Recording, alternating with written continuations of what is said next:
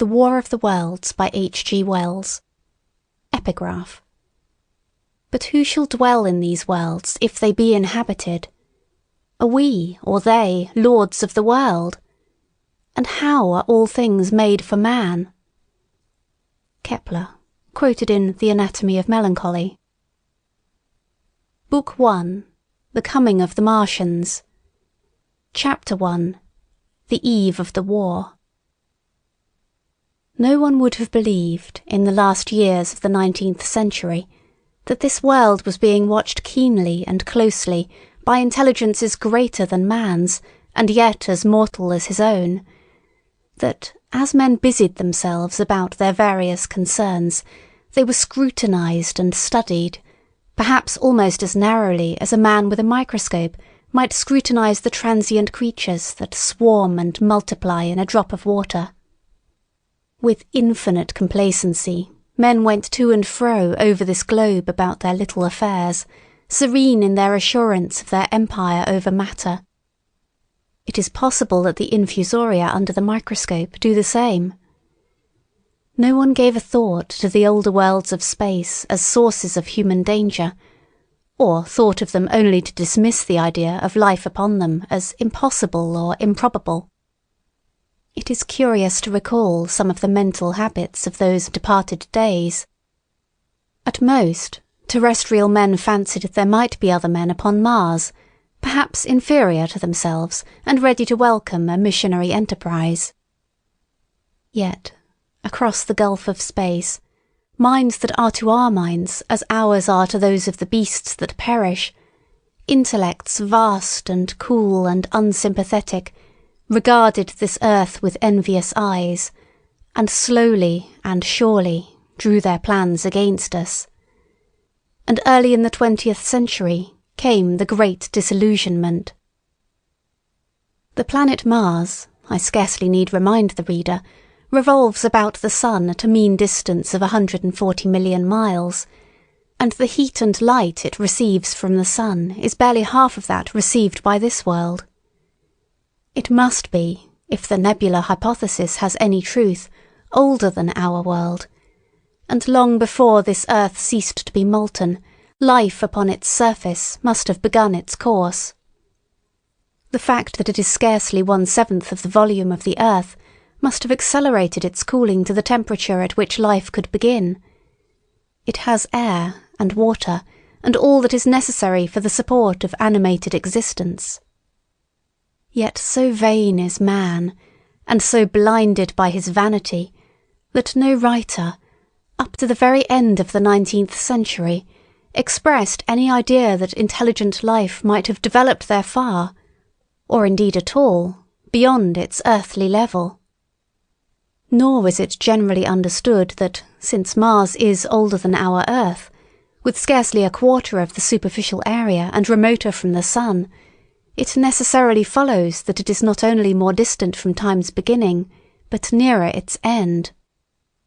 The secular cooling that must some day overtake our planet has already gone far indeed with our neighbour.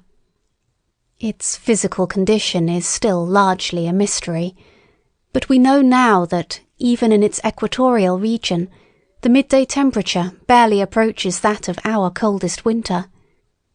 Its air is much more attenuated than ours. Its oceans have shrunk until they cover but 1/3 of its surface. And as its slow seasons change, huge snowcaps gather and melt about either pole and periodically inundate its temperate zones. That last stage of exhaustion, which to us is still incredibly remote, has become a present-day problem for the inhabitants of Mars. The immediate pressure of necessity has brightened their intellects, enlarged their powers, and hardened their hearts. And looking across space with instruments and intelligences such as we have scarcely dreamed of, they see, at its nearest distance only 35 million of miles sunward of them, a morning star of hope, our own warmer planet, green with vegetation and grey with water, with a cloudy atmosphere eloquent of fertility, with glimpses through its drifting cloud wisps of broad stretches of populous country and narrow, navy-crowded seas. And we men, the creatures who inhabit this earth, must be to them at least as alien and lowly as are the monkeys and lemurs to us. The intellectual side of man already admits that life is an incessant struggle for existence, and it would seem that this too is the belief of the minds upon Mars. Their world is far gone in its cooling, and this world is still crowded with life, but crowded only with what they regard as inferior animals. To carry warfare sunward is, indeed, their only escape from the destruction that, generation after generation, creeps upon them. And before we judge of them too harshly, we must remember what ruthless and utter destruction our own species has wrought, not only upon animals, such as the vanished bison and the dodo, but upon its inferior races. The Tasmanians, in spite of their human likeness, were entirely swept out of existence in a war of extermination waged by European immigrants in the space of 50 years. Are we such apostles of mercy as to complain if the Martians warred in the same spirit? The Martians seem to have calculated their descent with amazing subtlety. Their mathematical learning is evidently far in excess of ours, and to have carried out their preparations with a well-nigh perfect unanimity. Had our instruments permitted it, we might have seen the gathering trouble far back in the 19th century. Men like Schiaparelli watched the red planet. It is odd, by the by, that for countless centuries Mars has been the star of war, but failed to interpret the fluctuating appearances of the markings they mapped so well. All that time the Martians must have been getting ready. During the opposition of 1894, a great light was seen on the illuminated part of the disk, first at the Lick Observatory, then by Perrotin of Nice, and then by other observers. English readers heard of it first in the issue of Nature dated August 2nd. I am inclined to think that this blaze may have been the casting of the huge gun in the vast pit sunk into their planet, from which their shots were fired at us. Peculiar markings, as yet unexplained, were seen near the site of that outbreak during the next two oppositions. The storm burst upon us 6 years ago now. As Mars approached opposition, Lavelle of Java set the wires of the astronomical exchange palpitating, with the amazing intelligence of a huge outbreak of incandescent gas upon the planet. It had occurred towards midnight of the 12th, and the spectroscope, to which he had at once resorted, indicated a mass of flaming gas, chiefly hydrogen, moving with an enormous velocity towards this earth. This jet of fire had become invisible about 12:15. He compared it to a colossal puff of flame suddenly and violently squirted out of the planet, as flaming gases rushed out of a gun. A singularly appropriate phrase it proved. Yet the next day there was nothing of this in the papers, except a little note in the Daily Telegraph, and the world went in ignorance of one of the gravest dangers that ever threatened the human race. I might not have heard of the eruption at all, had I not met Ogilvy, the well-known astronomer, at Ottershaw. He was immensely excited at the news, and in the excess of his feelings, invited me up to take a turn with him that night in a scrutiny of the red planet. In spite of all that has happened since, I still remember that vigil very distinctly. The black and silent observatory, the shadowed lantern throwing a feeble glow upon the floor in the corner, the steady ticking of the clockwork of the telescope, the little slit in the roof, an oblong profundity with the stardust streaked across it. Ogilvy moved about, invisible but audible. Looking through the telescope, one saw a circle of deep blue, and the little round planet swimming in the field. It seemed such a little thing, so bright and small and still, faintly marked with transverse stripes, and slightly flattened from the perfect round. But so little it was, so silvery warm, a pin's head of light. It was as if it quivered, but really this was the telescope vibrating with the activity of the clockwork that kept the planet in view. As I watched, the planet seemed to grow larger and smaller, and to advance and recede, but that was simply that my eye was tired. 40 millions of miles it was from us, more than 40 millions of miles of void. Few people realize the immensity of vacancy in which the dust of the material universe swims. Near it in the field, I remember, were 3 faint points of light, 3 telescopic stars infinitely remote, and all around it was the unfathomable darkness of empty space. You know how that blackness looks on a frosty starlit night. In a telescope it seems far profounder. And invisible to me, because it was so remote and small, flying swiftly and steadily towards me across that incredible distance, drawing nearer every minute by so many thousands of miles, came the thing they were sending us, the thing that was to bring so much struggle and calamity and death to the earth. I never dreamed of it then as I watched. No one on earth dreamed of that unerring missile. That night, too, there was another jetting out of gas from the distant planet. I saw it. A reddish flash at the edge, the slightest projection of the outline just as the chronometer struck midnight, and at that I told Ogilvy, and he took my place.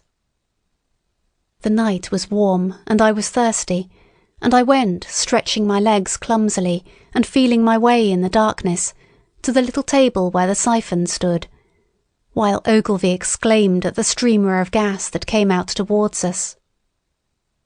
That night another invisible missile started on its way to the Earth from Mars, just a second or so under 24 hours after the first one. I remember how I sat on the table there in the darkness, with patches of green and crimson swimming before my eyes. I wished I had a light to smoke by, little suspecting the meaning of the minute gleam I had seen, and all that it would presently bring me. Ogilvy watched till 1, and then gave it up, and we lit the lantern and walked over to his house. Down below in the darkness were Ottershaw and Chertsey, and all their hundreds of people sleeping in peace. He was full of speculation that night about the condition of Mars, and scoffed at the vulgar idea of its having inhabitants who were signalling us. His idea was that meteorites might be falling in a heavy shower upon the planet, or that a huge volcanic explosion was in progress. He pointed out to me how unlikely it was that organic evolution had taken the same direction in the 2 adjacent planets. "The chances against anything man-like on Mars are 1,000,000 to 1, he said. Hundreds of observers saw the flame that night, and the night after about midnight, and again the night after, and so for 10 nights, a flame each night. Why the shots ceased after the 10th, no one on Earth has attempted to explain. It may be the gases of the firing caused the Martians inconvenience. Dense clouds of smoke or dust, visible through a powerful telescope on Earth as little grey fluctuating patches, spread through the clearness of the planet's atmosphere and obscured its more familiar features. Even the daily papers woke up to the disturbances at last, and popular notes appeared here, there and everywhere concerning the volcanoes upon Mars. The seriocomic periodical Punch, I remember, made a happy use of it in the political cartoon. And, all unsuspected, those missiles the Martians had fired at us drew earthward, rushing now at a pace of many miles a second through the empty gulf of space, hour by hour and day by day, nearer and nearer. It seems to me now almost incredibly wonderful that, with that swift fate hanging over us, men could go about their petty concerns as they did. I remember how jubilant Markham was at securing a new photograph of the planet for the illustrated paper he edited in those days. People in these latter times scarcely realise the abundance and enterprise of our 19th century papers. For my own part, I was much occupied in learning to ride the bicycle, and busy upon a series of papers discussing the probable developments of moral ideas as civilization progressed. One night, the first missile then could scarcely have been 10 million miles away, I went for a walk with my wife. It was starlight, and I explained the signs of the zodiac to her, and pointed out Mars, a bright dot of light creeping zenithward, towards which so many telescopes were pointed. It was a warm night. Coming home, a party of excursionists from Chertsey or Isleworth passed us, singing and playing music. There were lights in the upper windows of the houses as the people went to bed. From the railway station in the distance came the sound of shunting trains, ringing and rumbling, softened almost into melody by the distance. My wife pointed out to me the brightness of the red, green and yellow signal lights hanging in a framework against the sky. It seemed so safe and tranquil. End of section 1. Chapter 2. The Falling Star. Then came the night of the first falling star. It was seen early in the morning, rushing over Winchester eastward, a line of flame high in the atmosphere. Hundreds must have seen it, and taken it for an ordinary falling star. Albin described it as leaving a greenish streak behind it that glowed for some seconds. Denning, our greatest authority on meteorites, stated that the height of its first appearance was about 90 or 100 miles. It seemed to him that it fell to earth about 100 miles east of him. I was at home at that hour and writing in my study, and although my French windows faced towards Ottershaw and the blind was up, for I loved in those days to look up at the night sky, I saw nothing of it. Yet this strangest of all things that ever came to earth from outer space must have fallen while I was sitting there, visible to me had I only looked up as it passed. Some of those who saw its flight say it travelled with a hissing sound. I myself heard nothing of that. Many people in Berkshire, Surrey and Middlesex must have seen the fall of it, and at most have thought that another meteorite had descended. No one seems to have troubled to look for the fallen mass that night. But very early in the morning, poor Ogilvy, who had seen the shooting star, and who was persuaded that a meteorite lay somewhere on the common between Horsell, Ottershaw and Woking, rose early with the idea of finding it. Find it he did, soon after dawn, and not far from the sandpits. An enormous hole had been made by the impact of the projectile, and the sand and gravel had been flung violently in every direction over the heath, forming heaps visible a mile and a half away. The heather was on fire eastward, and a thin blue smoke rose against the dawn. The thing itself lay almost entirely buried in sand, amidst the scattered splinters of a fir tree it had shivered to fragments in its descent. The uncovered part had the appearance of a huge cylinder, caked over, and its outline softened by a thick, scaly, dun-coloured incrustation. It had a diameter of about 30 yards. He approached the mass, surprised at the size and more so at the shape, since most meteorites are rounded more or less completely. It was, however, still so hot from its flight through the air as to forbid his near approach. A stirring noise within its cylinder he ascribed to the unequal cooling of its surface, for at that time it had not occurred to him that it might be hollow. He remained standing at the edge of the pit that the thing had made for itself, staring at its strange appearance, astonished chiefly at its unusual shape and colour, and dimly perceiving even then some evidence of design in its arrival. The early morning was wonderfully still, and the sun, just clearing the pine trees towards Weybridge, was already warm. He did not remember hearing any birds that morning. There was certainly no breeze stirring, and the only sounds were the faint movements from within the cindery cylinder. He was all alone on the common. Then suddenly he noticed, with a start, that some of the grey clinker, the ashy incrustation that covered the meteorite, was falling off the circular edge of the end. It was dropping off in flakes and raining down upon the sand. A large piece suddenly came off and fell with a sharp noise that brought his heart into his mouth. For a minute he scarcely realised what this meant, and, although the heat was excessive, he clambered down into the pit close to the bulk to see the thing more clearly.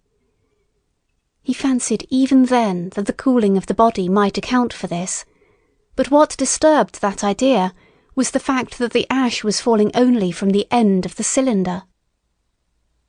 And then he perceived that, very slowly, the circular top of the cylinder was rotating on its body. It was such a gradual movement that he discovered it only through noticing that a black mark that had been near him 5 minutes ago was now at the other side of the circumference. Even then he scarcely understood what this indicated, until he heard a muffled grating sound and saw the black mark jerk forward an inch or so. Then the thing came upon him in a flash. The cylinder was artificial, hollow, with an end that screwed out. Something within the cylinder was unscrewing the top. "Good heavens," said Ogilvy, "there's a man in it, men in it, half roasted to death, trying to escape." At once, with a quick mental leap, he linked the thing with the flash upon Mars. The thought of the confined creature was so dreadful to him that he forgot the heat and went forward to the cylinder to help turn. But luckily the dull radiation arrested him before he could burn his hands on the still glowing metal. At that he stood irresolute for a moment, then turned, scrambled out of the pit, and set off running wildly into Woking. The time then must have been somewhere about 6 o'clock. He met a waggoner and tried to make him understand, but the tale he told, and his appearance were so wild, his hat had fallen off in the pit, that the man simply drove on. He was equally unsuccessful with the potman who was just unlocking the doors of the public house by Horsell Bridge. The fellow thought he was a lunatic at large and made an unsuccessful attempt to shut him into the tap-room. That sobered him a little, and when he saw Henderson, the London journalist, in his garden, he called over the palings and made himself understood. "Henderson," he called, "you saw that shooting star last night?" "Well," said Henderson. "It's out on Horsell Common now." "Good Lord," said Henderson. "Fallen meteorite. That's good." "But it's something more than a meteorite. It's a cylinder, an artificial cylinder, man, and there's something inside." Henderson stood up with his spade in his hand. "What's that?" he said. He was deaf in one ear. Ogilvy told him all that he had seen. Henderson was a minute or so taking it in. Then he dropped his spade, snatched up his jacket and came out into the road. The two men hurried back at once to the common and found the cylinder still lying in the same position. But now the sounds inside had ceased, and a thin circle of bright metal showed between the top and the body of the cylinder. Air was either entering or escaping at the rim with a thin, sizzling sound. They listened, rapped on the scaly burnt metal with a stick, and, meeting with no response, they both concluded the man or men inside must be insensible or dead. Of course the two were quite unable to do anything. They shouted consolation and promises, and went off back to the town again to get help. One can imagine them, covered with sand, excited and disordered, running up the little street in the bright sunlight, just as the shop folks were taking down their shutters and people were opening their bedroom windows. Henderson went into the railway station at once, in order to telegraph the news to London. The newspaper articles had prepared men's minds for the reception of the idea. By 8 o'clock, a number of boys and unemployed men had already started for the common to see the dead men from Mars. That was the form the story took. I heard of it first from my newspaper boy about 9:15 when I went out to get my daily chronicle. I was naturally startled and lost no time in going out and across the Ottershaw Bridge to the sandpits. End of section 2. Chapter 3. On Horsell Common. I found a little crowd of perhaps 20 people surrounding the huge hole in which the cylinder lay. I have already described the appearance of that colossal bulk embedded in the ground. The turf and gravel about it seemed charred as if by a sudden explosion. No doubt its impact had caused a flash of fire. Henderson and Ogilvy were not there. I think they perceived that nothing was to be done for the present and had gone away to breakfast at Henderson's house.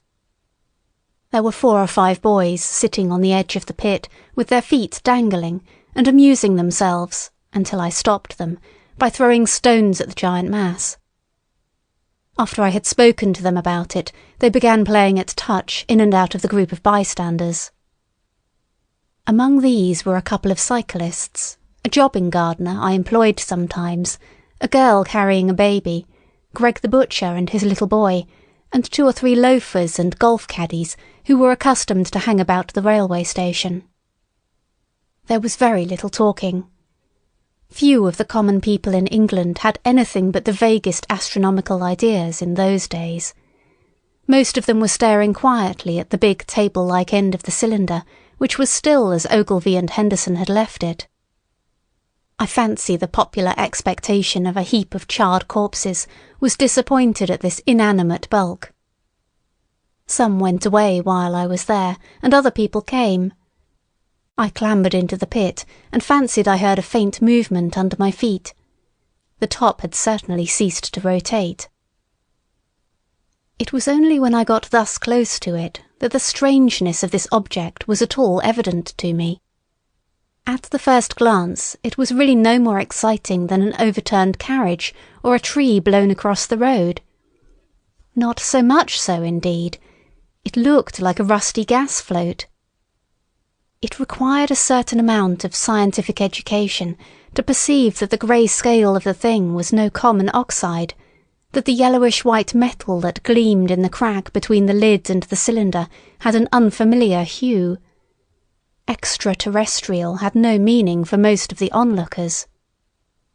At that time it was quite clear in my own mind that the thing had come from the planet Mars, but I judged it improbable that it contained any living creature. I thought the unscrewing might be automatic. In spite of Ogilvy, I still believed that there were men in Mars. My mind ran fancifully on the possibilities of its containing manuscript, on the difficulties in translation that might arise, whether we should find coins and models in it, and so forth. Yet it was a little too large for assurance on this idea. I felt an impatience to see it opened. About 11, as nothing seemed happening, I walked back, full of such thought, to my home in Maybury. But I found it difficult to get to work upon my abstract investigations. In the afternoon, the appearance of the common had altered very much. The early editions of the evening papers had startled London with enormous headlines. A message received from Mars, remarkable story from Woking, and so forth. In addition, Ogilvy's wire to the Astronomical Exchange had roused every observatory in the 3 kingdoms. There were 6 flies or more from the Woking station standing in the road by the sandpits, a basket chaise from Chobham, and a rather lordly carriage. Besides that, there was quite a heap of bicycles. In addition, a large number of people must have walked, in spite of the heat of the day, from Woking and Chertsey, so that there was altogether quite a considerable crowd, 1 or 2 gaily dressed ladies among the others. It was glaringly hot, not a cloud in the sky nor a breath of wind, and the only shadow was that of the few scattered pine trees. The burning heather had been extinguished, but the level ground towards Ottershaw was blackened as far as one could see, and still giving off vertical streamers of smoke. An enterprising sweetstuff dealer in the Chobham Road had sent up his son with a barrow-load of green apples and ginger beer. Going to the edge of the pit, I found it occupied by a group of about half a dozen men, Henderson, Ogilvy, and a tall, fair-haired man that I afterwards learned was Stent, the Astronomer Royal, with several workmen wielding spades and pickaxes. Stent was giving directions in a clear, high-pitched voice. He was standing on the cylinder, which was now evidently much cooler. His face was crimson and streaming with perspiration, and something seemed to have irritated him. A large portion of the cylinder had been uncovered, though its lower end was still embedded. As soon as Ogilvy saw me among the staring crowd on the edge of the pit, he called to me to come down, and asked me if I would mind going over to see Lord Hilton, the lord of the manor. The growing crowd, he said, was becoming a serious impediment to their excavations, especially the boys. They wanted a light railing put up and help to keep the people back. He told me that a faint stirring was occasionally still audible within the case, but that the workmen had failed to unscrew the top, as it afforded no grip to them. The case appeared to be enormously thick, and it was possible that the faint sounds we heard represented a noisy tumult in the interior. I was very glad to do as he asked, and so become one of the privileged spectators within the contemplated enclosure. I failed to find Lord Hilton at his house, but I was told he was expected from London by the 6 o'clock train from Waterloo, and as it was then about 5:15, I went home, had some tea, and walked up to the station to waylay him. End of section 3. Chapter 4. The cylinder opens. When I returned to the common, the sun was setting. Scattered groups were hurrying from the direction of Woking, and 1 or 2 persons were returning. The crowd about the pit had increased, and stood out black against the lemon yellow of the sky, a couple of 100 people perhaps. There were raised voices, and some sort of struggle appeared to be going on about the pit. Strange imaginings passed through my mind. As I drew nearer, I heard Stent's voice. "Keep back! Keep back!" A boy came running towards me. "It's a movin'," he said to me as he passed. "A screwin' and a screwin' out. I don't like it. I'm a-goin' home, I am." I went on to the crowd. There were really, I should think, 200 or 300 people elbowing and jostling one another, the 1 or 2 ladies there being by no means the least active. "He's fallen in the pit," cried someone. "Keep back," said several. The crowd swayed a little, and I elbowed my way through. Everyone seemed greatly excited. I heard a peculiar humming sound from the pit. "I say," said Ogilvy, "help keep these idiots back. We don't know what's in the confounded thing, you know." I saw a young man, a shop assistant in Woking, I believe he was, standing on the cylinder and trying to scramble out of the hole again. The crowd had pushed him in. The end of the cylinder was being screwed out from within. Nearly 2 feet of shining screw projected. Somebody blundered against me, and I narrowly missed being pitched onto the top of the screw. I turned, and as I did so the screw must have come out, for the lid of the cylinder fell upon the gravel with a ringing concussion. I stuck my elbow into the person behind me and turned my head towards the thing again. For a moment that circular cavity seemed perfectly black. I had the sunset in my eyes. I think everyone expected to see a man emerge, possibly something a little unlike us terrestrial men, but in all essentials a man. I know I did. But, looking, I presently saw something stirring within the shadow, greyish, billowy movements, one above another, and then 2 luminous discs, like eyes. Then something resembling a little grey snake, about the thickness of a walking stick, coiled up out of the writhing middle and wriggled in the air towards me, and then another. A sudden chill came over me. There was a loud shriek from a woman behind. I half turned, keeping my eyes fixed upon the cylinder still, from which other tentacles were now projecting, and began pushing my way back from the edge of the pit. I saw astonishment giving place to horror on the faces of the people about me. I heard inarticulate exclamations on all sides. There was a general movement backwards. I saw the shopman struggling still on the edge of the pit. I found myself alone, and saw the people on the other side of the pit running off, Stent among them. I looked again at the cylinder, and ungovernable terror gripped me. I stood petrified and staring. A big, greyish, rounded bulk, the size perhaps of a bear, was rising slowly and painfully out of the cylinder. As it bulged up and caught the light, it glistened like wet leather. Two large, dark-coloured eyes were regarding me steadfastly. The mass that framed them, the head of the thing, was rounded, and had, one might say, a face. There was a mouth under the eyes, the lipless brim of which quivered and panted and dropped saliva.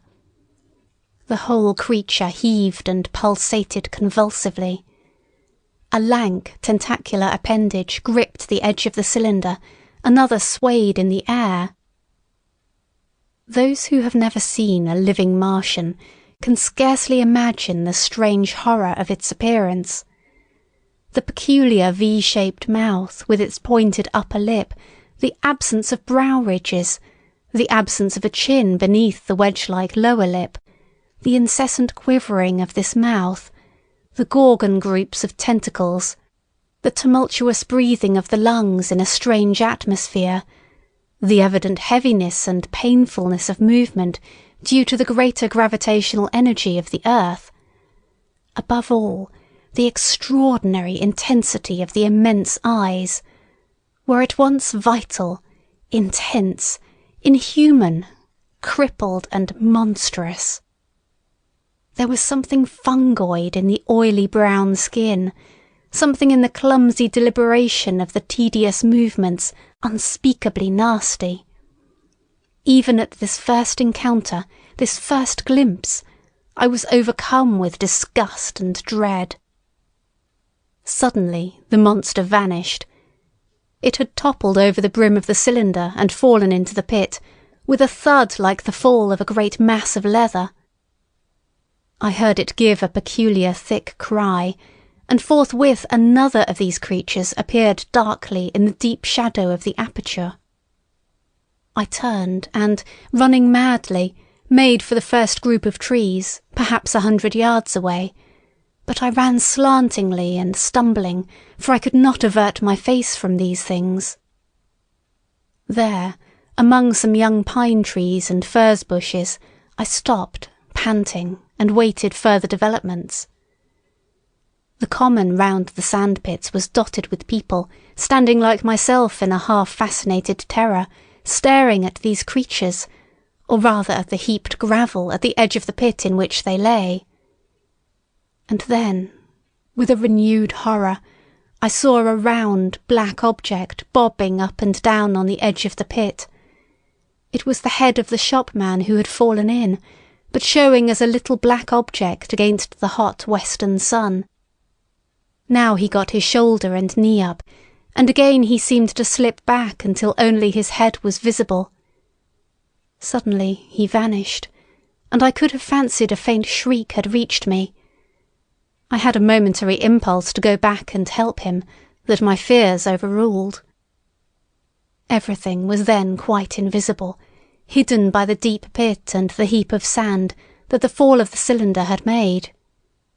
Anyone coming along the road from Chobham or Woking would have been amazed at the sight, a dwindling multitude of perhaps 100 people or more, standing in a great irregular circle, in ditches, behind bushes, behind gates and hedges, saying little to one another, and that in short, excited shouts, and staring hard at a few heaps of sand. The barrow of ginger beer stood, a queer derelict, black against the burning sky, and in the sandpits was a row of deserted vehicles, with their horses feeding out of nosebags or pawing the ground. End of section 4. Chapter 5. The Heat Ray. After the glimpse I had had of the Martians emerging from the cylinder in which they had come to the earth from their planet, a kind of fascination paralysed my actions. I remained standing knee-deep in the heather, staring at the mound that hid them. I was a battleground of fear and curiosity. I did not dare to go back towards the pit, but I felt a passionate longing to peer into it. I began walking, therefore, in a big curve, seeking some point of vantage, and continually looking at the sand heaps that hid these newcomers to our earth. Once a leash of thin black whips, like the arms of an octopus, flashed across the sunset and was immediately withdrawn, and afterwards a thin rod rose up, joint by joint, bearing at its apex a circular disc that spun with a wobbling motion. What could be going on there? Most of the spectators had gathered in one or two groups, one a little crowd towards Woking, the other a knot of people in the direction of Chobham. Evidently they shared my mental conflict. There were few near me. One man I approached. He was, I perceived, a neighbour of mine, though I did not know his name, and accosted. But it was scarcely a time for articulate conversation. "What ugly brutes!" he said. "Good God, what ugly brutes!" He repeated this over and over again. "Did you see a man in the pit?" I said, but he made no answer to that. We became silent, and stood watching for a time, side by side, deriving, I fancy, a certain comfort in one another's company. Then I shifted my position to a little knoll that gave me the advantage of a yard or more of elevation, and when I looked for him presently he was walking towards Woking. The sunset faded to twilight before anything further happened. The crowd far away on the left, towards Woking, seemed to grow, and I heard now a faint murmur from it. The little knot of people towards Chobham dispersed. There was scarcely an intimation of movement from the pit. It was this, as much as anything, that gave people courage, and I suppose the new arrivals from Woking also helped to restore confidence. At any rate, as the dusk came on, a slow, intermittent movement upon the sandpits began, a movement that seemed to gather force as the stillness of the evening about the cylinder remained unbroken. Vertical black figures in twos and threes would advance, stop, watch, and advance again, spreading out as they did so in a thin, irregular crescent that promised to enclose the pit in its attenuated horns. I, too, on my side, began to move towards the pit. Then I saw some cabmen and others had walked boldly into the sandpits and heard the clatter of hoofs and the grind of wheels.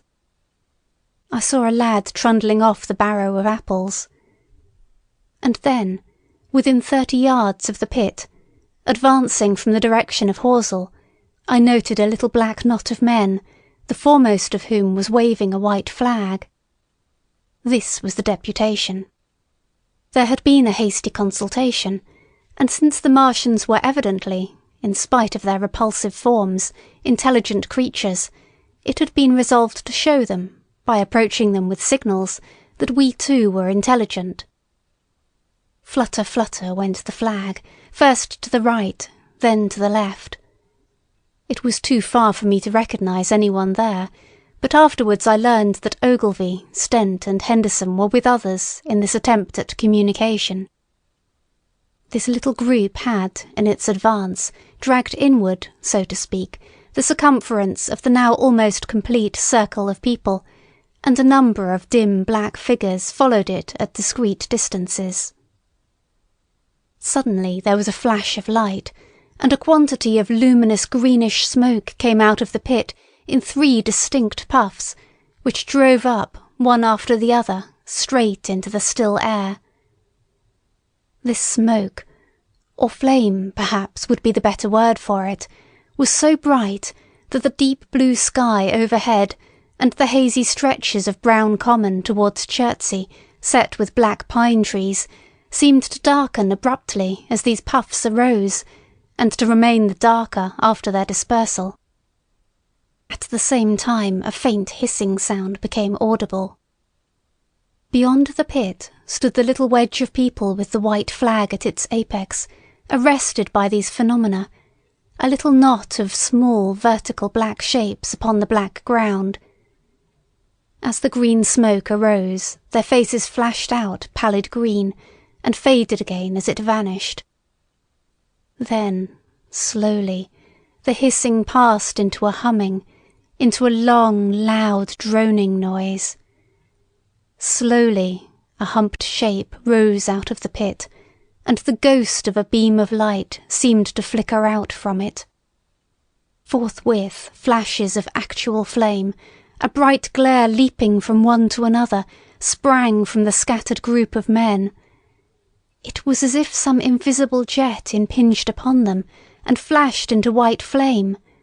It was as if each man was suddenly and momentarily turned to fire. Then, by the light of their own destruction, I saw them staggering and falling, and their supporters turning to run. I stood staring, not as yet realizing that this was death leaping from man to man in that little distant crowd.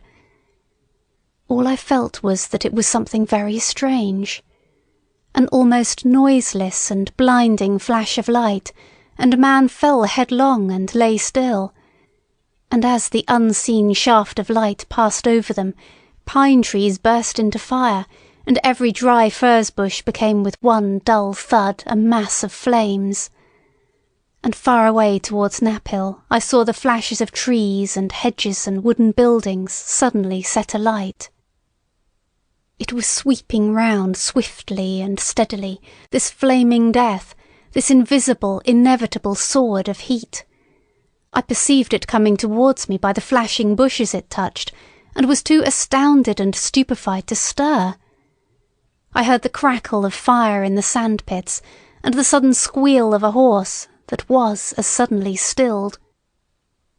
Then it was as if an invisible yet intensely heated finger were drawn through the heather between me and the Martians, and all along a curving line beyond the sandpits the dark ground smoked and crackled. Something fell with a crash far away to the left, where the road from Woking station opens out on the common. Forthwith the hissing and humming ceased, and the black, dome-like object sank slowly out of sight into the pit.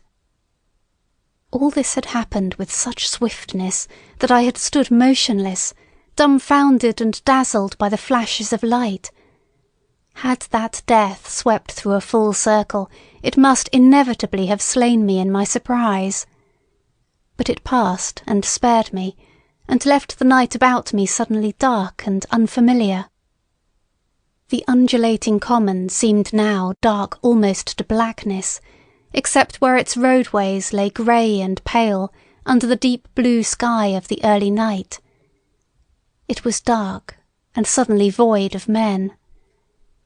Overhead the stars were mustering, and in the west the sky was still a pale, bright, almost greenish blue. The tops of the pine trees and the roofs of Horsell came out sharp and black against the western afterglow. The Martians and their appliances were altogether invisible, save for that thin mast upon which their restless mirror wobbled.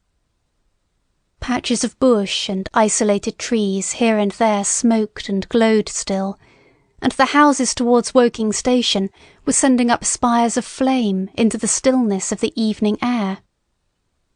Nothing was changed save for that, and a terrible astonishment. The little group of black specks with the flag of white had been swept out of existence, and the stillness of the evening, so it seemed to me, had scarcely been broken. It came to me that I was upon this dark common, helpless, unprotected, and alone. Suddenly, like a thing falling upon me from without, came fear. With an effort I turned and began a stumbling run through the heather. The fear I felt was no rational fear, but a panic terror not only of the Martians, but of the dusk and stillness all about me.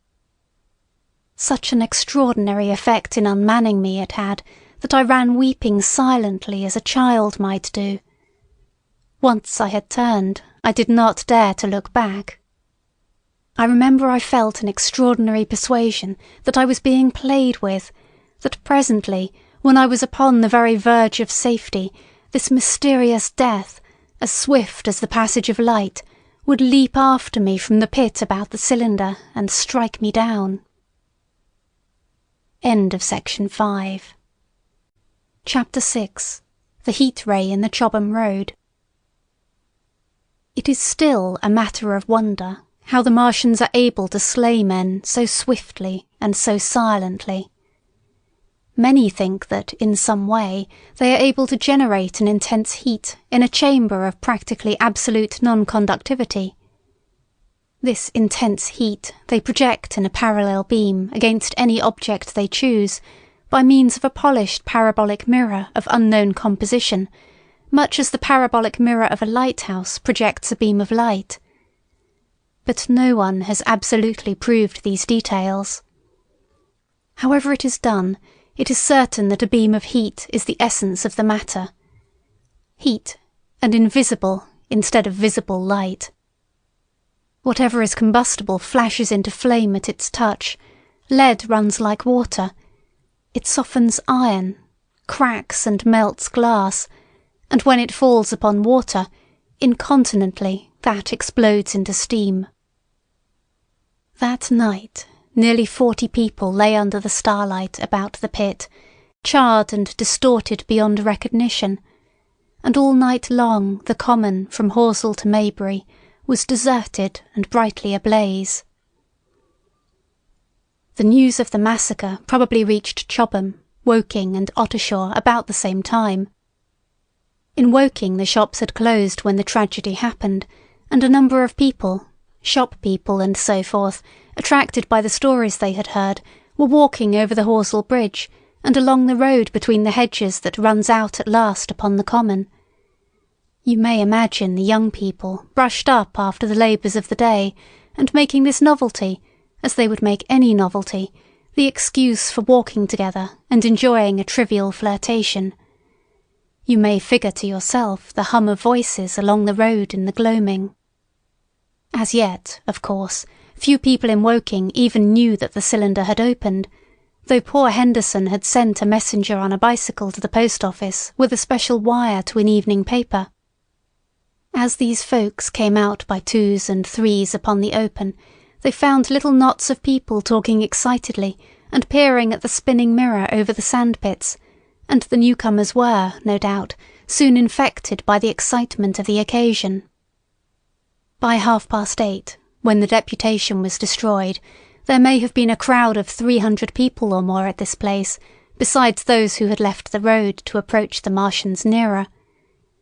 There were 3 policemen too, one of whom was mounted, doing their best, under instructions from Stent, to keep the people back and deter them from approaching the cylinder. There was some booing from those more thoughtless and excitable souls, to whom a crowd is always an occasion for noise and horseplay.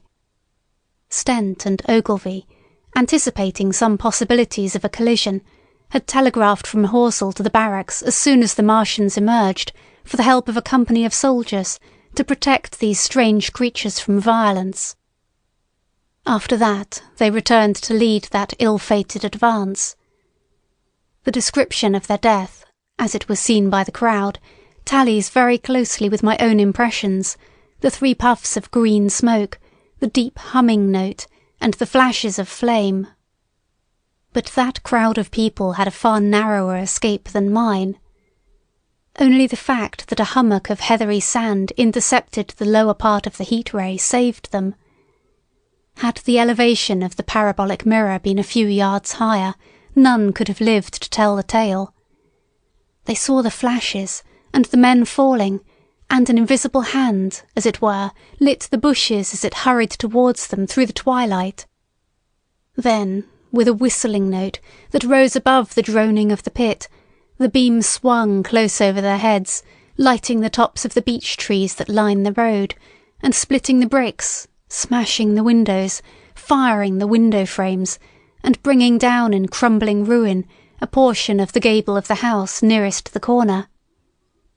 In the sudden thud, hiss and glare of the igniting trees, the panic-stricken crowd seems to have swayed hesitatingly for some moments. Sparks and burning twigs began to fall into the road, and single leaves like puffs of flame. Hats and dresses caught fire. Then came a crying from the common. There were shrieks and shouts, and suddenly a mounted policeman came galloping through the confusion, with his hands clasped over his head, screaming. "They're coming!" a woman shrieked, and incontinently everyone was turning and pushing at those behind in order to clear their way to Woking again. They must have bolted as blindly as a flock of sheep. Where the road grows narrow and black between the high banks, the crowd jammed, and a desperate struggle occurred. All that crowd did not escape. 3 persons at least, 2 women and a little boy, were crushed and trampled there, and left to die amid the terror and the darkness. End of section 6. Chapter 7. How I reached home. For my own part, I remember nothing of my flight except the stress of blundering against trees and stumbling through the heather. All about me gathered the invisible terrors of the Martians. That pitiless sword of heat seemed whirling to and fro, flourishing overhead, before it descended and smote me out of life. I came into the road between the crossroads and Horsell, and ran along this to the crossroads. At last I could go no further. I was exhausted with the violence of my emotion and of my flight, and I staggered and fell by the wayside. That was near the bridge that crosses the canal by the gasworks. I fell and lay still. I must have remained there some time. I sat up, strangely perplexed. For a moment, perhaps, I could not clearly understand how I came there. My terror had fallen from me like a garment. My hat had gone, and my collar had burst away from its fastener. A few minutes before, there had only been 3 real things before me: the immensity of the night and space and nature, my own feebleness and anguish, and the near approach of death. Now it was as if something turned over, and the point of view altered abruptly. There was no sensible transition from one state of mind to the other. I was immediately the self of every day again, a decent, ordinary citizen. The silent common, the impulse of my flight, the starting flames, were as if they had been in a dream. I asked myself, had these latter things indeed happened? I could not credit it. I rose and walked unsteadily up the steep incline of the bridge. My mind was blank wonder. My muscles and nerves seemed drained of their strength. I dare say I staggered drunkenly. A head rose over the arch, and the figure of a workman carrying a basket appeared. Beside him ran a little boy. He passed me, wishing me good night. I was minded to speak to him, but did not. I answered his greeting with a meaningless mumble, and went on over the bridge. Over the Maybury Arch a train, a billowing tumult of white, fire-lit smoke, and a long caterpillar of lighted windows, went flying south, clatter-clatter, clap-rap, and it had gone. A dim group of people talked in the gate of one of the houses in the pretty little row of gables that was called Oriental Terrace. It was all so real and so familiar. And that behind me. It was frantic, fantastic. Such things, I told myself, could not be. Perhaps I am a man of exceptional moods. I do not know how far my experience is common. At times I suffer from the strangest sense of detachment from myself and the world about me. I seem to watch it all from the outside, from somewhere inconceivably remote, out of time, out of space, out of the stress and tragedy of it all. This feeling was very strong upon me that night. Here was another side to my dream. But the trouble was the blank incongruity of this serenity and the swift death flying yonder not 2 miles away. There was a noise of business from the gasworks, and the electric lamps were all alight. I stopped at the group of people. "What news from the common?" said I. There were 2 men and a woman at the gate. "Eh?" said one of the men, turning. "What news from the common?" I said. "Ain't you just been there?" asked the men. "People seem fair silly about the common," said the woman over the gate. "What's it all about?" "Haven't you heard of the men from Mars?" said I. "The creatures from Mars?" "Quite enough," said the woman over the gate. "Thanks," and all of them laughed. I felt foolish and angry. I tried and found I could not tell them what I had seen. They laughed again at my broken sentences. "You'll hear more yet," I said, and went on to my home. I startled my wife at the doorway, so haggard was I.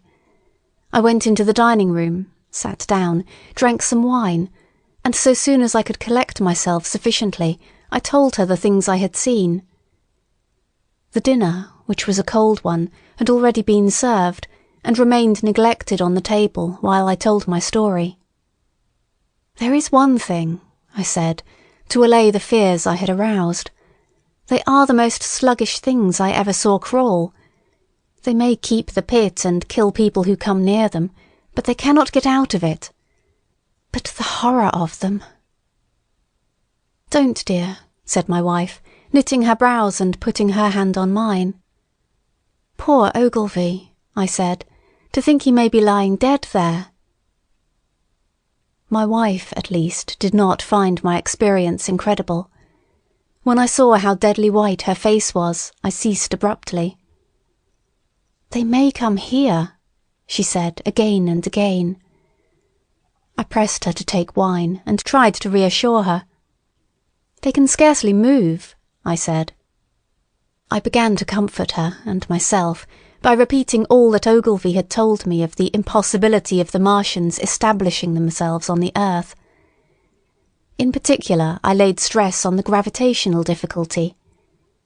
On the surface of the earth, the force of gravity is 3 times what it is on the surface of Mars. A Martian, therefore, would weigh 3 times more than on Mars, albeit his muscular strength would be the same. His own body would be a cope of lead to him. That, indeed, was the general opinion. Both the Times and the Daily Telegraph, for instance, insisted on it the next morning, and both overlooked, just as I did, 2 obvious modifying influences. The atmosphere of the earth, we now know, contains far more oxygen, or far less argon, whichever way one likes to put it, than does Mars. The invigorating influences of this excess of oxygen upon the Martians indisputably did much to counterbalance the increased weight of their bodies. And, in the second place, we all overlooked the fact that such mechanical intelligence as the Martian possessed was quite able to dispense with muscular exertion at a pinch. But I did not consider these points at the time, and so my reasoning was dead against the chances of the invaders. With wine and food, the confidence of my own table, and the necessity of reassuring my wife, I grew by insensible degrees courageous and secure. "They have done a foolish thing," said I, fingering my wine-glass. "They are dangerous because, no doubt, they are mad with terror. Perhaps they expected to find no living things, certainly no intelligent living things." "A shell in the pit," said I, "if the worst comes to the worst, will kill them all." The intense excitement of the events had no doubt left my perceptive powers in a state of erethism. I remember that dinner table with extraordinary vividness even now.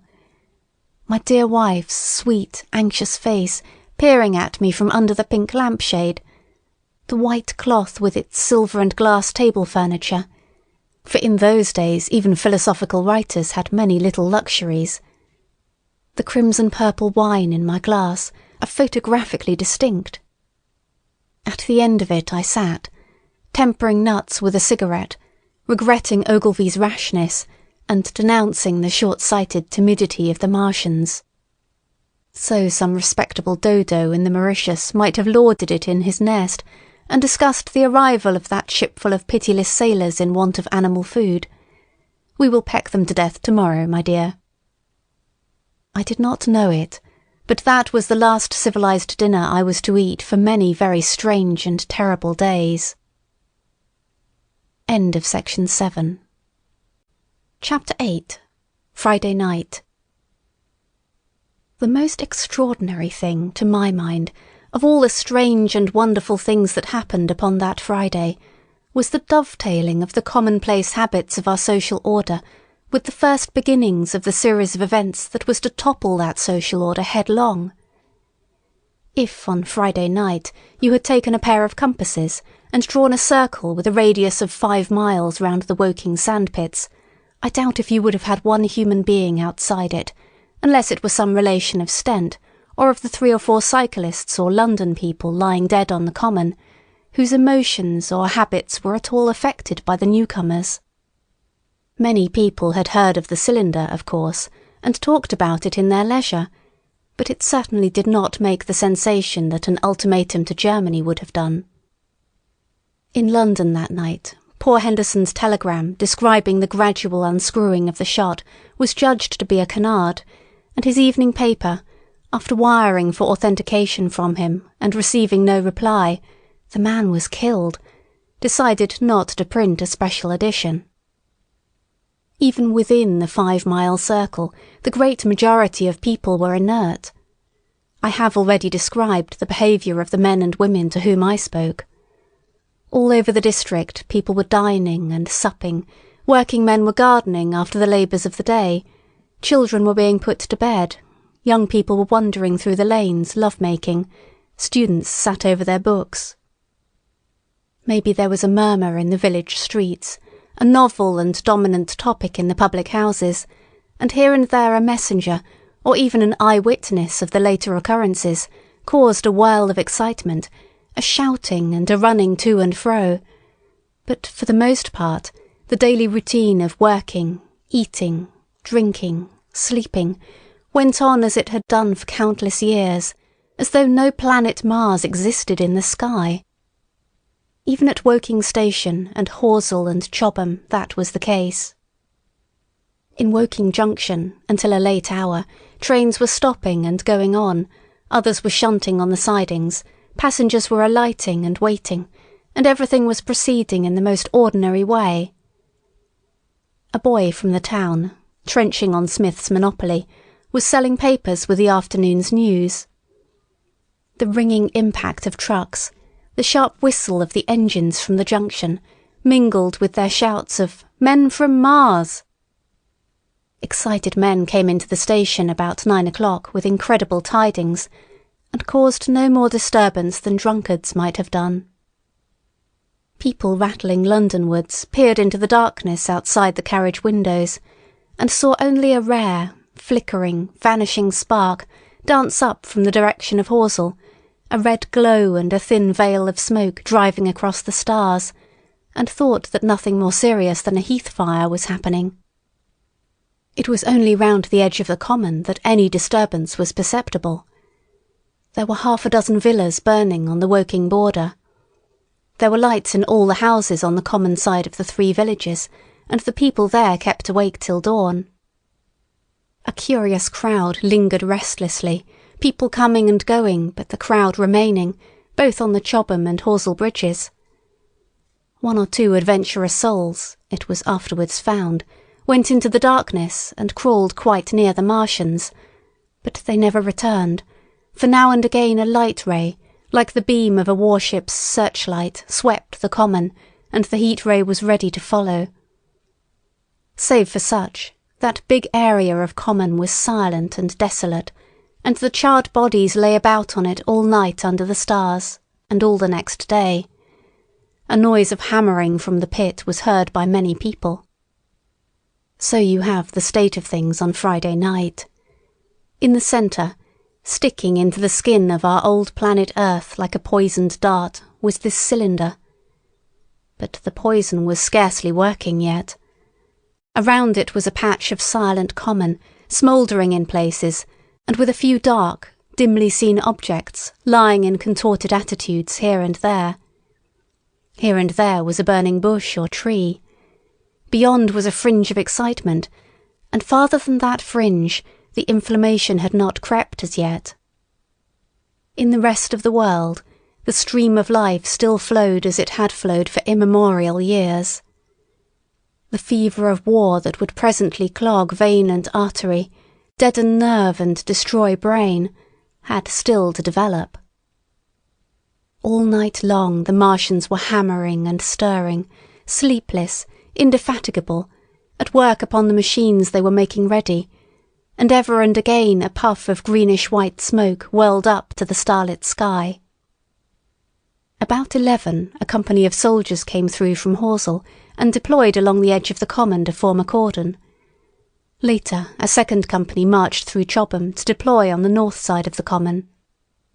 Several officers from the Inkerman barracks had been on the common earlier in the day, and one, Major Eden, was reported to be missing. The colonel of the regiment came to the Chobham Bridge and was busy questioning the crowd at midnight. The military authorities were certainly alive to the seriousness of the business. About 11, the next morning's papers were able to say, a squadron of hussars, 2 Maxims, and about 400 men of the Cardigan Regiment started from Aldershot. A few seconds after midnight, the crowd in the Chertsey Road, Woking, saw a star fall from heaven into the pine woods to the northeast. It had a greenish colour and caused a silent brightness like summer lightning. This was the second cylinder. End of section 8. Chapter 9. The fighting begins. Saturday lives in my memory as a day of suspense.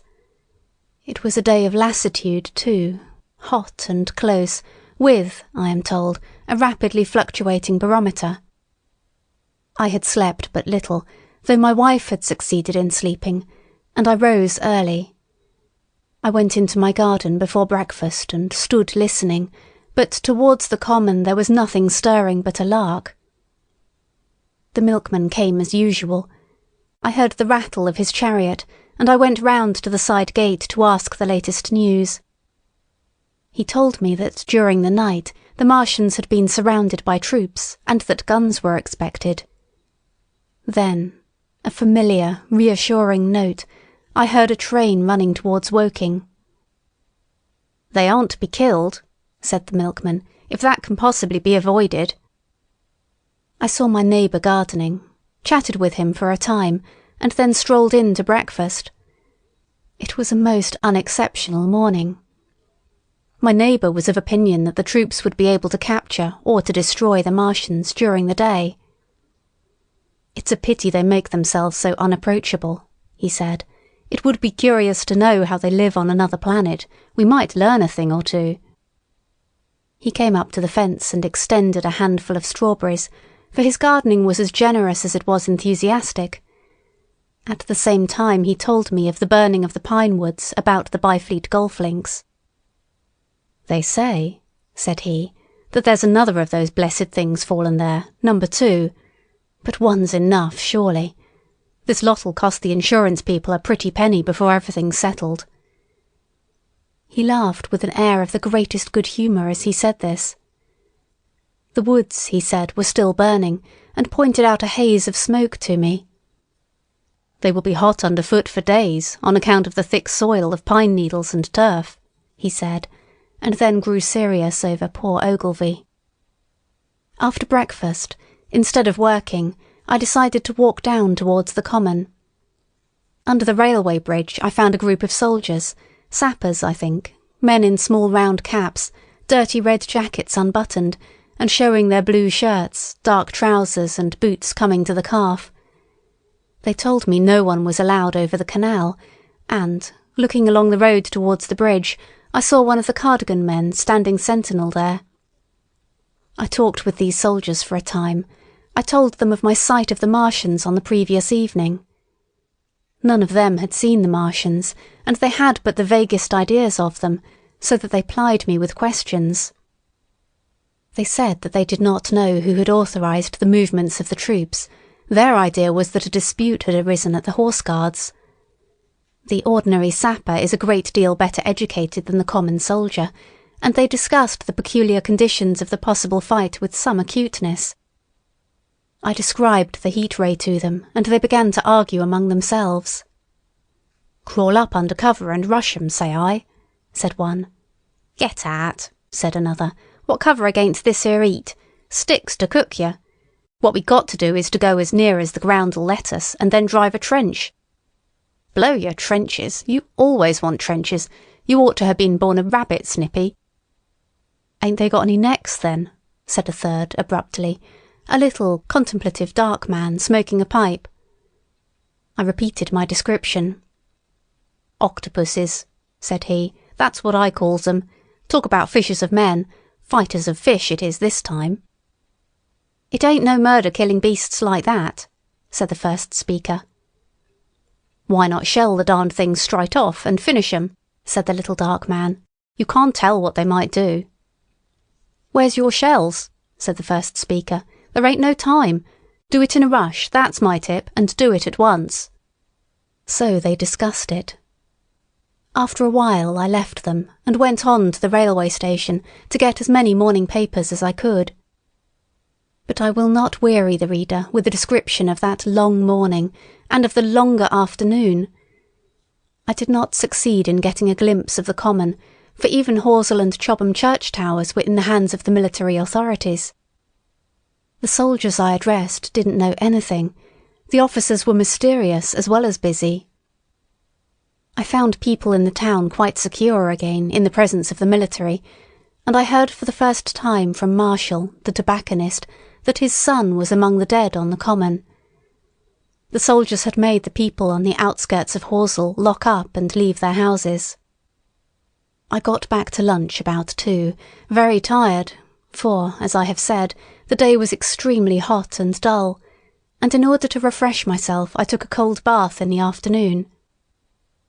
About 4:30 I went up to the railway station to get an evening paper, for the morning papers had contained only a very inaccurate description of the killing of Stent, Henderson, Ogilvy and the others. But there was little I didn't know. The Martians did not show an inch of themselves. They seemed busy in their pit, and there was a sound of hammering and an almost continuous streamer of smoke. Apparently they were busy getting ready for a struggle. "Fresh attempts have been made to signal, but without success," was the stereotyped formula of the papers. A sapper told me it was done by a man in a ditch with a flag on a long pole. The Martians took as much notice of such advances as we should of the lowing of a cow. I must confess the sight of all this armament, all this preparation, greatly excited me. My imagination became belligerent and defeated the invaders in a dozen striking ways. Something of my schoolboy dreams of battle and heroism came back. It hardly seemed a fair fight to me at that time. They seemed very helpless in that pit of theirs. About 3 o'clock there began the thud of a gun at measured intervals from Chertsey or Addlestone. I learned that the smouldering pine wood into which the second cylinder had fallen was being shelled, in the hope of destroying that object before it opened. It was only about 5, however, that a field gun reached Chobham for use against the first body of Martians. About 6 in the evening, as I sat at tea with my wife in the summer-house, talking vigorously about the battle that was lowering upon us, I heard a muffled detonation from the common, and immediately after a gust of firing. Close on the heels of that came a violent rattling crash, quite close to us, that shook the ground. And, starting out upon the lawn, I saw the tops of the trees about the Oriental College burst into smoky red flame, and the tower of the little church beside it slide down into ruin. The pinnacle of the mosque had vanished, and the roofline of the college itself looked as if a 100-ton gun had been at work upon it. One of our chimneys cracked as if a shot had hit it, flew, and a piece of it came clattering down the tiles and made a heap of broken red fragments upon the flower bed by my study window. I and my wife stood amazed. Then I realised that the crest of Maybury Hill must be within range of the Martian's heat ray, now that the college was cleared out of the way. At that I gripped my wife's arm, and without ceremony ran her out into the road. Then I fetched out the servant, telling her I would go upstairs myself for the box she was clamouring for. "We can't possibly stay here," I said, and as I spoke the firing reopened for a moment upon the common. "But where are we to go?" said my wife in terror. I thought, perplexed. Then I remembered her cousins at Leatherhead. "Leatherhead!" I shouted, above the sudden noise. She looked away from me downhill. The people were coming out of their houses astonished. "How are we to get to Leatherhead?" she said.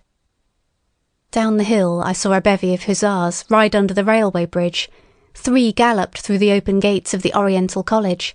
2 others dismounted and began running from house to house.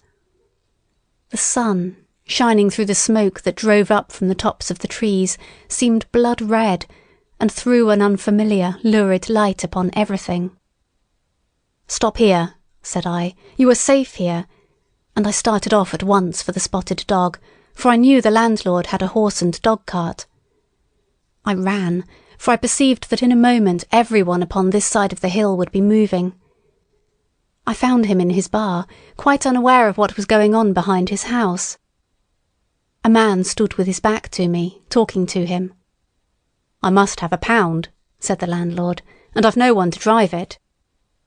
"I'll give you 2, said I, over the stranger's shoulder. "What for?" "And I'll bring it back by midnight," I said. "Lord," said the landlord, "what's the hurry? I'm selling my bit of a pig. £2 and you bring it back? What's going on now?" I explained hastily that I had to leave my home, and so secured the dog-cart. At the time it did not seem to me nearly so urgent that the landlord should leave his.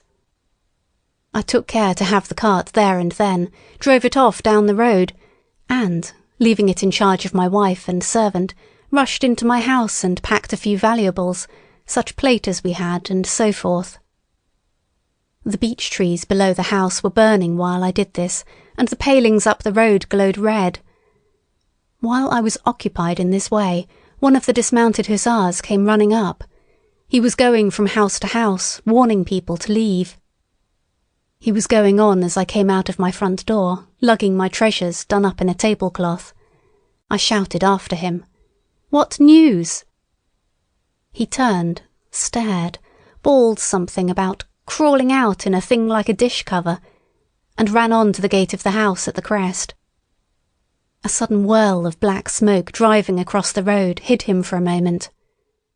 I ran to my neighbour's door and rapped to satisfy myself of what I already knew, that his wife had gone to London with him and had locked up their house. I went in again, according to my promise, to get my servant's box, lugged it out, clapped it beside her on the tail of the dog-cart, and then caught the reins and jumped up into the driver's seat beside my wife. In another moment we were clear of the smoke and noise, and spanking down the opposite slope of Maybury Hill towards Old Woking. In front was a quiet, sunny landscape, a wheat field ahead on either side of the road, and the Maybury Inn with its swinging sign. I saw the doctor's cart ahead of me. At the bottom of the hill I turned my head to look at the hillside I was leaving. Thick streamers of black smoke shot with threads of red fire were driving up into the still air and throwing dark shadows upon the green treetops eastward. The smoke already extended far away to the east and west, to the Byfleet pine woods eastward, and to Woking on the west. The road was dotted with people running towards us. And, very faint now, but very distinct through the hot, quiet air, one heard the whir of a machine gun that was presently stilled, and an intermittent cracking of rifles. Apparently the Martians were setting fire to everything within range of their heat ray. I am not an expert driver, and I had immediately to turn my attention to the horse. When I looked back again, the second hill had hidden the black smoke. I slashed the horse with the whip, and gave him a loose rein until Woking and Send lay between us and that quivering tumult. I overtook and passed the doctor between Woking and Send. End of section 9. Chapter 10. In the Storm. Leatherhead is about 12 miles from Maybury Hill. The scent of hay was in the air through the lush meadows beyond Purford, and the hedges on either side were sweet and gay with multitudes of dog roses. The heavy firing that had broken out while we were driving down Maybury Hill ceased as abruptly as it began, leaving the evening very peaceful and still. We got to Leatherhead without misadventure about 9 o'clock, and the horse had an hour's rest while I took supper with my cousins and commended my wife to their care. My wife was curiously silent throughout the drive, and seemed oppressed with forebodings of evil. I talked to her reassuringly, pointing out that the Martians were tied to the pit by sheer heaviness, and at the utmost could but crawl a little out of it, but she answered only in monosyllables. Had it not been for my promise to the innkeeper, she would, I think, have urged me to stay in Leatherhead that night. Would that I had. Her face, I remember, was very white as we parted. For my own part, I had been feverishly excited all day. Something very like the war fever that occasionally runs through a civilized community had got into my blood, and in my heart I was not so very sorry that I had to return to Maybury that night. I was even afraid that that last fusillade I had heard might mean the extermination of our invaders from Mars. I can best express my state of mind by saying that I wanted to be in at the death. It was nearly 11 when I started to return. The night was unexpectedly dark. To me, walking out of the lighted passage of my cousin's house, it seemed indeed black, and it was as hot and close as the day. Overhead the clouds were driving fast, albeit not a breath stirred the shrubs about us. My cousin's man lit both lamps. Happily, I knew the road intimately. My wife stood in the light of the doorway and watched me until I jumped up into the dog-cart. Then abruptly she turned and went in, leaving my cousins side by side wishing me good hap.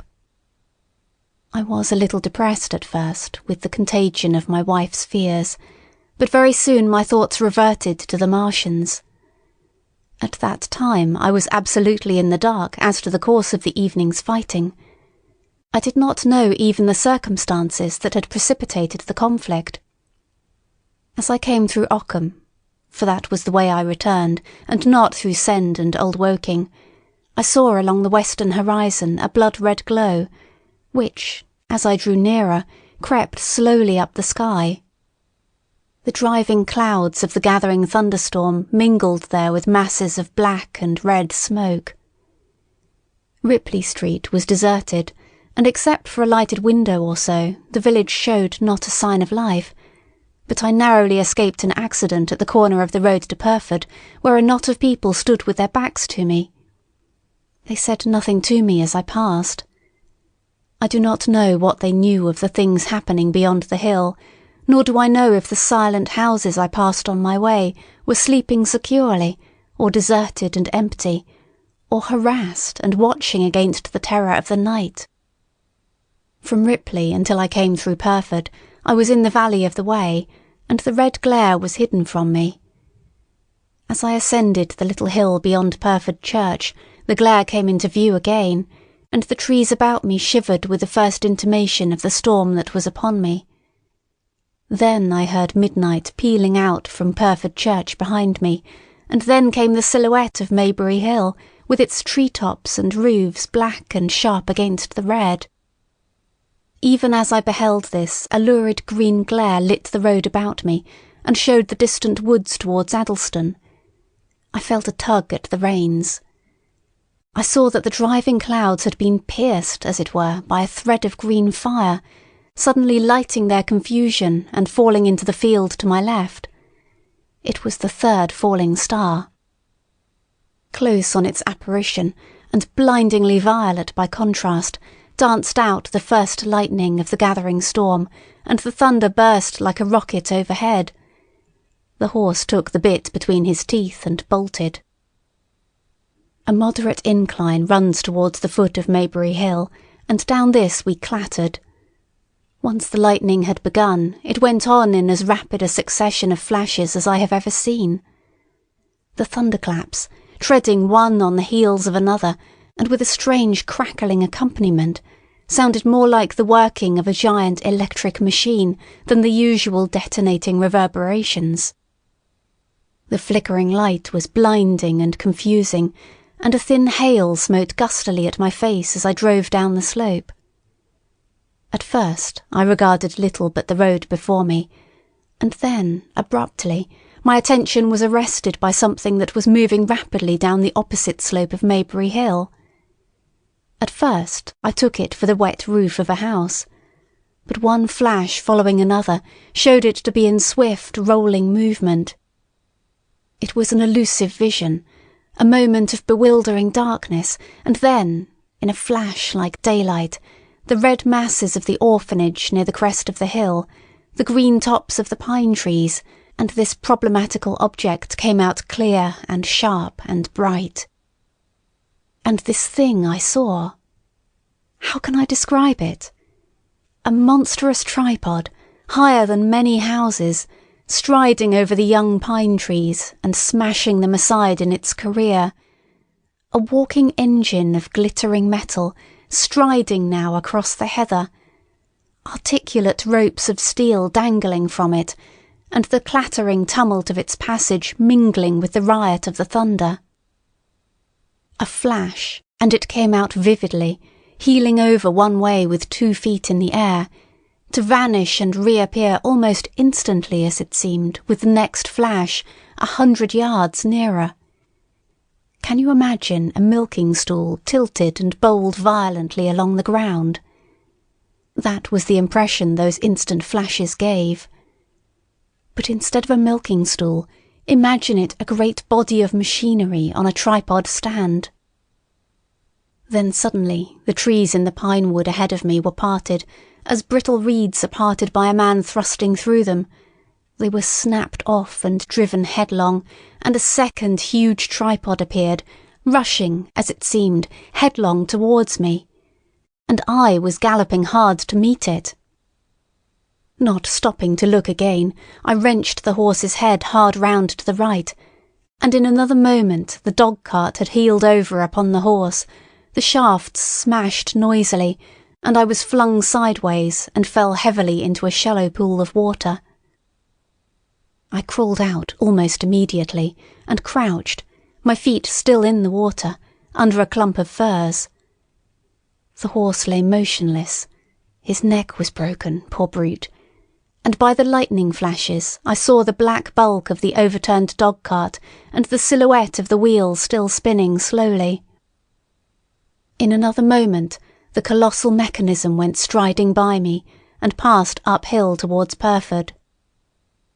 Seen nearer, the thing was incredibly strange, for it was no mere insensate machine driving on its way.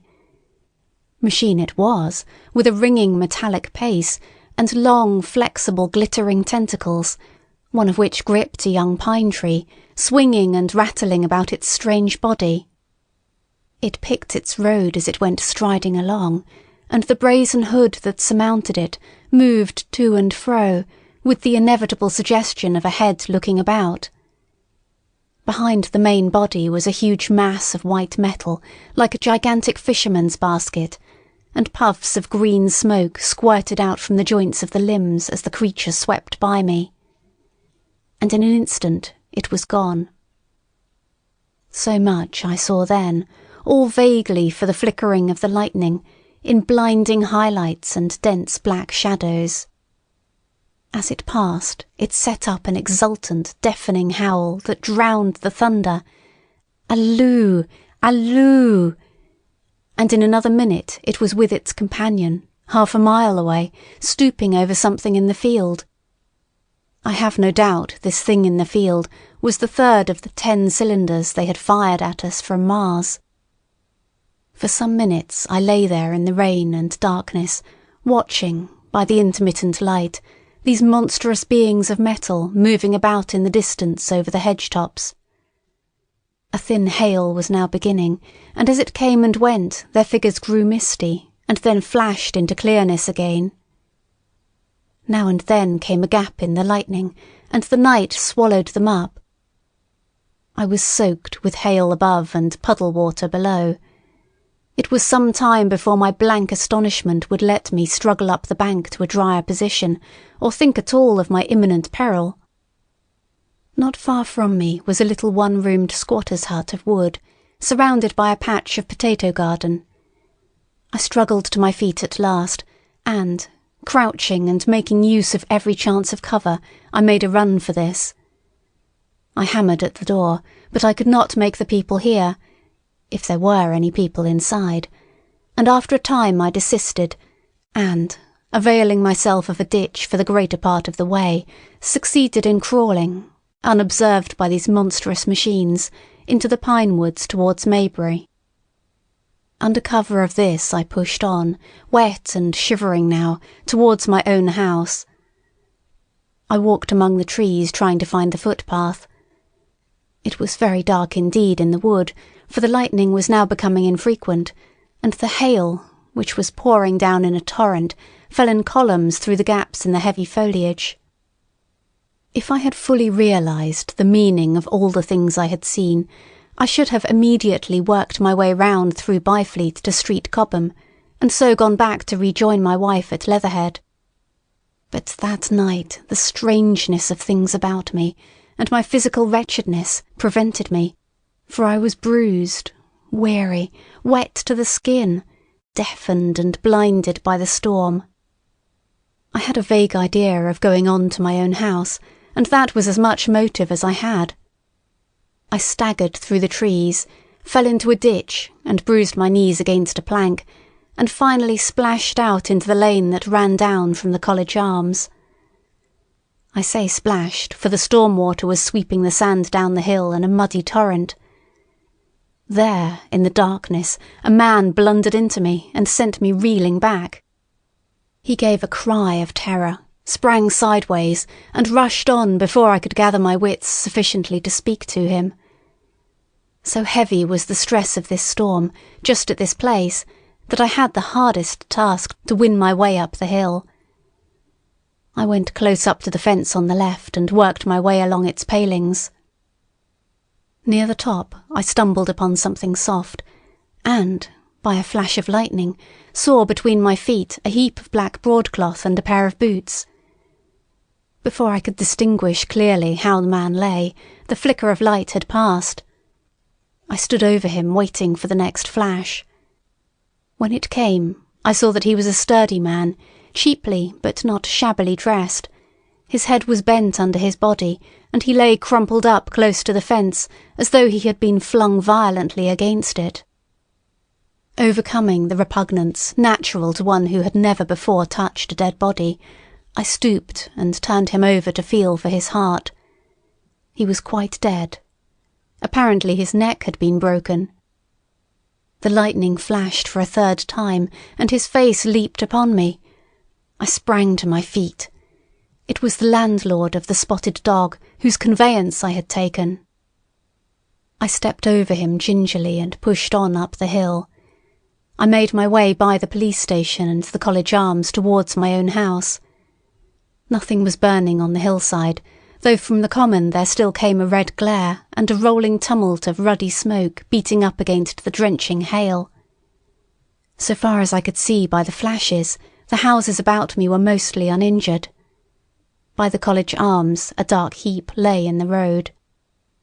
Down the road towards Maybury Bridge there were voices and the sound of feet, but I had not the courage to shout or to go to them. I let myself in with my latchkey, closed, locked and bolted the door, staggered to the foot of the staircase and sat down. My imagination was full of those striding metallic monsters and of the dead body smashed against the fence. I crouched at the foot of the staircase with my back to the wall, shivering violently. End of section 10. Chapter 11. At the window. I have already said that my storms of emotion have a trick of exhausting themselves. After a time, I discovered that I was cold and wet, and with little pools of water about me on the stair carpet. I got up almost mechanically, went into the dining room and drank some whisky, and then I was moved to change my clothes. After I had done that, I went upstairs to my study, but why I did so I do not know. The window of my study looks over the trees and the railway towards Horsell Common. In the hurry of our departure, this window had been left open. The passage was dark, and, by contrast with the picture the window frame enclosed, the side of the room seemed impenetrably dark. I stopped short in the doorway. The thunderstorm had passed. The towers of the Oriental College and the pine trees about it had gone, and very far away, lit by a vivid red glare, the common about the sandpits was visible. Across the light, huge black shapes, grotesque and strange, moved busily to and fro. It seemed indeed as if the whole country in that direction was on fire, a broad hillside set with minute tongues of flame, swaying and writhing with the gusts of the dying storm, and throwing a red reflection upon the cloud scud above. Every now and then a haze of smoke from some nearer conflagration drove across the window and hid the Martian shapes. I could not see what they were doing, nor the clear form of them, nor recognise the black objects they were busied upon. Neither could I see the nearer fire, though the reflections of it danced on the wall and ceiling of the study. A sharp, resinous tang of burning was in the air. I closed the door noiselessly and crept towards the window. As I did so, the view opened out, until, on the one hand, it reached to the houses about Woking Station, and on the other to the charred and blackened pine woods of Byfleet. There was a light down below the hill, on the railway, near the arch, and several of the houses along the Maybury Road and the streets near the station were glowing ruins. The light upon the railway puzzled me at first. There were a black heap and a vivid glare, and to the right of that a row of yellow oblongs. Then I perceived this was a wrecked train, the forepart smashed and on fire, the hinder carriages still upon the rails. Between these three main centres of light, the houses, the train, and the burning county towards Chobham, stretched irregular patches of dark country, broken here and there by intervals of dimly glowing and smoking ground. It was the strangest spectacle, that black expanse set with fire. It reminded me, more than anything else, of the potteries at night. At first I could distinguish no people at all, though I peered intently for them. Later I saw against the light of Woking Station a number of black figures hurrying one after the other across the line. And this was the little world in which I had been living securely for years, this fiery chaos. What had happened in the last 7 hours I still did not know, nor did I know, though I was beginning to guess, the relation between these mechanical colossi and the sluggish lumps I had seen disgorged from the cylinder. With a queer feeling of impersonal interest, I turned my desk chair to the window, sat down, and stared at the blackened country, and particularly at the 3 gigantic black things that were going to and fro in the glare about the sandpits. They seemed amazingly busy. I began to ask myself what they could be. Were they intelligent mechanisms? Such a thing I felt was impossible. Or did a Martian sit within each, ruling, directing, using, much as a man's brain sits and rules in his body? I began to compare the things to human machines, to ask myself for the first time in my life how an ironclad or a steam engine would seem to an intelligent lower animal. The storm had left the sky clear, and over the smoke of the burning land the little fading pinpoint of Mars was dropping into the west when a soldier came into my garden. I heard a slight scraping at the fence, and rousing myself from the lethargy that had fallen upon me, I looked down and saw him dimly, clambering over the palings. At the sight of another human being my torpor passed, and I leaned out of the window eagerly. "Hist!" said I in a whisper. He stopped astride of the fence in doubt. Then he came over and across the lawn to the corner of the house. He bent down and stepped softly. "Who's there?" he said, also whispering, standing under the window and peering up. "Where are you going?" I asked. "God knows." "Are you trying to hide?" "That's it." "Come into the house," I said. I went down, unfastened the door and let him in, and locked the door again. I could not see his face. He was hatless and his coat was unbuttoned. "My God," he said as I drew him in. "What has happened?" I asked. "What hasn't?" In the obscurity I could see he made a gesture of despair. "They wiped us out. Simply wiped us out," he repeated again and again. He followed me almost mechanically into the dining room. "Take some whiskey," I said, pouring out a stiff dose. He drank it. Then abruptly he sat down before the table, put his head on his arms, and began to sob and weep like a little boy, in a perfect passion of emotion, while I, with a curious forgetfulness of my own recent despair, stood beside him, wondering. It was a long time before he could steady his nerves to answer my questions, and then he answered perplexingly and brokenly. He was a driver in the artillery, and had only come into action about 7. At that time firing was going on across the common, and it was said the first party of Martians were crawling slowly towards their second cylinder under cover of a metal shield. Later this shield staggered up on tripod legs and became the first of the fighting machines I had seen. The gun he drove had been unlimbered near Horsell in order to command the sandpits, and its arrival it was that had precipitated the action. As the limber gunners went to the rear, his horse trod in a rabbit hole and came down, throwing him into a depression of the ground. At the same moment the gun exploded behind him, the ammunition blew up, there was fire all about him, and he found himself lying under a heap of charred dead men and dead horses. "I lay still," he said, "scared out of my wits, with the forequarter of a horse atop of me. We'd been wiped out. And the smell, good God, like burnt meat. I was hurt across the back by the fall of the horse, and there I had to lie until I felt better. Just like parade it had been a minute before, then stumble, bang, swish. Wiped out," he said. He had hid under the dead horse for a long time, peeping out furtively across the common. The Cardigan men had tried a rush, in skirmishing order, at the pit, simply to be swept out of existence.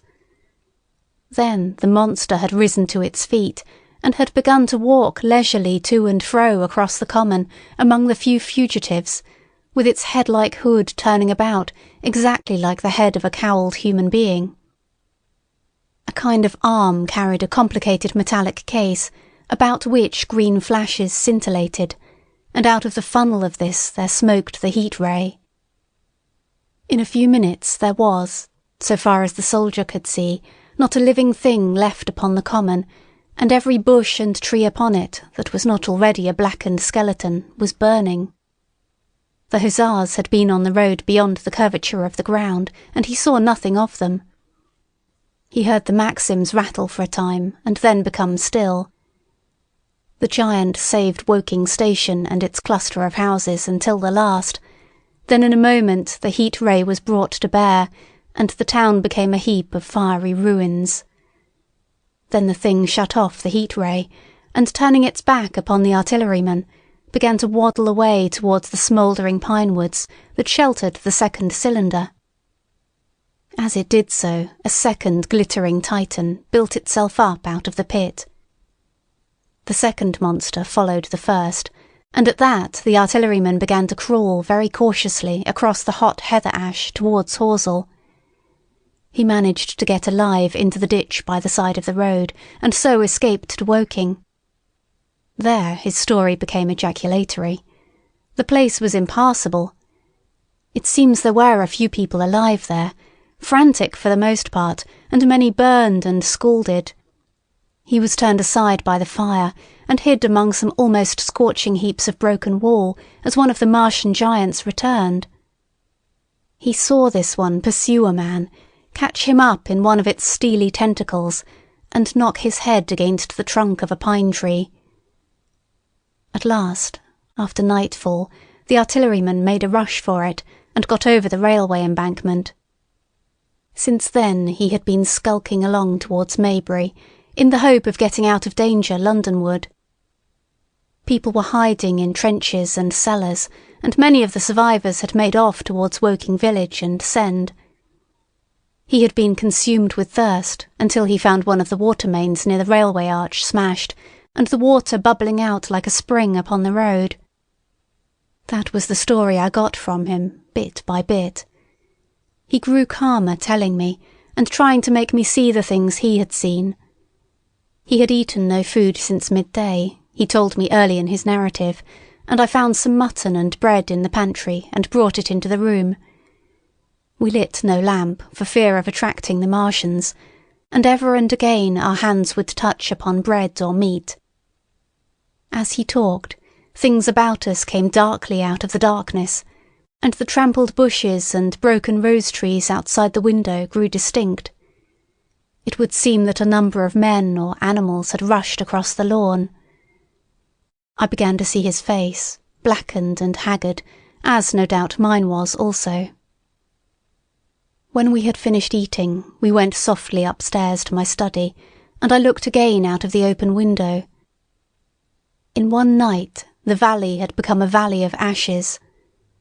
The fires had dwindled now. Where flames had been, there were now streamers of smoke, but the countless ruins of shattered and gutted houses, and blasted and blackened trees that the night had hidden, stood out now, gaunt and terrible, in the pitiless light of dawn. Yet, here and there, some object had had the luck to escape. A white railway signal here, the end of a greenhouse there, white and fresh amid the wreckage. Never before, in the history of warfare, had destruction been so indiscriminate and so universal. And shining with the growing light of the east, 3 of the metallic giants stood about the pit, their cowls rotating as though they were surveying the desolation they had made. It seemed to me that the pit had been enlarged, and ever and again puffs of vivid green vapour streamed up and out of it towards the brightening dawn, streamed up, whirled, broke and vanished. Beyond were the pillars of fire about Chobham. They became pillars of bloodshot smoke at the first touch of day. End of section 11. Chapter 12. What I saw of the destruction of Weybridge and Shepperton. As the dawn grew brighter, we withdrew from the window from which we had watched the Martians, and went very quietly downstairs. The artilleryman agreed with me that the house was no place to stay in. He proposed, he said, to make his way Londonward, and thence rejoin his battery, No. 12 of the Horse Artillery. My plan was to return at once to Leatherhead, and so greatly had the strength of the Martians impressed me that I had determined to take my wife to Newhaven and go with her out of the country forthwith. For I already perceived clearly that the country about London must inevitably be the scene of a disastrous struggle before such creatures as these could be destroyed. Between us and Leatherhead, however, lay the third cylinder with its guarding giants.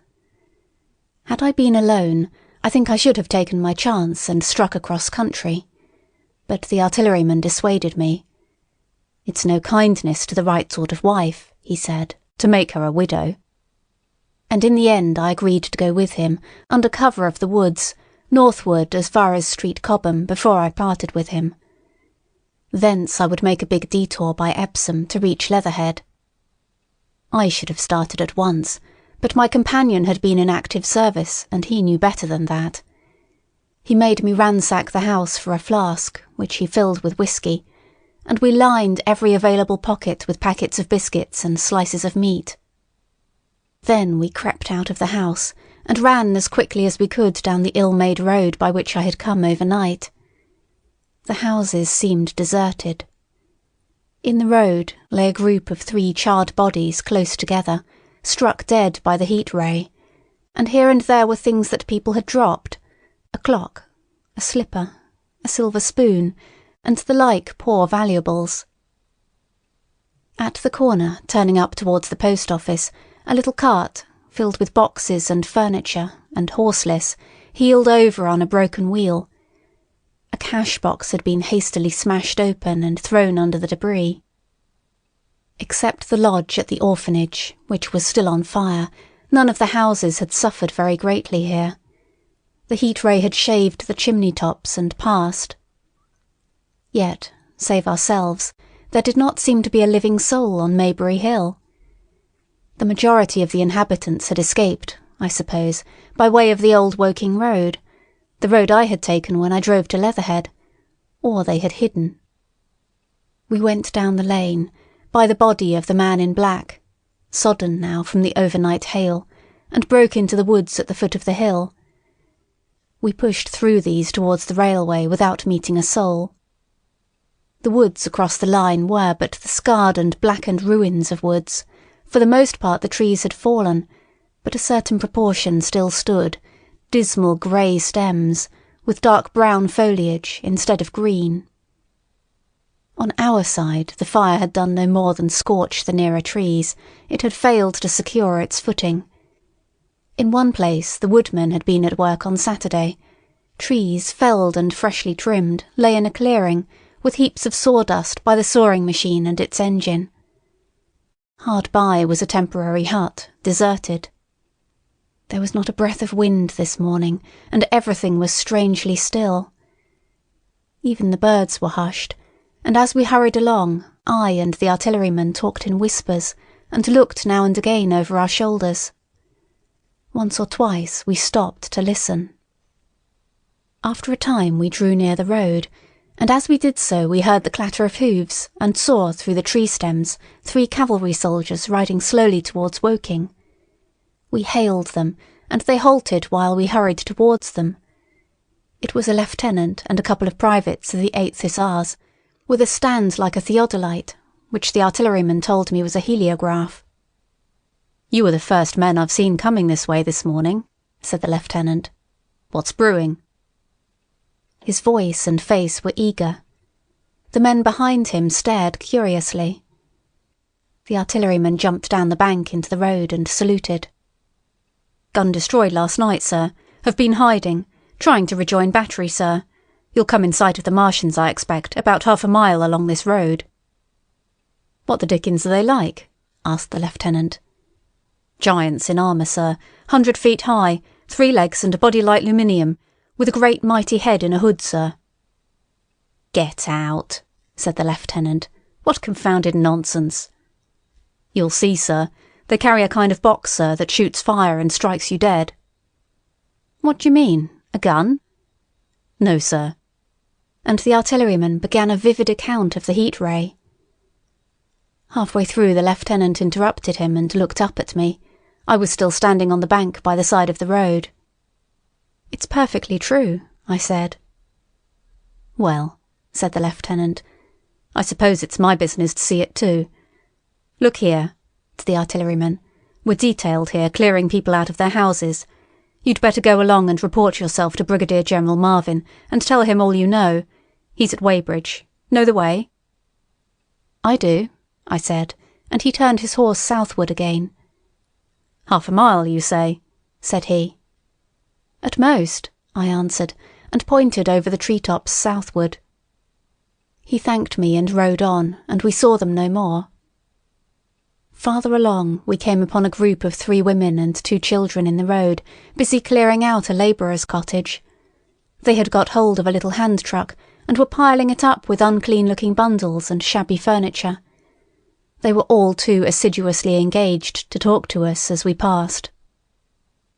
By Byfleet Station we emerged from the pine trees, and found the country calm and peaceful under the morning sunlight. We were far beyond the range of the heat ray there, and had it not been for the silent desertion of some of the houses, the stirring movement of packing in others, and the knot of soldiers standing on the bridge over the railway and staring down the line towards Woking, the day would have seemed very like any other Sunday.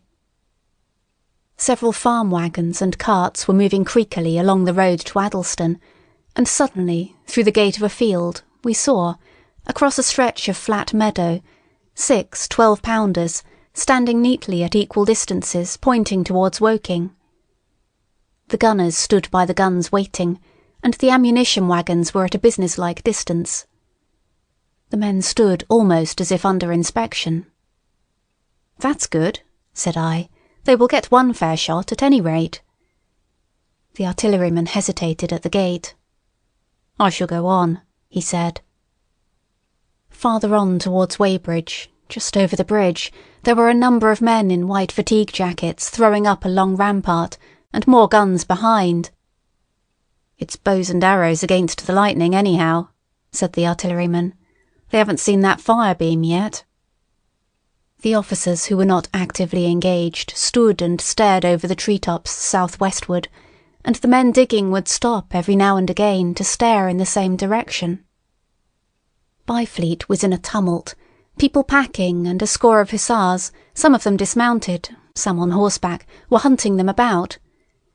3 or 4 black government wagons, with crosses in white circles, and an old omnibus, among other vehicles, were being loaded in the village street. There were scores of people, most of them sufficiently sabbatical to have assumed their best clothes. The soldiers were having the greatest difficulty in making them realise the gravity of their position. We saw one shrivelled old fellow with a huge box and a score or more of flower pots containing orchids, angrily expostulating with the corporal who would leave them behind. I stopped and gripped his arm. "Do you know what's over there?" I said, pointing at the pine tops that hid the Martians. "Eh?" said he, turning. "I was explaining these is valuable." "Death!" I shouted. "Death is coming! Death! Death!" And leaving him to digest that, if he could, I hurried on after the artilleryman. At the corner I looked back. The soldier had left him, and he was still standing by his box, with the pots of orchids on the lid of it, and staring vaguely over the trees. No one in Weybridge could tell us where the headquarters were established. The whole place was in such confusion as I had never seen in any town before. Carts, carriages everywhere, the most astonishing miscellany of conveyances and horseflesh. The respectable inhabitants of the place, men in golf and boating costumes, wives prettily dressed, were packing, riverside loafers energetically helping, children excited, and for the most part highly delighted at this astonishing variation of their Sunday experiences. In the midst of it all, the worthy vicar was very pluckily holding an early celebration, and his bell was jangling out above the excitement. I and the artilleryman, seated on the step of the drinking fountain, made a very passable meal upon what we had brought with us. Patrols of soldiers, here no longer hussars, but grenadiers in white, were warning people to move now or to take refuge in their cellars as soon as the firing began. We saw, as we crossed the railway bridge, that a growing crowd of people had assembled in and about the railway station, and the swarming platform was piled with boxes and packages. The ordinary traffic had been stopped, I believe, in order to allow of the passage of troops and guns to Chertsey, and I have heard since that a savage struggle occurred for places in the special trains that were put on at a later hour. We remained at Weybridge until midday, and at that hour we found ourselves at the place near Shepperton Lock where the Wey and Thames join. Part of the time we spent helping 2 old women to pack a little cart. The Wey has a treble mouth, and at this point boats are to be hired, and there was a ferry across the river.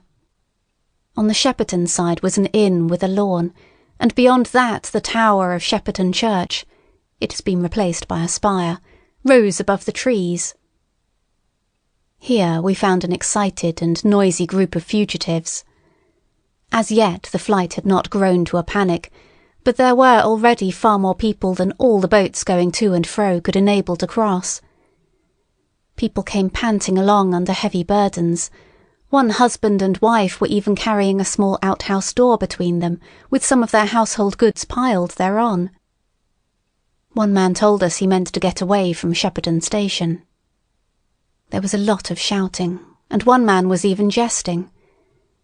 The idea people seemed to have here was that the Martians were simply formidable human beings, who might attack and sack the town, to be certainly destroyed in the end. Every now and then people would glance nervously across the way, at the meadows towards Chertsey, but everything over there was still. Across the Thames, except just where the boats landed, everything was quiet, in vivid contrast with the Surrey side. The people who landed there from the boats went tramping off down the lane. The big ferry boat had just made a journey. 3 or 4 soldiers stood on the lawn of the inn, staring and jesting at the fugitives, without offering to help. The inn was closed, as it was now within prohibited hours. "What's that?" cried a boatman, and "Shut up, you fool," said a man near me to a yelping dog. Then the sound came again, this time from the direction of Chertsey, a muffled thud, the sound of a gun. The fighting was beginning. Almost immediately, unseen batteries across the river to our right, unseen because of the trees, took up the chorus, firing heavily one after the other. A woman screamed. Everyone stood arrested by the sudden stir of battle, near us and yet invisible to us. Nothing was to be seen save flat meadows, cows feeding unconcernedly for the most part, and silvery pollard willows, motionless in the warm sunlight. "The soldiers'll stop 'em," said a woman beside me doubtfully. A haziness rose over the treetops. Then suddenly we saw a rush of smoke far away up the river, a puff of smoke that jerked up into the air and hung, and forthwith the ground heaved underfoot, and a heavy explosion shook the air, smashing 2 or 3 windows in the houses near, and leaving us astonished. "Here they are!" shouted a man in a blue jersey. "Yonder! Do you see them? Yonder!" Quickly, one after the other, 1, 2, 3, 4 of the armoured Martians appeared, far away over the little trees, across the flat meadows that stretched towards Chertsey, and striding hurriedly towards the river. Little cowled figures they seemed at first, going with a rolling motion and as fast as flying birds. Then, advancing obliquely towards us, came a 5th. Their armoured bodies glittered in the sun as they swept swiftly forward upon the guns, growing rapidly larger as they drew nearer. One on the extreme left, the remotest that is, flourished a huge case high in the air, and the ghostly, terrible heat ray I had already seen on Friday night smote towards Chertsey and struck the town. At sight of these strange, swift and terrible creatures, the crowd near the water's edge seemed to me to be for a moment horror-struck. There was no screaming or shouting, but a silence. Then a hoarse murmur and a movement of feet, a splashing from the water. A man, too frightened to drop the portmanteau he carried on his shoulder, swung round and sent me staggering with a blow from the corner of his burden. A woman thrust at me with her hand and rushed past me. I turned with the rush of the people, but I was not too terrified for thought. The terrible heat ray was in my mind. To get underwater. That was it. "Get underwater!" I shouted, unheeded. I faced about again and rushed towards the approaching Martian, rushed right down the gravelly beach and headlong into the water. Others did the same. A boatload of people putting back came leaping out as I rushed past. The stones under my feet were muddy and slippery, and the river was so low that I ran perhaps 20 feet, scarcely waist deep. Then, as the Martian towered overhead scarcely a couple of 100 yards away, I flung myself forward under the surface. The splashes of the people in the boats leaping into the river sounded like thunderclaps in my ears. People were landing hastily on both sides of the river.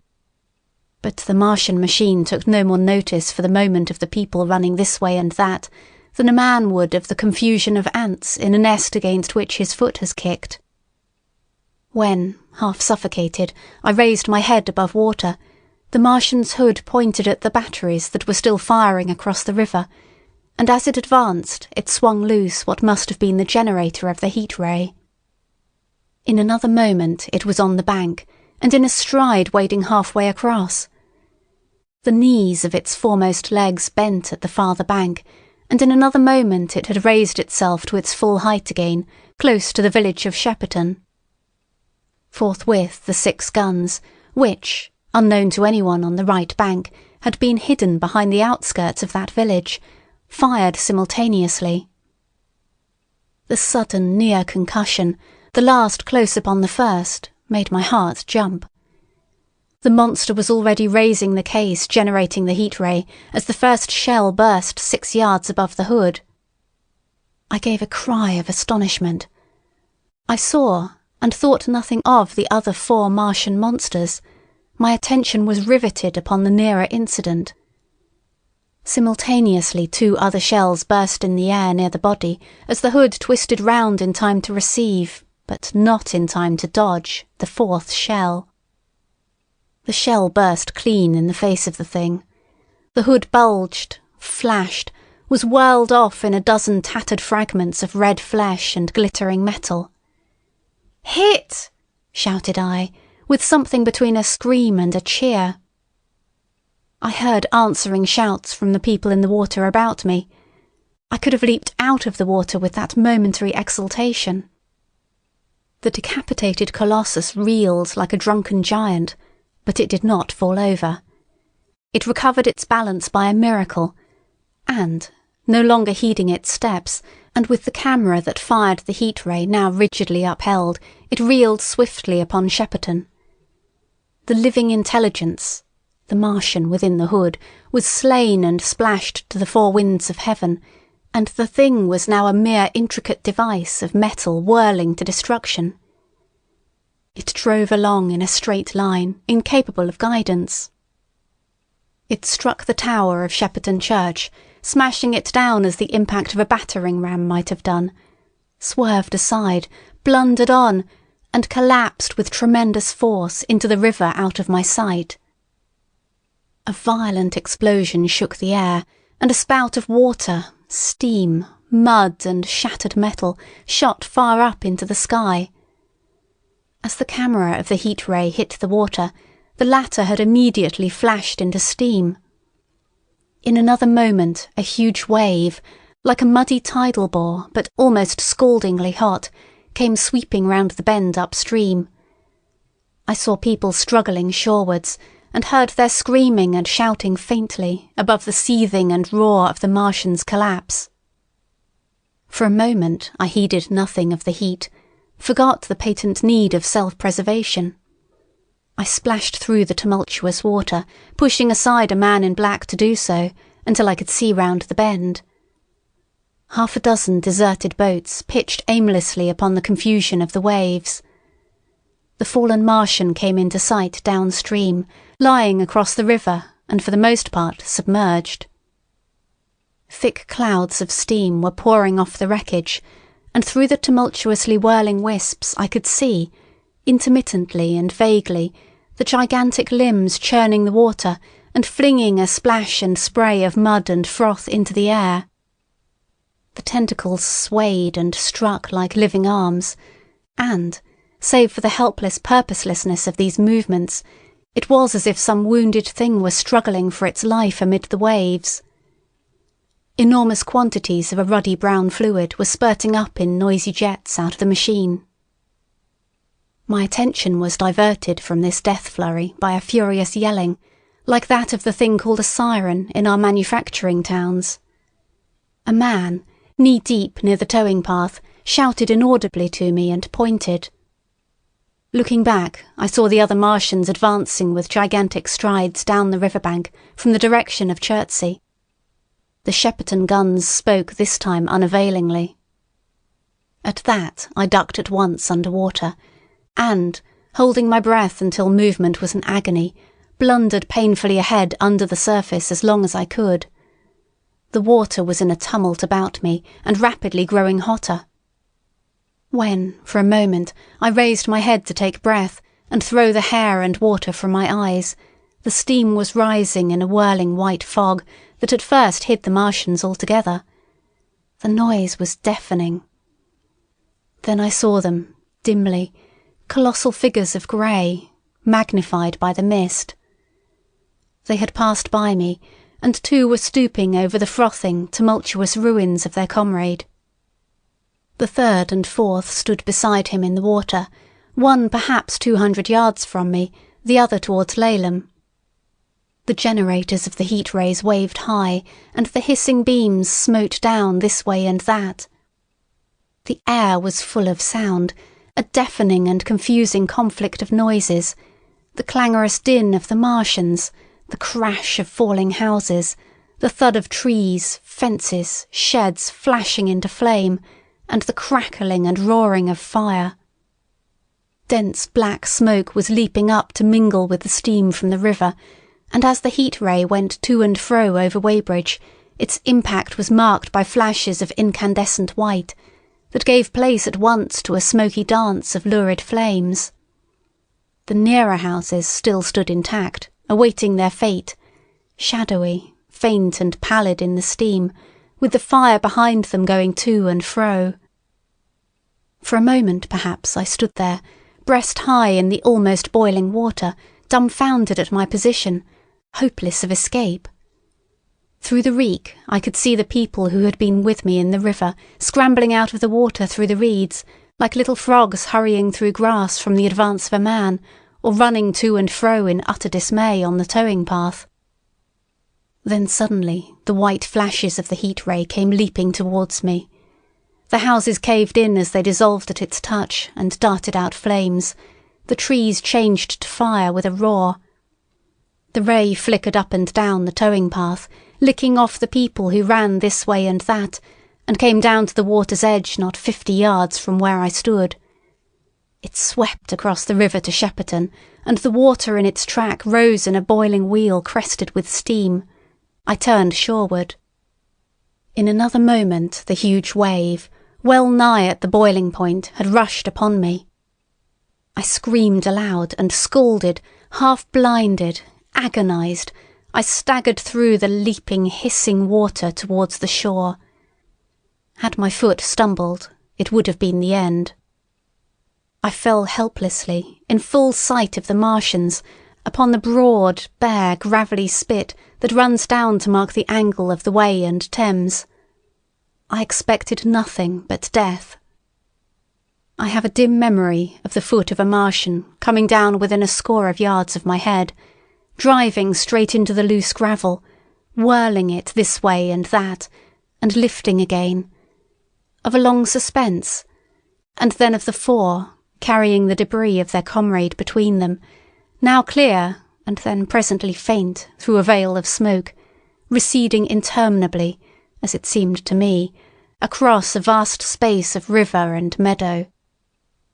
And then, very slowly, I realised that, by a miracle, I had escaped. End of section 12. Chapter 13. How I fell in with the curate. After getting this sudden lesson in the power of terrestrial weapons, the Martians retreated to their original position upon Horsell Common, and in their haste, and encumbered with the debris of their smashed companion, they no doubt overlooked many such a stray and negligible victim as myself. Had they left their comrade and pushed on forthwith, there was nothing at that time between them and London but batteries of 12-pounder guns, and they would certainly have reached the capital in advance of the tidings of their approach. As sudden, dreadful and destructive their advent would have been as the earthquake that destroyed Lisbon a century ago. But they were in no hurry. Cylinder followed cylinder on its interplanetary flight. Every 24 hours brought them reinforcement. And meanwhile, the military and naval authorities, now fully alive to the tremendous power of their antagonists, worked with furious energy. Every minute a fresh gun came into position, until, before twilight, every copse, every row of suburban villas on the hilly slopes about Kingston and Richmond masked an expectant black muzzle. And through the charred and desolated area, perhaps 20 square miles altogether, that encircled the Martian encampment on Horsell Common, through charred and ruined villages among the green trees, through the blackened and smoking arcades that had been but a day ago pine spinneys, crawled the devoted scouts with the heliographs that were presently to warn the gunners of the Martian approach. But the Martians now understood our command of artillery and the danger of human proximity, and not a man ventured within a mile of either cylinder, save at the price of his life. It would seem that these giants spent the earlier part of the afternoon in going to and fro, transferring everything from the second and third cylinders, the second in Addlestone Golf Links and the third at Purford, to their original pit on Horsell Common. Over that, above the blackened heather and ruined buildings that stretched far and wide, stood one as sentinel, while the rest abandoned their vast fighting machines and descended into the pit. They were hard at work there far into the night, and the towering pillar of dense green smoke that rose therefrom could be seen from the hills about Merrow, and even, it is said, from Banstead and Epsom Downs. And while the Martians behind me were thus preparing for their next sally, and in front of me humanity gathered for the battle, I made my way with infinite pains and labour from the fire and smoke of burning Weybridge towards London. I saw an abandoned boat, very small and remote, drifting downstream, and throwing off the most of my sodden clothes, I went after it, gained it, and so escaped out of that destruction. There were no oars in the boat, but I contrived to paddle, as well as my parboiled hands would allow, down the river towards Halliford and Walton, going very tediously and continually looking behind me, as you may well understand. I followed the river because I considered that the water gave me my best chance of escape should these giants return. The hot water from the Martians' overthrow drifted downstream with me, so that for the best part of a mile I could see little of either bank. Once, however, I made out a string of black figures hurrying across the meadows from the direction of Weybridge. Halliford, it seemed, was deserted, and several of the houses facing the river were on fire. It was strange to see the place quite tranquil, quite desolate under the hot blue sky, with the smoke and little threads of flame going straight up into the heat of the afternoon. Never before had I seen houses burning without the accompaniment of an obstructive crowd. A little farther on, the dry reeds up the bank were smoking and glowing, and a line of fire inland was marching steadily across a late field of hay. For a long time I drifted, so painful and weary was I after the violence I had been through, and so intense the heat upon the water. Then my fears got the better of me again, and I resumed my paddling. The sun scorched my bare back. At last, as the bridge at Walton was coming into sight round the bend, my fever and faintness overcame my fears, and I landed on the Middlesex bank and lay down, deadly sick, among the long grass. I suppose the time was then about 4 or 5 o'clock. I got up presently, walked perhaps half a mile without meeting a soul, and then lay down again in the shadow of a hedge. I seem to remember talking, wonderingly to myself during that last spurt. I was also very thirsty, and bitterly regretful I had drunk no more water. It is a curious thing that I felt angry with my wife. I cannot account for it, but my impotent desire to reach Leatherhead worried me excessively. I do not clearly remember the arrival of the curate, so that probably I dozed. I became aware of him as a seated figure in soot-smudged shirt-sleeves, and with his upturned, clean-shaven face staring at a faint flickering that danced over the sky. The sky was what is called a mackerel sky, rows and rows of faint down plumes of cloud, just tinted with the midsummer sunset.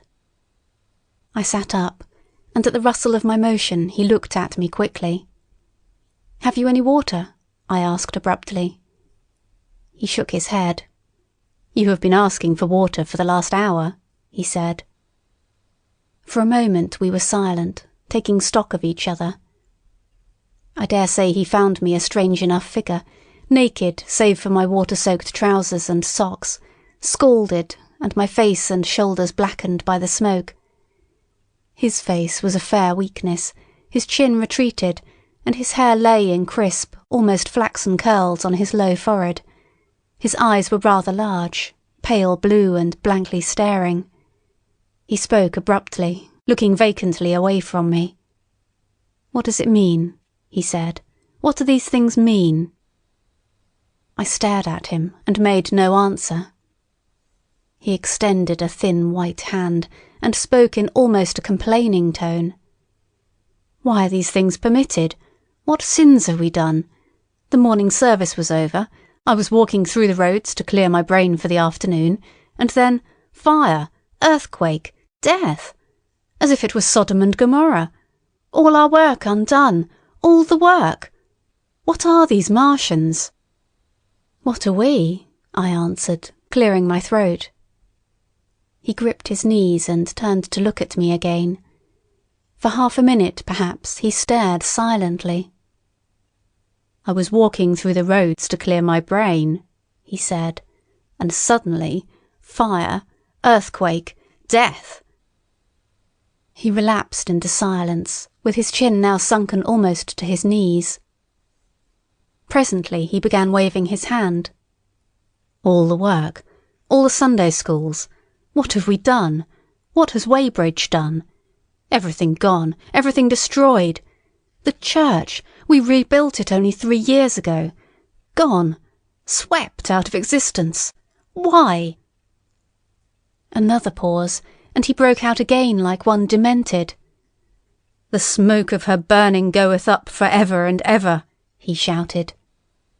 His eyes flamed, and he pointed a lean finger in the direction of Weybridge. By this time I was beginning to take his measure. The tremendous tragedy in which he had been involved, it was evident he was a fugitive from Weybridge, had driven him to the very verge of his reason. "Are we far from Sunbury?" I said, in a matter-of-fact tone. "What are we to do?" he asked. "Are these creatures everywhere? Has the earth been given over to them?" "Are we far from Sunbury?" "Only this morning I officiated at early celebration. Things have changed," I said quietly. "You must keep your head. There is still hope." "Hope?" "Yes, plentiful hope for all this destruction." I began to explain my view of our position. He listened at first, but as I went on the interest dawning in his eyes gave place to their former stare, and his regard wandered from me. "This must be the beginning of the end," he said, interrupting me. "The end, the great and terrible day of the Lord, when men shall call upon the mountains and the rocks to fall upon them and hide them from the face of him that sitteth upon the throne." I began to understand the position. I ceased my laboured reasoning, struggled to my feet, and, standing over him, laid my hand on his shoulder. "Be a man," said I. "You are scared out of your wits. What good is religion if it collapses under calamity? Think of what earthquakes and floods, wars and volcanoes have done before to men. Did you think God had exempted Weybridge? He is not an insurance agent." For a time he sat in blank silence. "But how can we escape?" he asked suddenly. "They are invulnerable. They are pitiless." "Neither the one, nor perhaps the other," I answered. "And the mightier they are, the more sane and wary should we be. One of them was killed yonder not 3 hours ago." "Killed?" he said, staring about him. "How can God's ministers be killed?" "I saw it happen." I proceeded to tell him. "We have chanced to come in for the thick of it," said I, "and that is all." "What is that flicker in the sky?" he asked abruptly. I told him it was the heliograph signalling, that it was a sign of human help and effort in the sky. "We are in the midst of it," I said, "quiet as it is. That flicker in the sky tells of the gathering storm. Yonder, I take it, are the Martians, and Londonward, where those hills rise about Richmond and Kingston, and the trees give cover, earthworks are being thrown up and guns are being placed. Presently the Martians will be coming this way again." And even as I spoke he sprang to his feet and stopped me by a gesture. "Listen," he said. From beyond the low hills across the water came the dull resonance of distant guns and a remote, weird crying. Then everything was still. A cockchafer came droning over the hedge and past us. High in the west the crescent moon hung faint and pale above the smoke of Weybridge and Shepperton and the hot, still splendour of the sunset. "We had better follow this path," I said, "northward." End of section 13. Chapter 14. In London. My younger brother was in London when the Martians fell at Woking. He was a medical student working for an imminent examination, and he heard nothing of the arrival until Saturday morning. The morning papers on Saturday contained, in addition to lengthy special articles on the planet Mars, on life in the planets, and so forth, a brief and vaguely worded telegram, all the more striking for its brevity. The Martians, alarmed by the approach of a crowd, had killed a number of people with a quick-firing gun, so the story ran.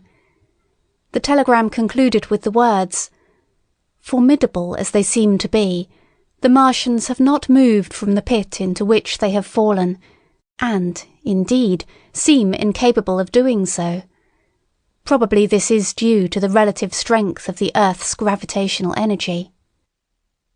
On that last text their leader-writer expanded very comfortingly. Of course, all the students in the crammers' biology class, to which my brother went that day, were intensely interested, but there were no signs of any unusual excitement in the streets. The afternoon papers puffed scraps of news under big headlines. They had nothing to tell beyond the movements of troops about the common and the burning of the pine woods between Woking and Weybridge, until 8. Then the St. James Gazette, in an extra special edition, announced the bare fact of the interruption of telegraphic communication. This was thought to be due to the falling of burning pine trees across the line. No more of the fighting was known that night, the night of my drive to Leatherhead and back. My brother felt no anxiety about us, as he knew from the description in the papers that the cylinder was a good 2 miles from my house. He made up his mind to run down that night to me, in order, as he says, to see the things before they were killed. He dispatched a telegram, which never reached me, about 4 o'clock, and spent the evening at a music hall. In London also, on Saturday night, there was a thunderstorm, and my brother reached Waterloo in a cab. On the platform from which the midnight train usually starts, he learned, after some waiting, that an accident prevented trains from reaching Woking that night. The nature of the accident he could not ascertain. Indeed, the railway authorities did not clearly know at that time. There was very little excitement in the station, as the officials, failing to realise that anything further than a breakdown between Byfleet and Woking Junction had occurred, were running the theatre trains, which usually passed through Woking, round by Virginia Water or Guildford. They were busy making the necessary arrangements to alter the route of the Southampton and Portsmouth Sunday League excursions. A nocturnal newspaper reporter, mistaking my brother for the traffic manager, to whom he bears a slight resemblance, waylaid and tried to interview him. Few people, excepting the railway officials, connected the breakdown with the Martians. I have read, in another account of these events, that on Sunday morning all London was electrified by the news from Woking. As a matter of fact, there was nothing to justify that very extravagant phrase. Plenty of Londoners did not hear of the Martians until the panic of Monday morning. Those who did took some time to realise all that the hastily worded telegrams in the Sunday papers conveyed. The majority of people in London do not read Sunday papers. The habit of personal security, moreover, is so deeply fixed in the Londoner's mind, and startling intelligence so much a matter of course in the papers, that they could read about it without any personal tremors. About 7 o'clock last night the Martians came out of the cylinder and, moving about under an armour of metallic shields, have completely wrecked Woking Station with the adjacent houses and massacred an entire battalion of the Cardigan Regiment. No details are known. Maxims have been absolutely useless against their armour, the field guns have been disabled by them. Flying hussars have been galloping into Chertsey. The Martians appear to be moving slowly towards Chertsey or Windsor. Great anxiety prevails in West Surrey, and earthworks are being thrown up to check the advance Londonward. That was how the Sunday Sun put it, and a clever and remarkably prompt handbook article in the Referee compared the affair to a menagerie suddenly let loose in a village.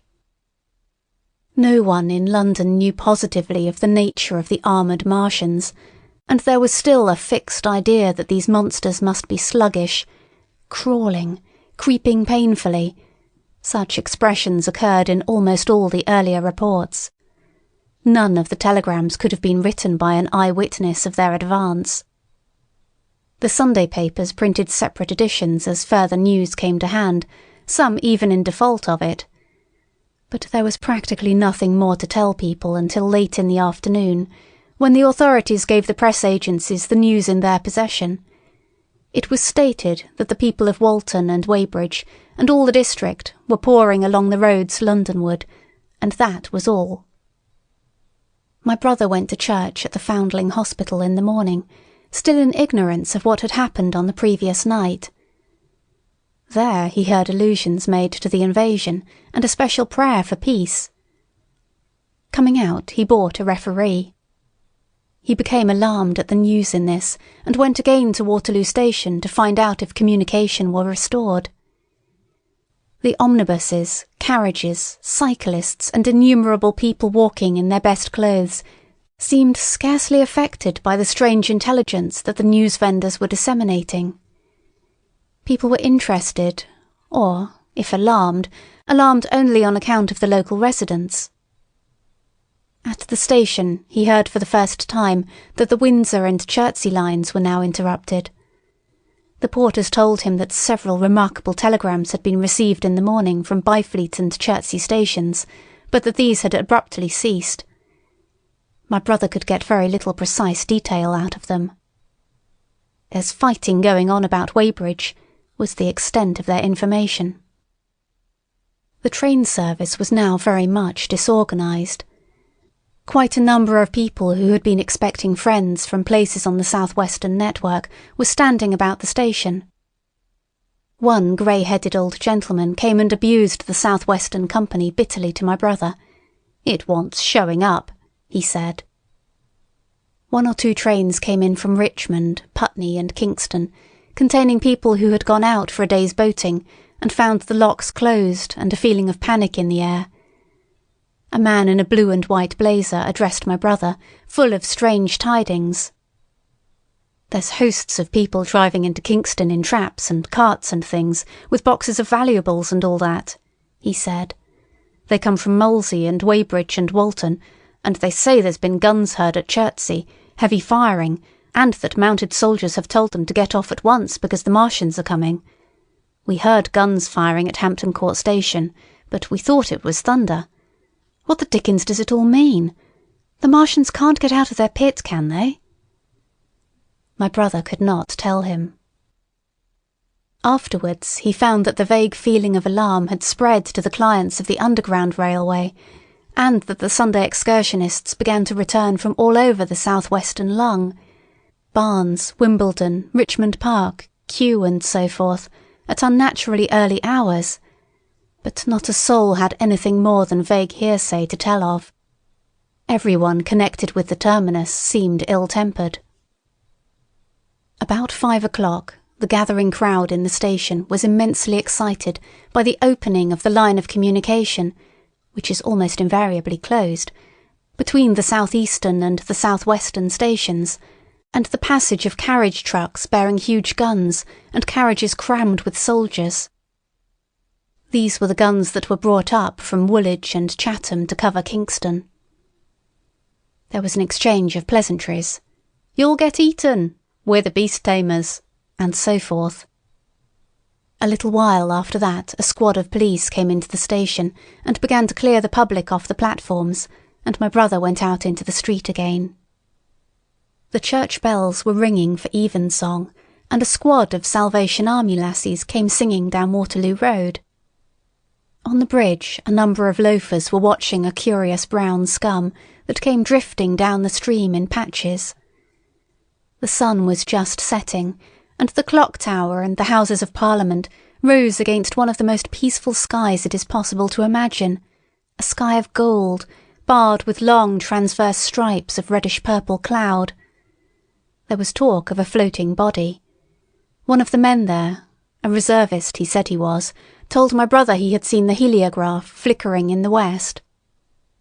In Wellington Street my brother met a couple of sturdy roughs who had just been rushed out of Fleet Street with still wet newspapers and staring placards.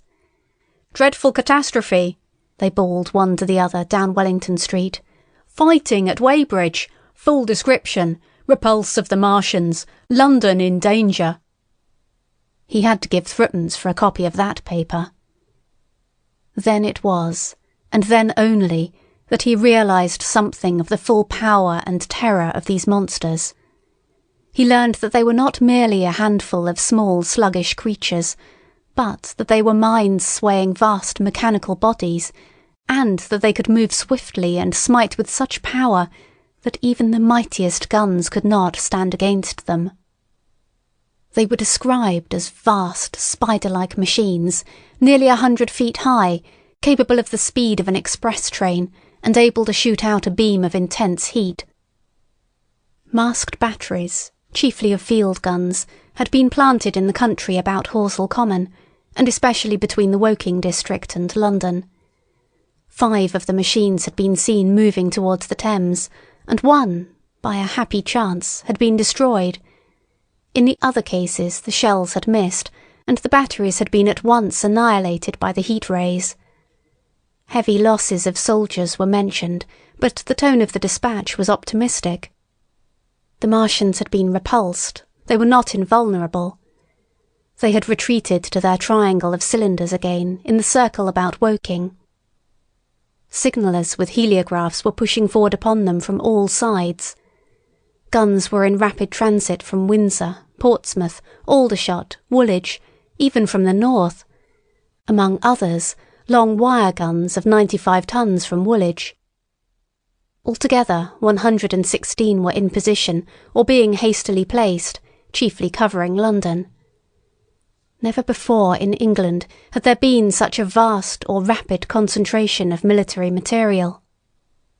Any further cylinders that fell, it was hoped, could be destroyed at once by high explosives, which were being rapidly manufactured and distributed.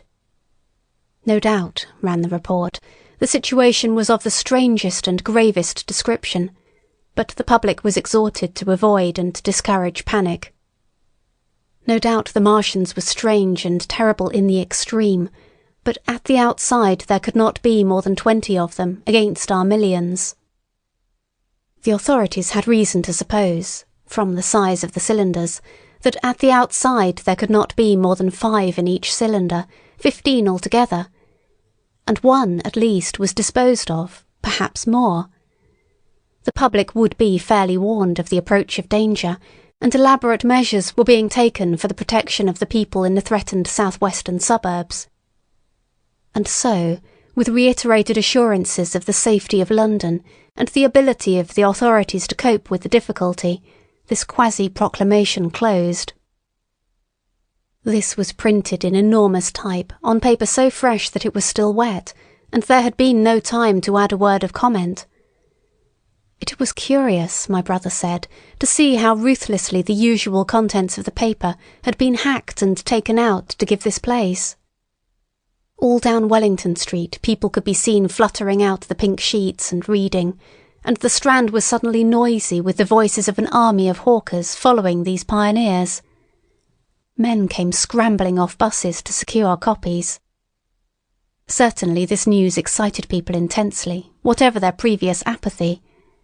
The shutters of a map shop in the Strand were being taken down, my brother said, and a man in his Sunday raiment, lemon-yellow gloves even, was visible inside the window, hastily fastening maps of Surrey to the glass. Going along the Strand to Trafalgar Square, the paper in his hand, my brother saw some of the fugitives from West Surrey. There was a man with his wife and 2 boys, and some articles of furniture, in a cart such as greengrocers use. He was driving from the direction of Westminster Bridge, and close behind him came a hay wagon with 5 or 6 respectable-looking people in it, and some boxes and bundles. The faces of these people were haggard, and their entire appearance contrasted conspicuously with the Sabbath best appearance of the people on the omnibuses. People in fashionable clothing peeped at them out of cabs. They stopped at the square as if undecided which way to take, and finally turned eastward along the Strand. Some way behind these came a man in workday clothes, riding one of those old-fashioned tricycles with a small front wheel. He was dirty and white in the face. My brother turned down towards Victoria and met a number of such people. He had a vague idea that he might see something of me. He noticed an unusual number of police regulating the traffic. Some of the refugees were exchanging news with the people on the omnibuses. One was professing to have seen the Martians. "Boilers on stilts, I tell you, striding along like men." Most of them were excited and animated by their strange experience. Beyond Victoria, the public houses were doing a lively trade with these arrivals. At all the street corners, groups of people were reading papers, talking excitedly, or staring at these unusual Sunday visitors. They seemed to increase as night drew on, until at last the roads, my brother said, were like Epsom High Street on a Derby day. My brother addressed several of these fugitives, and got unsatisfactory answers from most. None of them could tell him any news of Woking, except one man, who assured him that Woking had been entirely destroyed on the previous night. "I come from Byfleet," he said. "Man on a bicycle came through the place in the early morning and ran from door to door warning us to come away. Then came soldiers. We went out to look, and there were clouds of smoke to the south. Nothing but smoke, and not a soul coming that way. Then we heard the guns at Chertsey, and folks coming from Weybridge, so I've locked up my house and come on." At the time there was a strong feeling in the streets that the authorities were to blame for their incapacity to dispose of the invaders without all this inconvenience. About 8 o'clock, a noise of heavy firing was distinctly audible all over the south of London. My brother could not hear it for the traffic in the main thoroughfares, but by striking through the quiet back streets to the river, he was able to distinguish it quite plainly. He walked from Westminster to his apartments near Regent's Park about 2. He was now very anxious on my account, and disturbed at the evident magnitude of the trouble. His mind was inclined to run, even as mine had run on Saturday, on military details. He thought of all those silent, expectant guns, of the suddenly nomadic countryside. He tried to imagine boilers on stilts 100 feet high. There were 1 or 2 cartloads of refugees passing along Oxford Street and several in the Marylebone Road, but so slowly was the news spreading that Regent Street and Portland Place were full of their usual Sunday night promenaders, albeit they talked in groups, and along the edge of Regent's Park there were as many silent couples walking out together under the scattered gas lamps as ever there had been. The night was warm and still and a little oppressive. The sound of guns continued intermittently, and after midnight there seemed to be sheet lightning in the south. He read and reread the paper, fearing the worst had happened to me. He was restless, and after supper prowled out again aimlessly. He returned and tried in vain to divert his attention to his examination notes. He went to bed a little after midnight, and was awakened from lurid dreams in the small hours of Monday by the sound of door-knockers, feet running in the street, distant drumming and a clamour of bells. Red reflections danced on the ceiling. For a moment he lay astonished, wondering whether day had come or the world gone mad. Then he jumped out of bed and ran to the window. His room was an attic, and as he thrust his head out, up and down the street there were a dozen echoes to the noise of his window sash, and heads in every kind of night disarray appeared. Inquiries were being shouted. "They are coming," bawled a policeman, hammering at the door. "The Martians are coming," and hurried to the next door. The sound of drumming and trumpeting came from the Albany Street barracks, and every church within earshot was hard at work killing sleep with a vehement, disorderly tocsin. There was a noise of doors opening, and window after window in the houses opposite flashed from darkness into yellow illumination.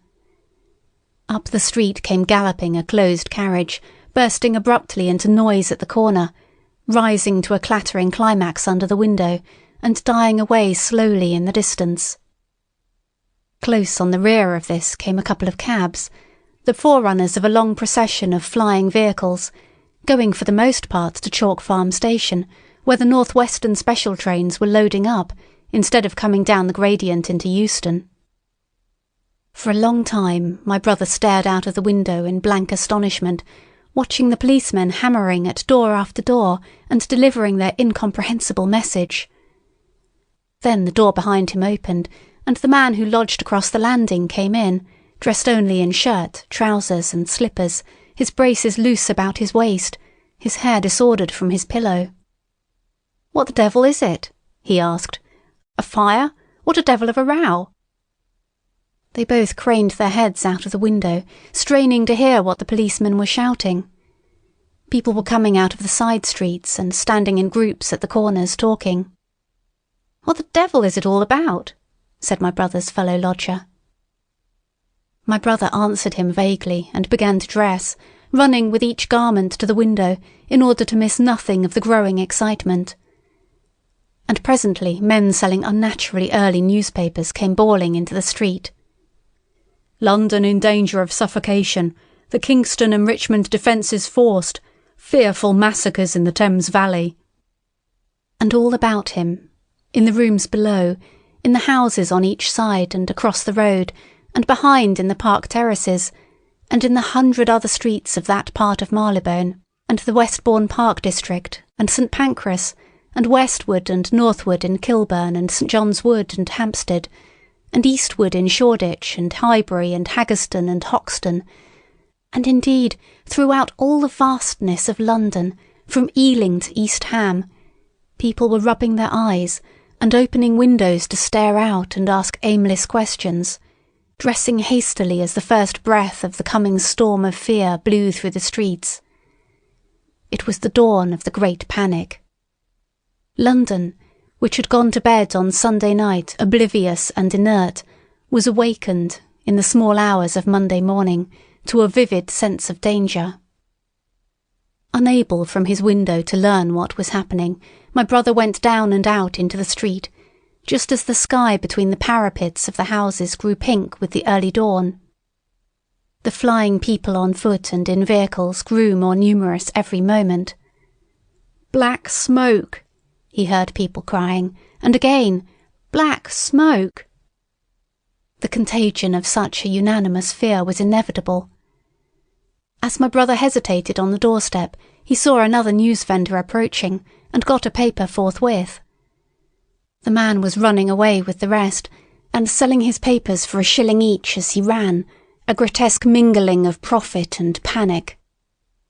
And from this paper my brother read that catastrophic dispatch of the Commander-in-Chief. The Martians are able to discharge enormous clouds of a black and poisonous vapour by means of rockets. They have smothered our batteries, destroyed Richmond, Kingston and Wimbledon, and are advancing slowly towards London, destroying everything on the way. It is impossible to stop them. There is no safety from the black smoke, but in instant flight. That was all, but it was enough. The whole population of the great 6 million city was stirring, slipping, running. Presently it would be pouring en masse northward. "Black smoke!" the voices cried. "Fire!" The bells of the neighbouring church made a jangling tumult. A cart carelessly driven smashed, amid shrieks and curses, against the water trough up the street. Sickly yellow lights went to and fro in the houses, and some of the passing cabs flaunted unextinguished lamps. And overhead the dawn was growing brighter, clear and steady and calm. He heard footsteps running to and fro in the rooms, and up and down stairs behind him. His landlady came to the door, loosely wrapped in dressing-gown and shawl. Her husband followed, ejaculating. As my brother began to realise the import of all these things, he turned hastily to his own room, put all his available money, some £10 altogether, into his pockets, and went out again into the streets. End of section 14. Chapter 15. What had happened in Surrey. It was while the curate had sat and talked so wildly to me under the hedge in the flat meadows near Halliford, and while my brother was watching the fugitives stream over Westminster Bridge, that the Martians had resumed the offensive. So far as one can ascertain from the conflicting reports that have been put forth, the majority of them remained busied with preparations in the Horsell pit until 9 that night, hurrying on some operation that disengaged huge volumes of green smoke. But 3 certainly came out about 8 o'clock, and, advancing slowly and cautiously, made their way through Byfleet and Purford towards Ripley and Weybridge, and so came in sight of the expectant batteries against the setting sun. These Martians did not advance in a body, but in a line, each perhaps 1.5 miles from his nearest fellow. They communicated with one another by means of siren-like howls, running up and down the scale from one note to another. It was this howling and firing of the guns at Ripley and St. George's Hill that we had heard at Upper Halliford.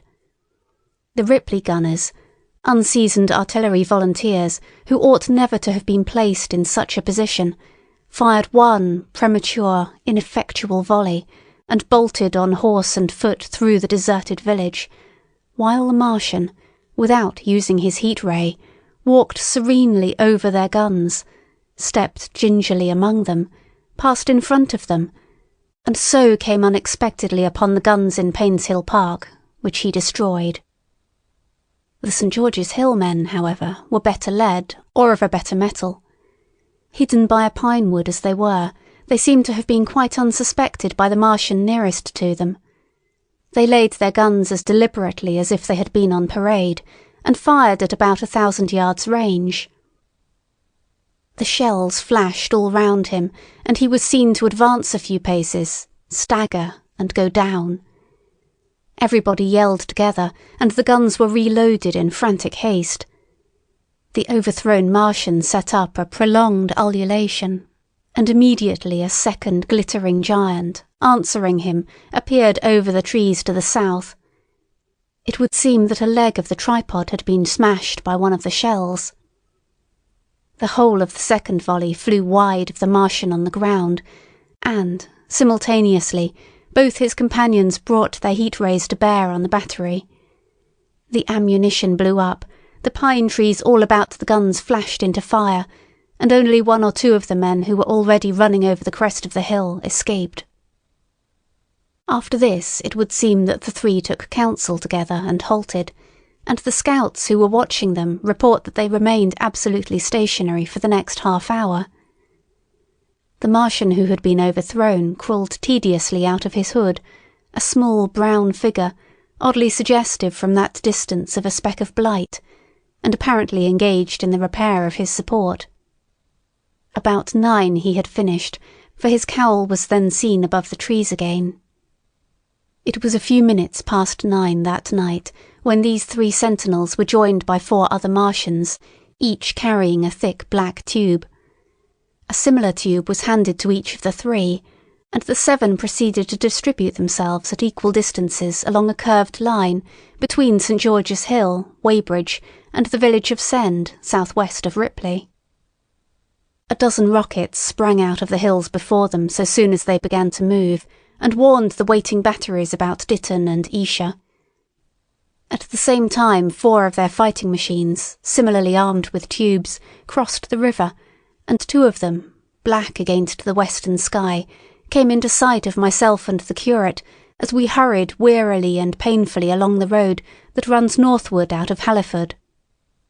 They moved, as it seemed to us, upon a cloud, for a milky mist covered the fields and rose to 1/3 of their height. At this sight the curate cried faintly in his throat and began running, but I knew it was no good running from a Martian, and I turned aside and crawled through dewy nettles and brambles into the broad ditch by the side of the road. He looked back, saw what I was doing, and turned to join me. The 2 halted, the nearer to us standing and facing Sunbury, the remoter being a grey indistinctness towards the evening star, away towards Staines. The occasional howling of the Martians had ceased. They took up their positions in the huge crescent about their cylinders in absolute silence. It was a crescent with 12 miles between its horns. Never, since the devising of gunpowder, was the beginning of a battle so still. To us, and to an observer about Ripley, it would have had precisely the same effect. The Martians seemed in solitary possession of the darkling night, lit only as it was by the slender moon, the stars, the afterglow of the daylight, and the ruddy glare from St. George's Hill and the woods of Painshill.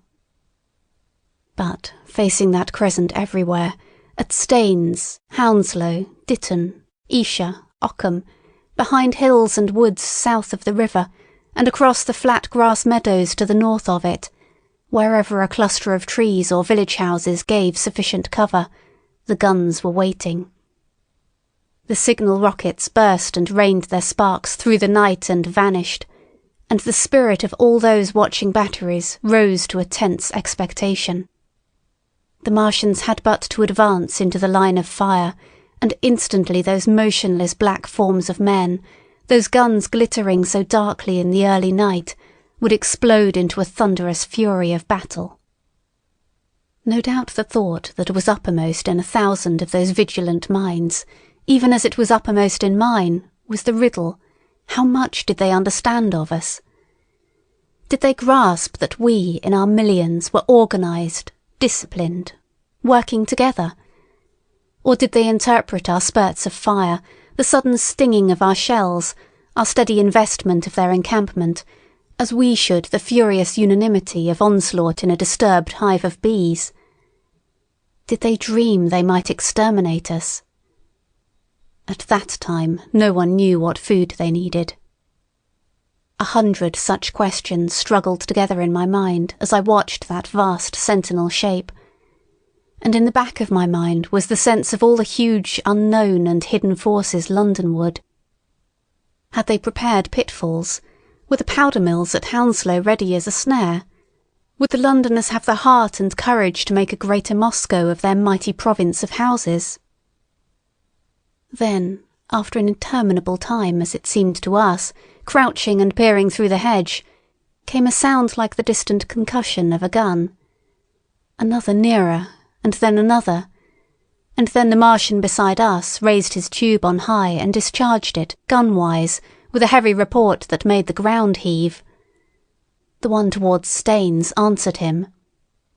There was no flash, no smoke, simply that loaded detonation.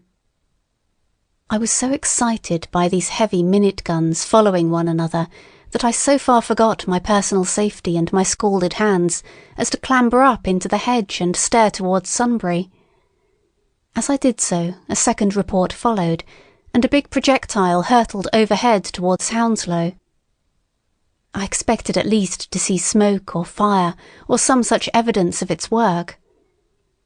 But all I saw was the deep blue sky above, with one solitary star, and the white mist spreading wide and low beneath. And there had been no crash, no answering explosion. The silence was restored, the minute lengthened to 3. "What has happened?" said the curate, standing up beside me. "Heaven knows," said I. A bat flickered by and vanished. A distant tumult of shouting began and ceased. I looked again at the Martian and saw he was now moving eastward along the river bank with a swift rolling motion. Every moment I expected the fire of some hidden battery to spring upon him, but the evening calm was unbroken. The figure of the Martian grew smaller as he receded, and presently the mist and the gathering night had swallowed him up. By a common impulse we clambered higher. Towards Sunbury was a dark appearance, as though a conical hill had suddenly come into being there, hiding our view of the farther country. And then, remoter across the river, over Walton, we saw another such summit. These hill-like forms grew lower and broader even as we stared. Moved by a sudden thought, I looked northward, and there I perceived a third of these cloudy black kopjes had risen. Everything had suddenly become very still. Far away to the southeast, marking the quiet, we heard the Martians hooting to one another, and then the air quivered again with the distant thud of their guns. But the earthly artillery made no reply. Now at the time we could not understand these things, but later I was to learn the meaning of these ominous kopjes that gathered in the twilight. Each of the Martians, standing in the great crescent I have described, had discharged, by means of the gun-like tube he carried, a huge canister, over whatever hill, copse, cluster of houses, or other possible cover for guns chanced to be in front of him. Some fired only one of these, some 2, as in the case of the one we had seen. The one at Ripley is said to have discharged no fewer than 5 at that time. These canisters smashed on striking the ground. They did not explode, and incontinently disengaged an enormous volume of heavy, inky vapour, coiling and pouring upward in a huge and ebony cumulus cloud, a gaseous hill that sank and spread itself slowly over the surrounding country. And the touch of that vapour, the inhaling of its pungent wisps, was death to all that breathes. It was heavy, this vapour, heavier than the densest smoke, so that after the first tumultuous uprush and outflow of its impact, it sank down through the air and poured over the ground in a manner rather liquid than gaseous, abandoning the hills and streaming into the valleys and ditches and watercourses, even as I have heard the carbonic acid gas that pours from volcanic clefts is wont to do. And where it came upon water, some chemical action occurred, and the surface would instantly be covered with a powdery scum that sank slowly and made way for more. The scum was absolutely insoluble, and it is a strange thing, seeing the instant effect of the gas, that one could drink without hurt the water from which it had been strained. The vapour did not diffuse as a true gas would do. It hung together in banks, flowing sluggishly down the slope of the land and driving reluctantly before the wind, and very slowly it combined with the mist and moisture of the air and sank to the earth in the form of dust. Save that an unknown element giving a group of 4 lines in the blue of the spectrum is concerned, we are still entirely ignorant of the nature of this substance. Once the tumultuous upheaval of its dispersion was over, the black smoke clung so closely to the ground, even before its precipitation, that 50 feet up in the air, on the roofs and upper stories of high houses, and on great trees, there was a chance of escaping its poison altogether, as was proved even that night at Street Cobham and Ditton. The man who escaped at the former place tells a wonderful story of the strangeness of its coiling flow, and how he looked down from the church spire and saw the houses of the village rising like ghosts out of its inky nothingness. For a day and a half he remained there, weary, starving and sun-scorched, the earth under the blue sky, and against the prospect of the distant hills a velvet black expanse, with red roofs, green trees, and later black-veiled shrubs and gates, barns, outhouses and walls, rising here and there into the sunlight. But that was at Street Cobham, where the black vapour was allowed to remain until it sank of its own accord into the ground. As a rule, the Martians, when it had served its purpose, cleared the air of it again by wading into it and directing a jet of steam upon it. This they did with the vapour banks near us, as we saw in the starlight from the window of a deserted house at Upper Halliford, whither we had returned. From there we could see the searchlights on Richmond Hill and Kingston Hill going to and fro, and about 11 the windows rattled, and we heard the sound of the huge siege guns that had been put in position there. These continued intermittently for the space of a quarter of an hour, sending chance shots at the invisible Martians at Hampton and Ditton, and then the pale beams of the electric light vanished and were replaced by a bright red glow. Then the 4th cylinder fell, a brilliant green meteor, as I learned afterwards, in Bushy Park. Before the guns on the Richmond and Kingston line of hills began, there was a fitful cannonade far away in the southwest, due, I believe, to guns being fired haphazard before the black vapour could overwhelm the gunners. So, setting about it as methodically as men might smoke out a wasp's nest, the Martians spread this strange stifling vapour over the Londonward country.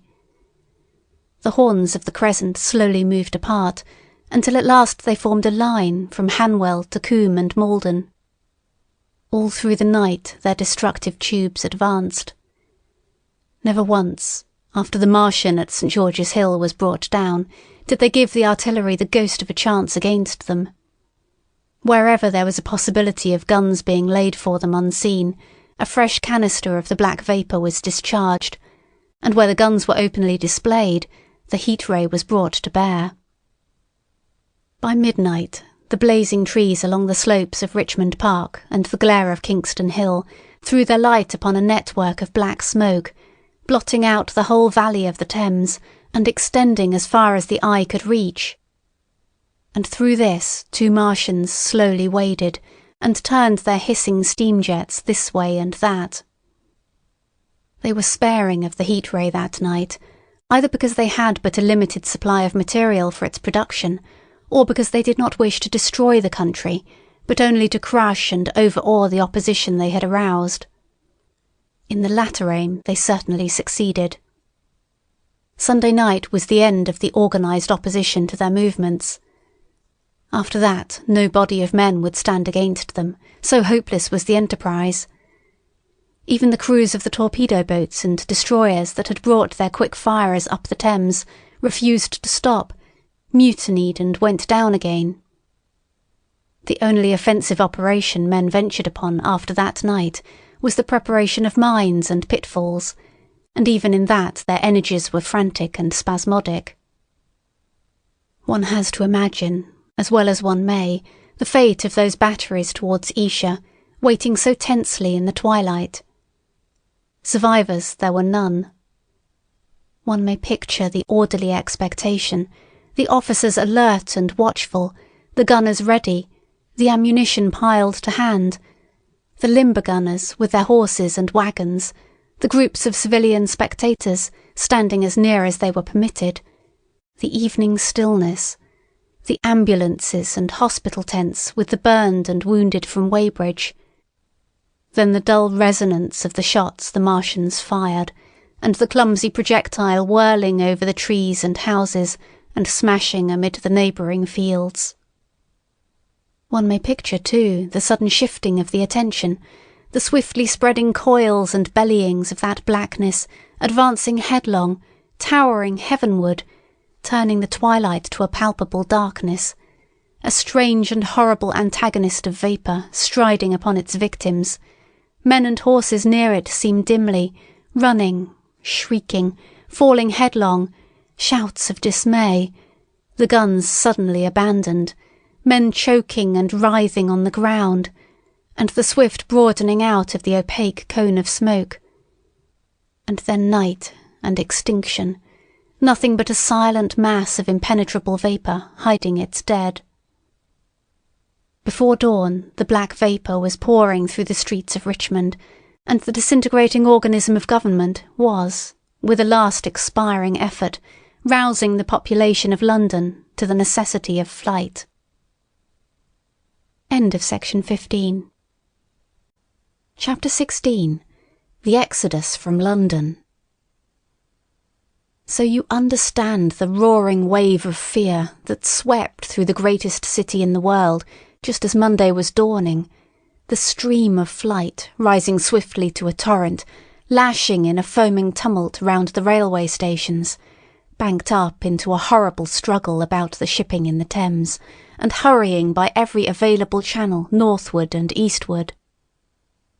By 10 o'clock the police organisation, and by midday even the railway organisations, were losing coherency, losing shape and efficiency, guttering, softening, running at last in that swift liquefaction of the social body. All the railway lines north of the Thames and the south-eastern people at Cannon Street had been warned by midnight on Sunday, and trains were being filled.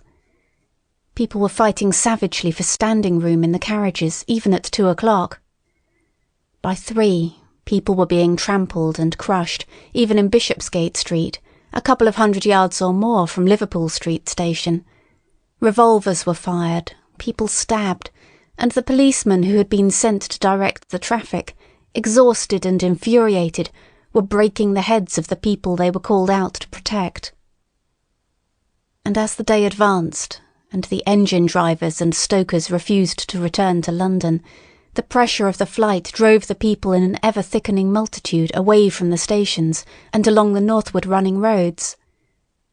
By midday a Martian had been seen at Barnes, and a cloud of slowly sinking black vapour drove along the Thames and across the flats of Lambeth, cutting off all escape over the bridges in its sluggish advance. Another bank drove over Ealing and surrounded a little island of survivors on Castle Hill, alive but unable to escape. After a fruitless struggle to get aboard a north-western train at Chalk Farm, the engines of the trains that had loaded in the goods yard there ploughed through shrieking people, and a dozen stalwart men fought to keep the crowd from crushing the driver against his furnace. My brother emerged upon the Chalk Farm road, dodged across through a hurrying swarm of vehicles, and had the luck to be foremost in the sack of a cycle shop. The front tyre of the machine he got was punctured in dragging it through the window, but he got up and off, notwithstanding, with no further injury than a cut wrist. The steep foot of Haverstock Hill was impassable owing to several overturned horses, and my brother struck into Belsize Road. So he got out of the fury of the panic, and, skirting the Edgware Road, reached Edgware about 7, fasting and wearied, but well ahead of the crowd. Along the road people were standing in the roadway, curious, wondering. He was passed by a number of cyclists, some horsemen and 2 motor cars. A mile from Edgware the rim of the wheel broke, and the machine became unrideable. He left it by the roadside and trudged through the village. There were shops half opened in the main street of the place, and people crowded on the pavement and in the doorways and windows, staring astonished at this extraordinary procession of fugitives that was beginning. He succeeded in getting some food at an inn. For a time he remained in Edgware, not knowing what next to do. The flying people increased in number. Many of them, like my brother, seemed inclined to loiter in the place. There was no fresh news of the invaders from Mars. At that time the road was crowded, but as yet far from congested. Most of the fugitives at that hour were mounted on cycles, but there were soon motor cars, hansom cabs and carriages hurrying along, and the dust hung in heavy clouds along the road to St Albans.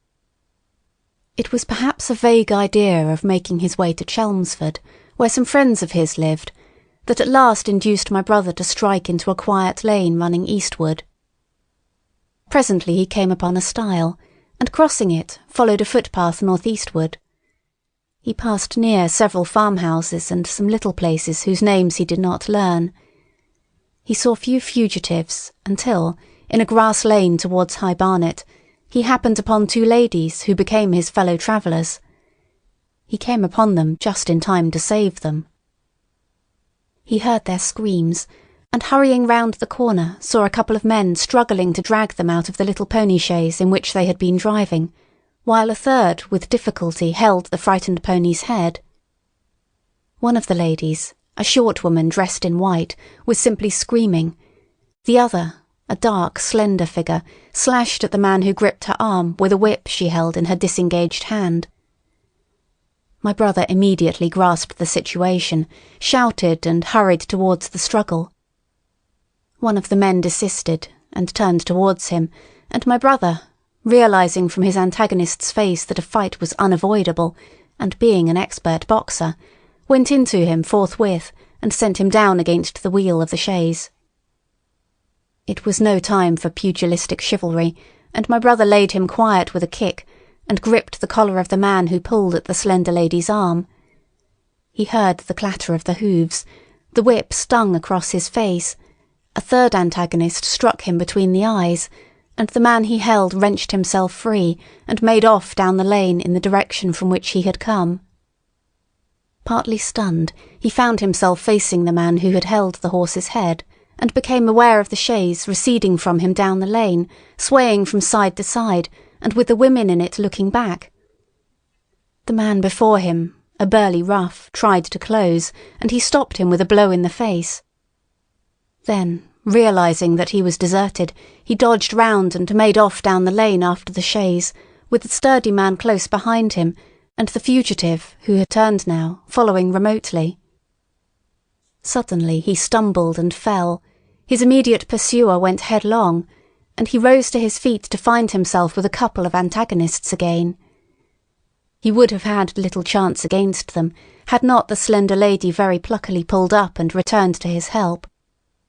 It seems she had had a revolver all this time, but it had been under the seat when she and her companion were attacked.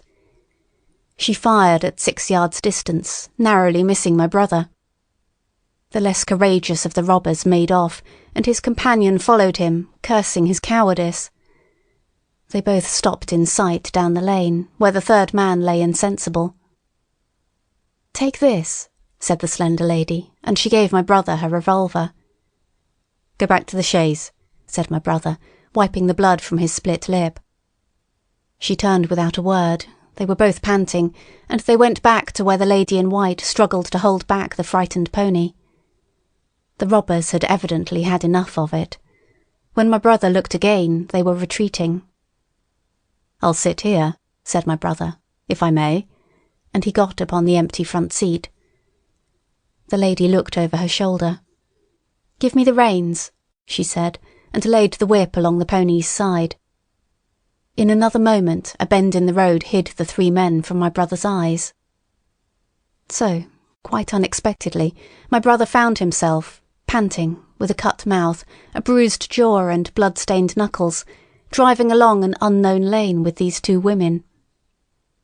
He learned they were the wife and the younger sister of a surgeon living at Stanmore, who had come in the small hours from a dangerous case at Pinner, and heard at some railway station on his way of the Martian advance.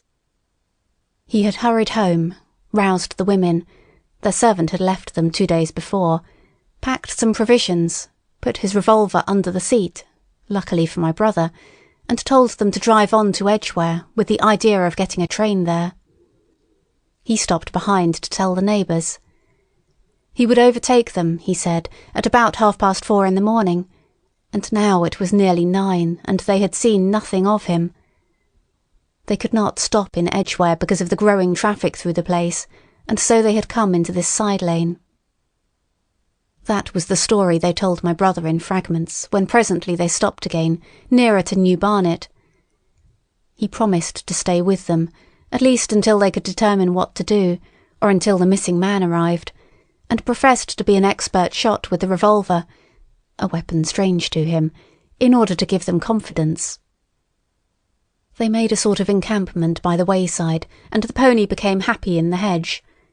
He told them of his own escape out of London, and all that he knew of these Martians and their ways. The sun crept higher in the sky, and after a time their talk died out, and gave place to an uneasy state of anticipation. Several wayfarers came along the lane, and of these my brother gathered such news as he could. Every broken answer he had deepened his impression of the great disaster that had come on humanity, deepened his persuasion of the immediate necessity for prosecuting this flight. He urged the matter upon them. "We have money," said the slender woman, and hesitated. Her eyes met my brother's, and her hesitation ended. "So have I," said my brother. She explained that they had as much as £30 in gold, besides a £5 note, and suggested that with that they might get upon a train at St Albans or New Barnet. My brother thought that was hopeless, seeing the fury of the Londoners to crowd upon the trains, and broached his own idea of striking across Essex towards Harwich, and thence escaping from the country altogether. Mrs. Elphinston, that was the name of the woman in white, would listen to no reasoning, and kept calling upon George, but her sister-in-law was astonishingly quiet and deliberate, and at last agreed to my brother's suggestion. So, designing to cross the Great North Road, they went on towards Barnet, my brother leading the pony to save it as much as possible. As the sun crept up the sky, the day became excessively hot, and underfoot a thick whitish sand grew burning and blinding, so that they travelled only very slowly.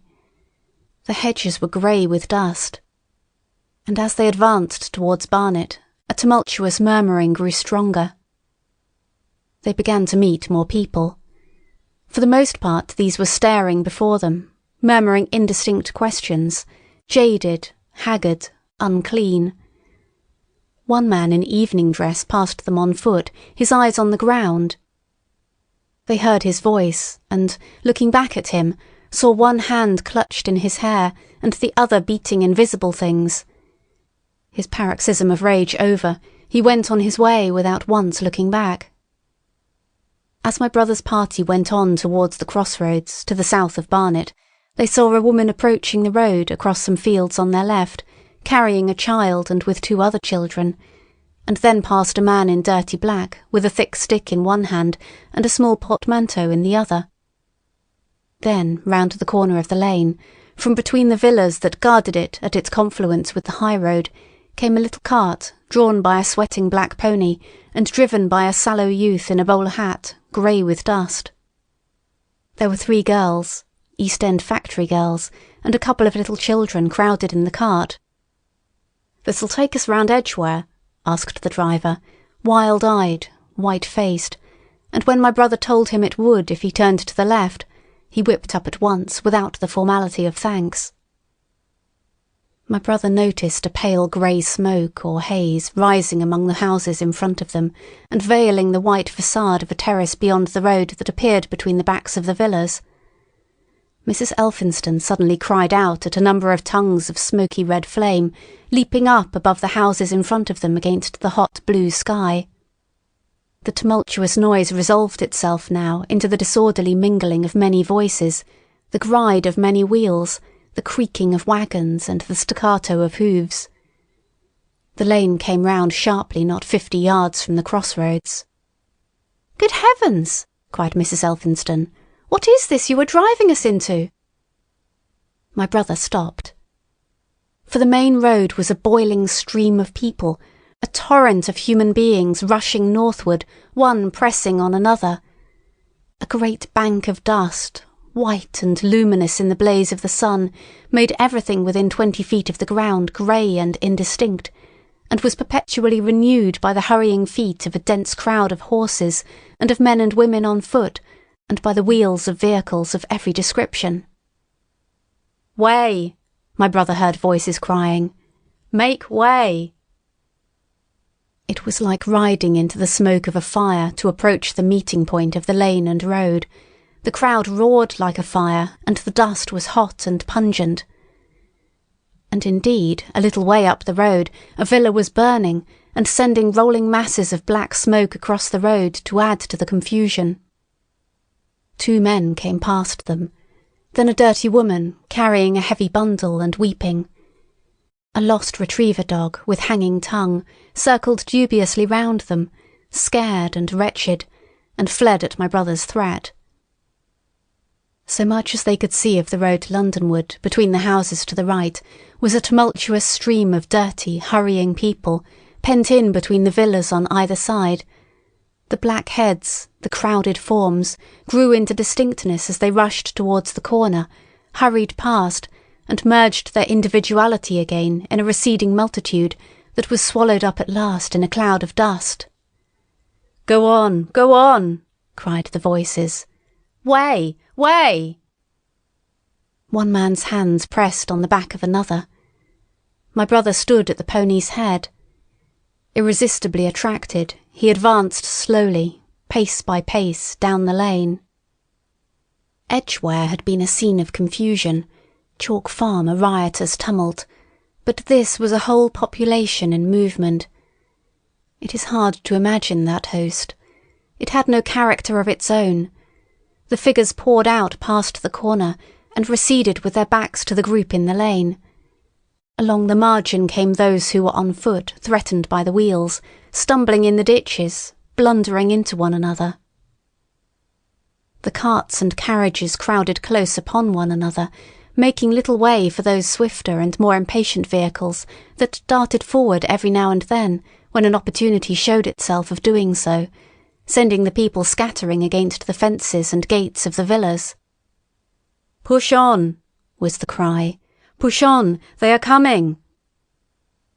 In one cart stood a blind man in the uniform of the Salvation Army, gesticulating with his crooked fingers and bawling, "Eternity! Eternity!" His voice was hoarse and very loud, so that my brother could hear him long after he was lost to sight in the dust. Some of the people who crowded in the carts whipped stupidly at their horses and quarrelled with other drivers. Some sat motionless, staring at nothing with miserable eyes. Some gnawed their hands with thirst, or lay prostrate in the bottoms of their conveyances. The horses' bits were covered with foam, their eyes bloodshot. There were cabs, carriages, shop cars, wagons beyond counting, a mail cart, a road cleaner's cart marked Vestry of St. Pancras, a huge timber wagon crowded with roughs. A brewer's dray rumbled by with its 2 near wheels splashed with fresh blood. "Clear the way!" cried the voices. "Clear the way!" "Eternity! Eternity!" came echoing down the road. There were sad, haggard women tramping by, well dressed, with children that cried and stumbled, their dainty clothes smothered in dust, their weary faces smeared with tears. With many of these came men, sometimes helpful, sometimes lowering and savage. Fighting side by side with them pushed some weary street outcast in faded black rags, wide-eyed, loud-voiced and foul-mouthed. There were sturdy workmen thrusting their way along, wretched, unkempt men, clothed like clerks or shopmen, struggling spasmodically. A wounded soldier, my brother noticed, men dressed in the clothes of railway porters, one wretched creature in a nightshirt with a coat thrown over it. But varied as its composition was, certain things all that host had in common. There were fear and pain on their faces, and fear behind them. A tumult up the road, a quarrel for a place in a wagon, sent the whole host of them quickening their pace. Even a man so scared and broken that his knees bent under him was galvanized for a moment into renewed activity. The heat and dust had already been at work upon this multitude. Their skins were dry, their lips black and cracked. They were all thirsty, weary and footsore. And amid the various cries, one heard disputes, reproaches, groans of weariness and fatigue. The voices of most of them were hoarse and weak. Through it all ran a refrain. "Way! Way! The Martians are coming!" Few stopped and came aside from that flood. The lane opened slantingly into the main road with a narrow opening, and had a delusive appearance of coming from the direction of London. Yet a kind of eddy of people drove into its mouth, weaklings elbowed out of the stream, who, for the most part, rested but a moment before plunging into it again. A little way down the lane, with two friends bending over him, lay a man with a bare leg wrapped about with bloody rags. He was a lucky man to have friends. A little old man, with a grey military moustache and a filthy black frock coat, limped out and sat down beside the trap, removed his boot, his sock was blood-stained, shook out a pebble and hobbled on again, and then a little girl of 8 or 9, all alone, threw herself under the hedge close by my brother, weeping, "I can't go on! I can't go on!" My brother woke from his torpor of astonishment and lifted her up, speaking gently to her, and carried her to Miss Elphinston. So soon as my brother touched her, she became quite still, as if frightened. "Ellen!" shrieked a woman in the crowd, with tears in her voice. "Ellen!" And the child suddenly darted away from my brother, crying, "Mother!" "They are coming," said a man on horseback, riding past along the lane. "Out of the way there!" bawled a coachman, towering high, and my brother saw a closed carriage turning into the lane. The people crushed back on one another to avoid the horse. My brother pushed the pony and chaise back into the hedge, and the man drove by and stopped at the turn of the way. It was a carriage, with a pole for a pair of horses, but only one was in the traces. My brother saw dimly through the dust that 2 men lifted out something on a white stretcher and put it gently on the grass beneath the privet hedge. One of the men came running to my brother. "Where is there any water?" he said. "He is dying fast and very thirsty. It is Lord Garrick." "Lord Garrick?" said my brother. "The Chief Justice?" "The water," he said. "There may be a tap," said my brother, "in some of the houses. We have no water. I dare not leave my people." The man pushed against the crowd towards the gate of the corner house. "Go on," said the people, thrusting at him. "They are coming. Go on."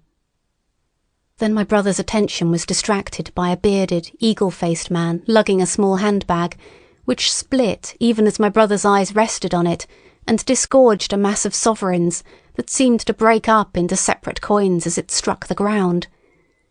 They rolled hither and thither among the struggling feet of men and horses. The man stopped and looked stupidly at the heap, and the shaft of a cab struck his shoulder and sent him reeling. He gave a shriek and dodged back, and a cartwheel shaved him narrowly. "Way!" cried the men all about him. "Make way!" So soon as the cab had passed, he flung himself, with both hands open, upon the heap of coins, and began thrusting handfuls in his pocket.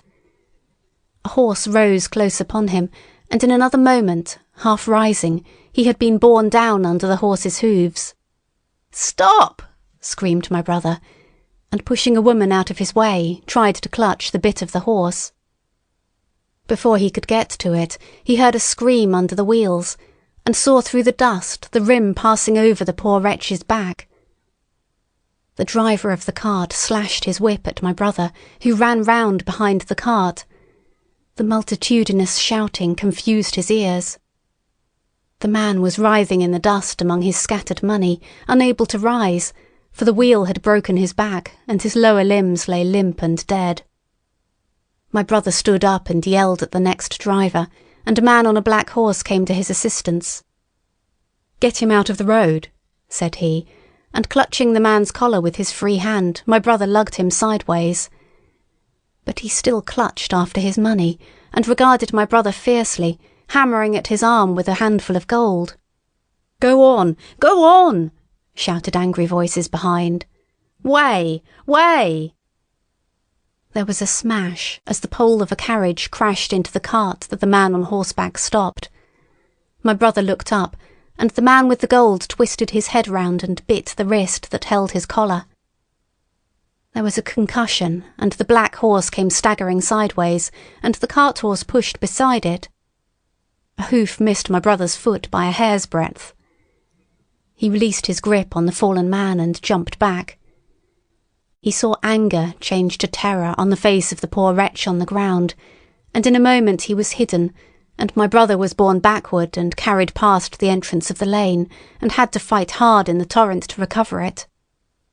He saw Miss Elphinston covering her eyes, and a little child, with all a child's want of sympathetic imagination, staring with dilated eyes at a dusty something that lay black and still, ground and crushed under the rolling wheels. "Let us go back," he shouted, and began turning the pony round. "We cannot cross this hell," he said, and they went back 100 yards the way they had come, until the fighting crowd was hidden. As they passed the bend in the lane, my brother saw the face of the dying man in the ditch under the privet, deadly white and drawn and shining with perspiration. The two women sat silent, crouching in their seat and shivering. Then, beyond the bend, my brother stopped again. Miss Elphinston was pale and white, and her sister-in-law sat weeping, too wretched even to call upon George. My brother was horrified and perplexed. So soon as they had retreated, he realised how urgent and unavoidable it was to attempt this crossing. He turned to Miss Elphinston, suddenly resolute. "We must go that way," he said, and led the pony round again. For the second time that day, this girl proved her quality. To force their way into the torrent of people, my brother plunged into the traffic and held back a cab horse, while she drove the pony across its head. A wagon locked wheels for a moment and ripped a long splinter from the chaise. In another moment they were caught and swept forward by the stream. My brother, with the cabman's whip marks red across his face and hands, scrambled into the chaise and took the reins from her. "Point the revolver at the man behind," he said, giving it to her, "if he presses us too hard. No, point it at his horse." Then he began to look for a chance of edging to the right across the road. But once in the stream he seemed to lose volition, to become a part of that dusty rout. They swept through Chipping Barnet with the torrent. They were nearly a mile beyond the centre of the village before they had fought across to the opposite side of the way. It was din and confusion indescribable, but in and beyond the town the road forks repeatedly, and this, to some extent, relieved the stress. They struck eastward through Hadley, and there, on either side of the road, and at another place farther on, they came upon a great multitude of people drinking at the stream, some fighting to come at the water. And farther on, from a lull near East Barnet, they saw two trains running slowly one after the other without signal or order, trains swarming with people, with men even among the coals behind the engines, going northward along the Great Northern Line. My brother supposes they must have filled outside London, for at that time the furious terror of the people had rendered the central termini impossible. Near this place they halted for the rest of the afternoon, for the violence of the day had already utterly exhausted all three of them. They began to suffer the beginnings of hunger. The night was cold and none of them dared to sleep. And in the evening many people came hurrying along the road near by their stopping place, fleeing from unknown dangers before them, and going in the direction from which my brother had come. End of section 16. Chapter 17. The Thunder Child. Had the Martians aimed only at destruction, they might on Monday have annihilated the entire population of London as it spread itself slowly through the home counties. not only along the road through Barnet, but also through Edgware and Waltham Abbey, and along the roads eastward to Southend and Shoeburyness, and south of the Thames to Deal and Broadstairs, poured the same frantic rout. If one could have hung that June morning in a balloon in the blazing blue above London, every northward and eastward road running out of the tangled maze of streets would have seemed stippled black with the streaming fugitives, each dot a human agony of terror and physical distress. I have set forth at length in the last chapter my brother's account of the road through Chipping Barnet, in order that my readers may realise how that swarming of black dots appeared to one of those concerned. Never before, in the history of the world, had such a mass of human beings moved and suffered together. The legendary hosts of Goths and Huns, the hugest armies Asia has ever seen, would have been but a drop in that current. And this was no disciplined march, it was a stampede gigantic and terrible, without order and without a goal, 6 million people unarmed and unprovisioned, driving headlong. It was the beginning of the rout of civilization, of the massacre of mankind. Directly below him the balloonist would have seen the network of streets far and wide, houses, churches, squares, crescents, gardens, already derelict, spread out like a huge map, and in the southward, blotted. Over Ealing, Richmond, Wimbledon, it would have seemed as if some monstrous pen had flung ink upon the chart. Steadily, incessantly, each black splash grew and spread, shooting out ramifications this way and that, now banking itself against rising ground, now pouring swiftly over a crest into a new-found valley, exactly as a gout of ink would spread itself upon blotting paper.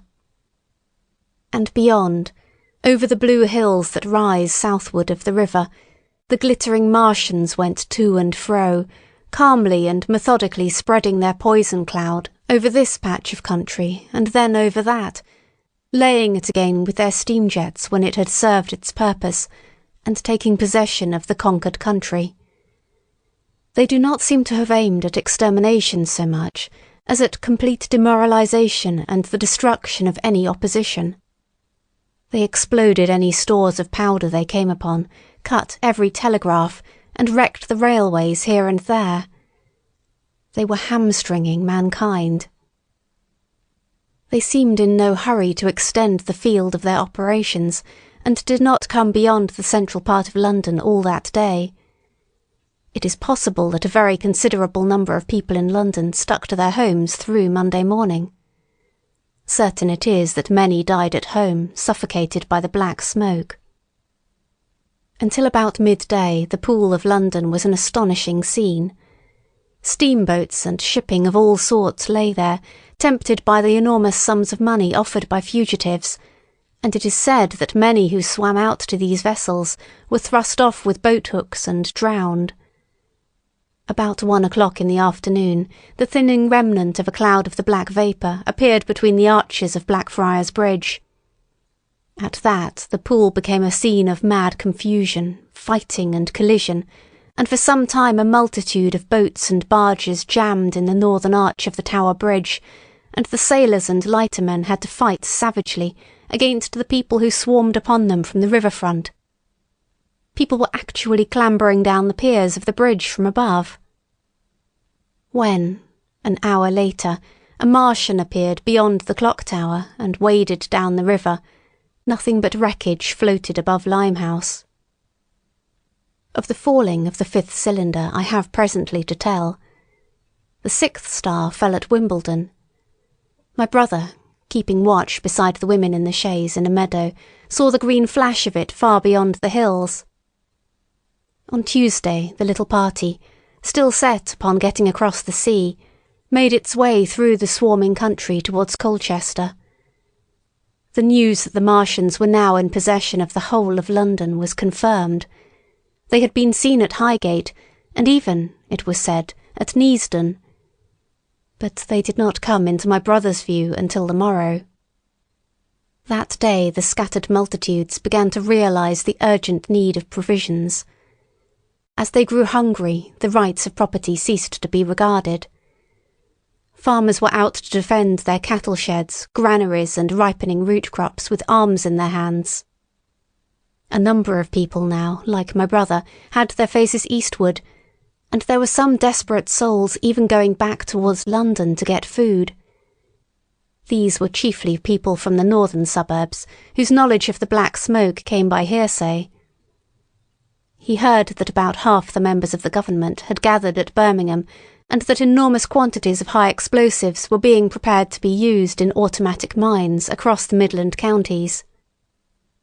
He was also told that the Midland Railway Company had replaced the desertions of the first day's panic, had resumed traffic, and was running northward trains from St Albans to relieve the congestion of the home counties. There was also a placard in Chipping-Ongar announcing that large stores of flour were available in the northern towns, and that within 24 hours bread would be distributed among the starving people in the neighbourhood. But this intelligence did not deter him from the plan of escape he had formed, and the three pressed eastward all day, and heard no more of the bread distribution than this promise. Nor, as a matter of fact, did anyone else hear more of it. That night fell the 7th star, falling upon Primrose Hill.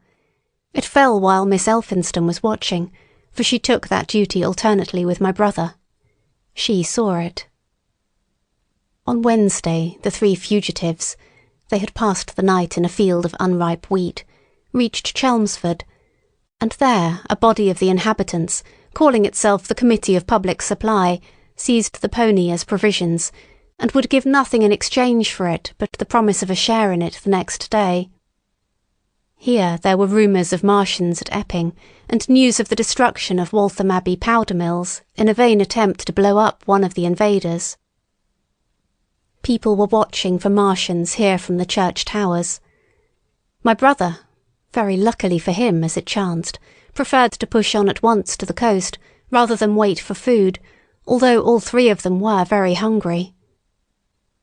By midday they passed through Tillingham, which, strangely enough, seemed to be quite quiet and deserted, save for a few furtive plunderers hunting for food. Near Tillingham they suddenly came in sight of the sea, and the most amazing crowd of shipping of all sorts that it is possible to imagine. For after the sailors could no longer come up the Thames, they came on to the Essex coast, to Harwich and Walton and Clacton, and afterwards to Foulness and Shoebury to bring off the people. They lay in a huge sickle-shaped curve that vanished into mist at last towards the Naze. Close inshore was a multitude of fishing smacks, English, Scotch, French, Dutch and Swedish, steam launches from the Thames, yachts, electric boats, and beyond were ships of large burden, a multitude of filthy colliers, trim merchantmen, cattle ships, passenger boats, petroleum tanks, ocean tramps, an old white transport even, neat white and grey liners from Southampton and Hamburg, and along the blue coast across the Blackwater my brother could make out dimly a dense swarm of boats chaffering with the people on the beach, a swarm which also extended up the Blackwater almost to Malden. About a couple of miles out lay an ironclad, very low in the water almost, to my brother's perception, like a waterlogged ship. This was the ram Thunderchild. It was the only warship in sight, but far away to the right over the smooth surface of the sea, for that day there was a dead calm, lay a serpent of black smoke to mark the next ironclads of the Channel Fleet, which hovered in an extended line, steam up and ready for action, across the Thames estuary during the course of the Martian conquest, vigilant and yet powerless to prevent it. At the sight of the sea, Mrs. Elphinston, in spite of the assurances of her sister-in-law, gave way to panic. She had never been out of England before. She would rather die than trust herself friendless in a foreign country, and so forth. She seemed, poor woman, to imagine that the French and the Martians might prove very similar. She had been growing increasingly hysterical, fearful and depressed during the 2 days' journeyings. Her great idea was to return to Stanmore. Things had always been well and safe at Stanmore. They would find George at Stanmore. It was with the greatest difficulty that they could get her down the beach, where presently my brother succeeded in attracting the attention of some men on a paddle steamer from the Thames. They sent a boat and drove a bargain for £36 for the three. The steamer was going, these men said, to Ostend. It was about 2 o'clock when my brother, having paid their fares at the gangway, found himself safely aboard the steamboat with his charges. There was food aboard, albeit at exorbitant prices, and the three of them contrived to eat a meal on one of the seats forward. There were already a couple of score of passengers aboard, some of whom had expended their last money in securing a passage, but the captain lay off the Blackwater until 5 in the afternoon, picking up passengers until the seated decks were even dangerously crowded. He would probably have remained longer, had it not been for the sound of guns that began about that hour in the south. As if in answer, the ironclad seaward fired a small gun and hoisted a string of flags. A jet of smoke sprang out of her funnels. Some of the passengers were of opinion that this firing came from Shoeburyness, until it was noticed that it was growing louder.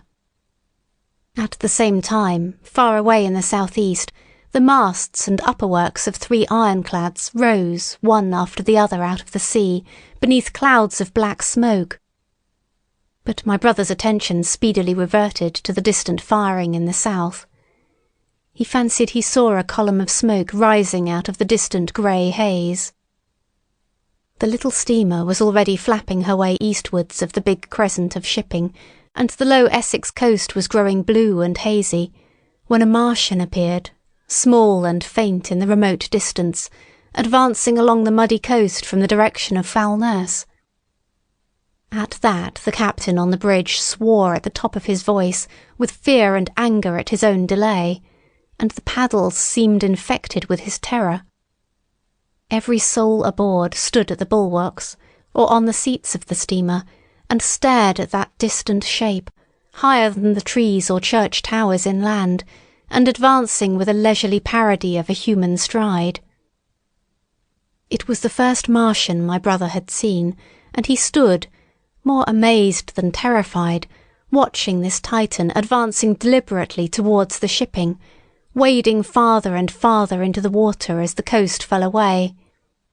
Then, far away beyond the crouch, came another, striding over some stunted trees, and then yet another, still farther off, wading deeply through a shiny mud-flat that seemed to hang halfway up between sea and sky.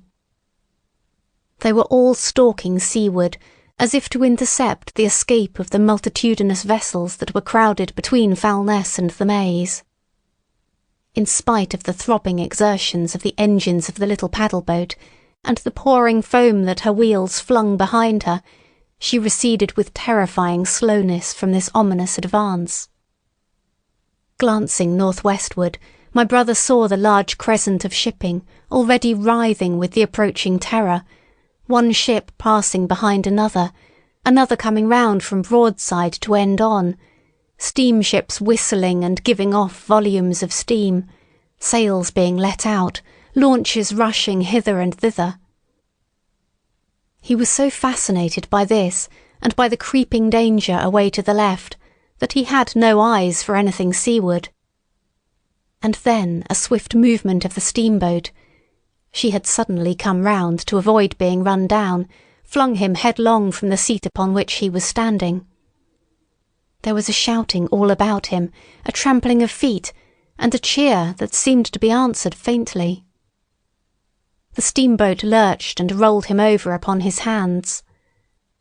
He sprang to his feet and saw to starboard, and not 100 yards from their heeling, pitching boat, a vast iron bulk like the blade of a plough tearing through the water, tossing it on either side in huge waves of foam that leaped towards the steamer, flinging her paddles helplessly in the air, and then sucking her deck down almost to the waterline.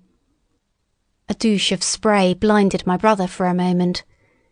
When his eyes were clear again, he saw the monster had passed and was rushing landward.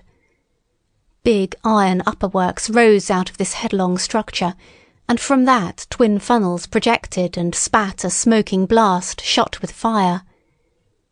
It was the torpedo ram, Thunderchild, steaming headlong, coming to the rescue of the threatened shipping. Keeping his footing on the heaving deck by clutching the bulwarks, my brother looked past this charging Leviathan at the Martians again, and he saw the three of them now close together and standing so far out to sea that their tripod supports were almost entirely submerged. Thus sunken, and seen in remote perspective, they appeared far less formidable than the huge iron bulk in whose wake the steamer was pitching so helplessly.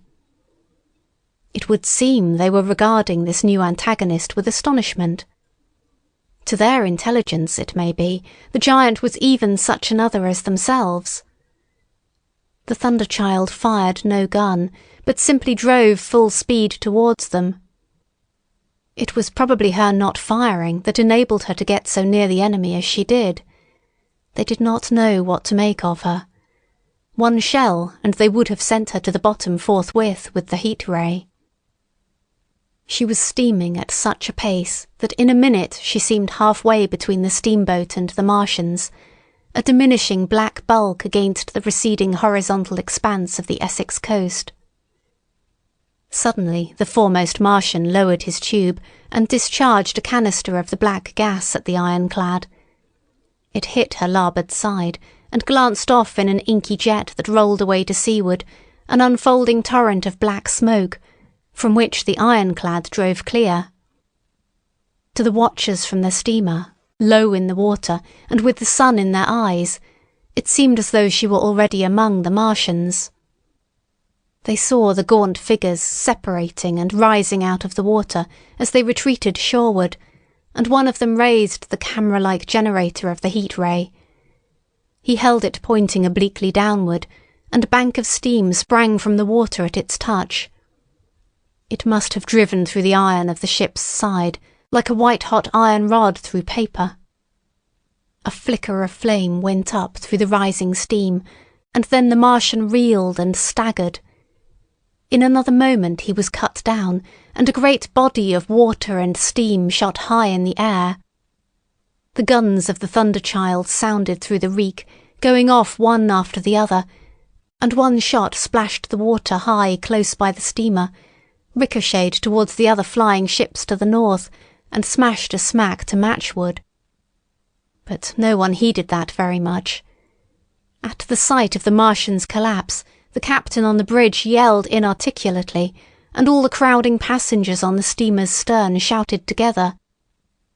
And then they yelled again, for, surging out beyond the white tumult, drove something long and black, the flames streaming from its middle parts, its ventilators and funnels spouting fire. She was alive still. The steering gear, it seems, was intact and her engines working. She headed straight for a second Martian, and was within 100 yards of him when the heat ray came to bear. Then, with a violent thud, a blinding flash, her decks, her funnels leaped upward. The Martian staggered with the violence of her explosion, and in another moment the flaming wreckage, still driving forward with the impetus of its pace, had struck him and crumpled him up like a thing of cardboard. My brother shouted involuntarily. A boiling tumult of steam hid everything again.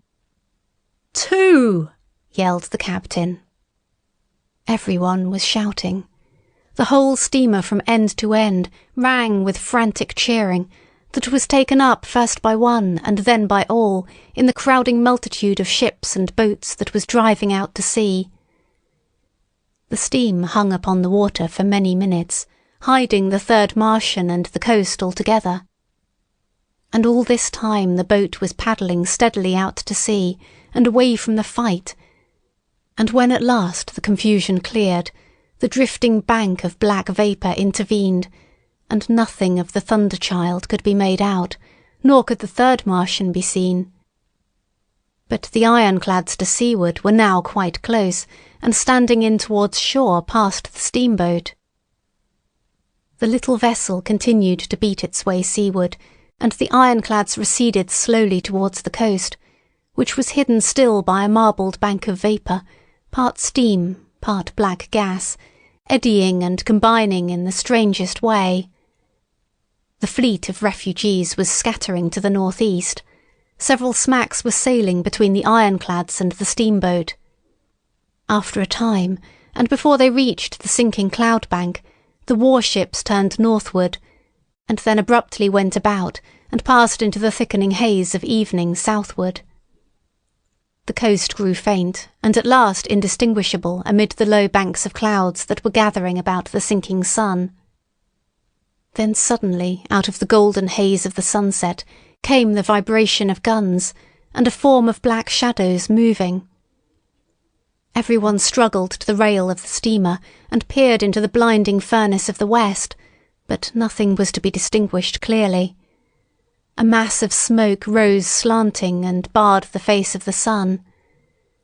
The steamboat throbbed on its way through an interminable suspense. The sun sank into grey clouds, the sky flushed and darkened, the evening star trembled into sight. It was deep twilight when the captain cried out and pointed. My brother strained his eyes.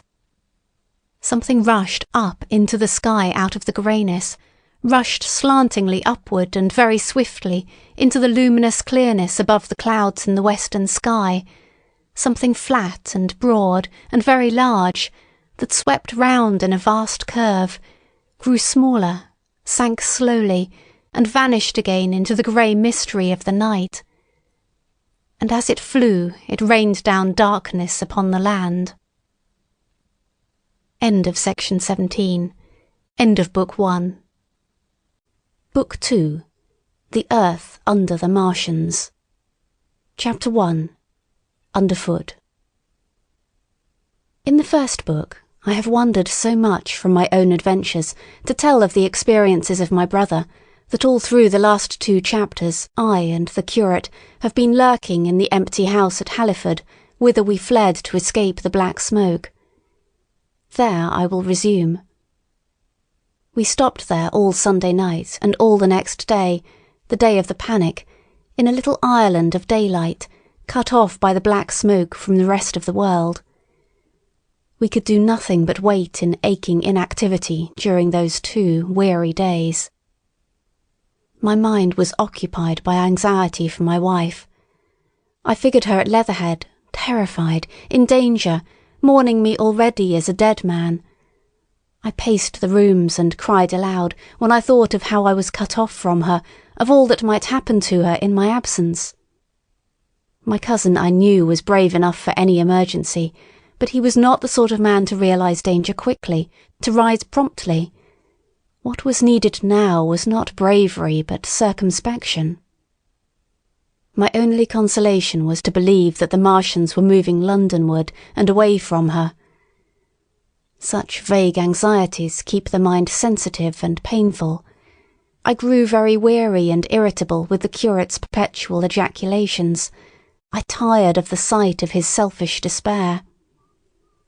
After some ineffectual remonstrance, I kept away from him, staying in a room, evidently a children's schoolroom, containing globes, forms, and copybooks. When he followed me thither, I went to a box room at the top of the house, and, in order to be alone with my aching miseries, locked myself in. We were hopelessly hemmed in by the black smoke all that day and the morning of the next. There were signs of people in the next house on Sunday evening, a face at a window and moving lights, and later the slamming of a door. But I do not know who these people were, nor what became of them. We saw nothing of them next day. The black smoke drifted slowly riverward all through Monday morning, creeping nearer and nearer to us, driving at last along the roadway outside the house that hid us. A Martian came across the fields about midday, laying the stuff with a jet of superheated steam that hissed against the walls, smashed all the windows it touched, and scalded the curate's hand as he fled out of the front room. When at last we crept across the sodden rooms and looked out again, the country northward was as though a black snowstorm had passed over it. Looking towards the river, we were astonished to see an unaccountable redness mingling with the black of the scorched meadows. For a time we did not see how this change affected our position, save that we were relieved of our fear of the black smoke. But later I perceived that we were no longer hemmed in, that now we might get away. So soon as I realized that the way of escape was open, my dream of action returned. But the curate was lethargic, unreasonable. "We are safe here," he repeated, "safe here." I resolved to leave him.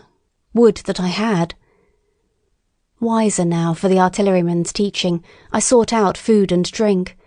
I had found oil and rags for my burns, and I also took a hat and a flannel shirt that I found in one of the bedrooms.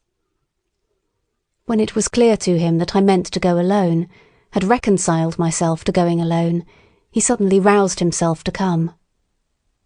And all being quiet throughout the afternoon, we started about 5 o'clock, as I should judge, along the blackened road to Sunbury.